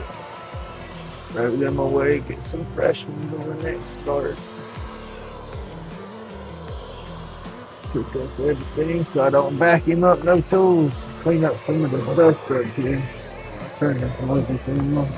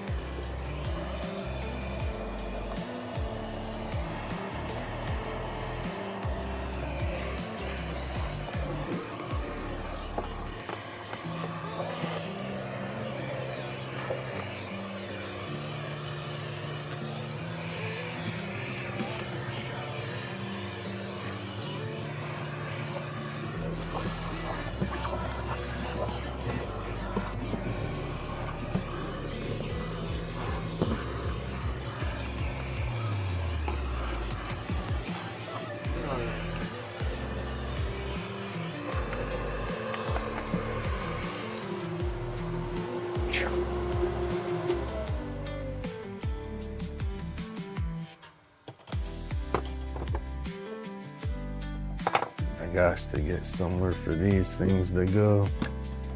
Gotta have them hanging back up again instead of just laying around. That's what cut my knee. That bad boy right there. Woo. Slap that joker to the bone. Dude, that's like your forehead cut. You don't got much meat right there between skin and bone. They were hanging and I went to pull up in with my nicer chair, or my higher chair. North Country, South City. That's it. That's it.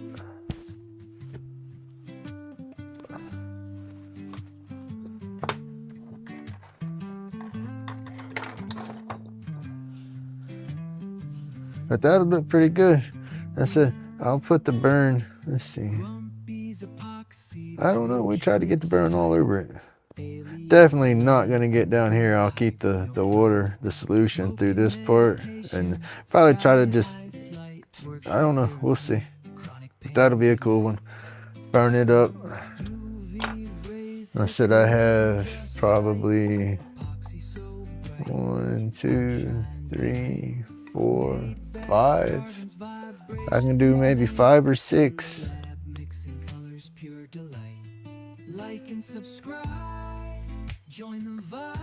Fourth channel, the Hook Nation. Okay, there you go. That's the one I got to get hooked up on. I'm not on that one yet,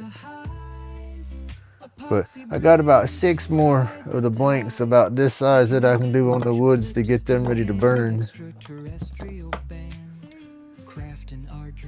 And then, let's see, what else? I got that bird's eye maple. I got a bird's eye maple, then the other piece of hard maple. I still have a few pieces of exotic dowels to do. I'm trying to hold off on spinning some of those until I get some of those pin kits to come in and see what we can use those on too, because I want to have a variety.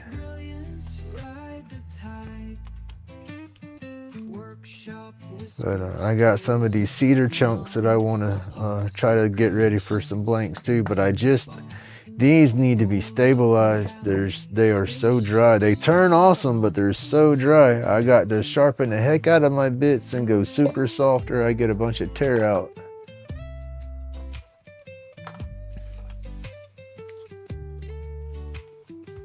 All right, y'all. I'm gonna bounce out of here for a little bit. I need to go in here and make me a smoothie and go through some of my stuff, make sure all my stuff's together for tomorrow. And once I get all that done and situated, I might jump back in here live later and do some more roach clip spins, or we can start burning on those pins. I'm not sure. We'll have to see how it goes. I don't want to jump on nobody else's lives if somebody else is out there, because I'm normally not live this long. So thank you everybody for hanging out. I love the support. I love everybody hanging out with me, putting up with my craziness in the mornings. It means a lot. But yes, sir. Y'all have an awesome day. Stay awesome. Stay laid back. Remember, y'all, it's my job to be grumpy. And God bless everybody. Y'all have an awesome day. Spaceship spawned, chronic pain fades, therapeutic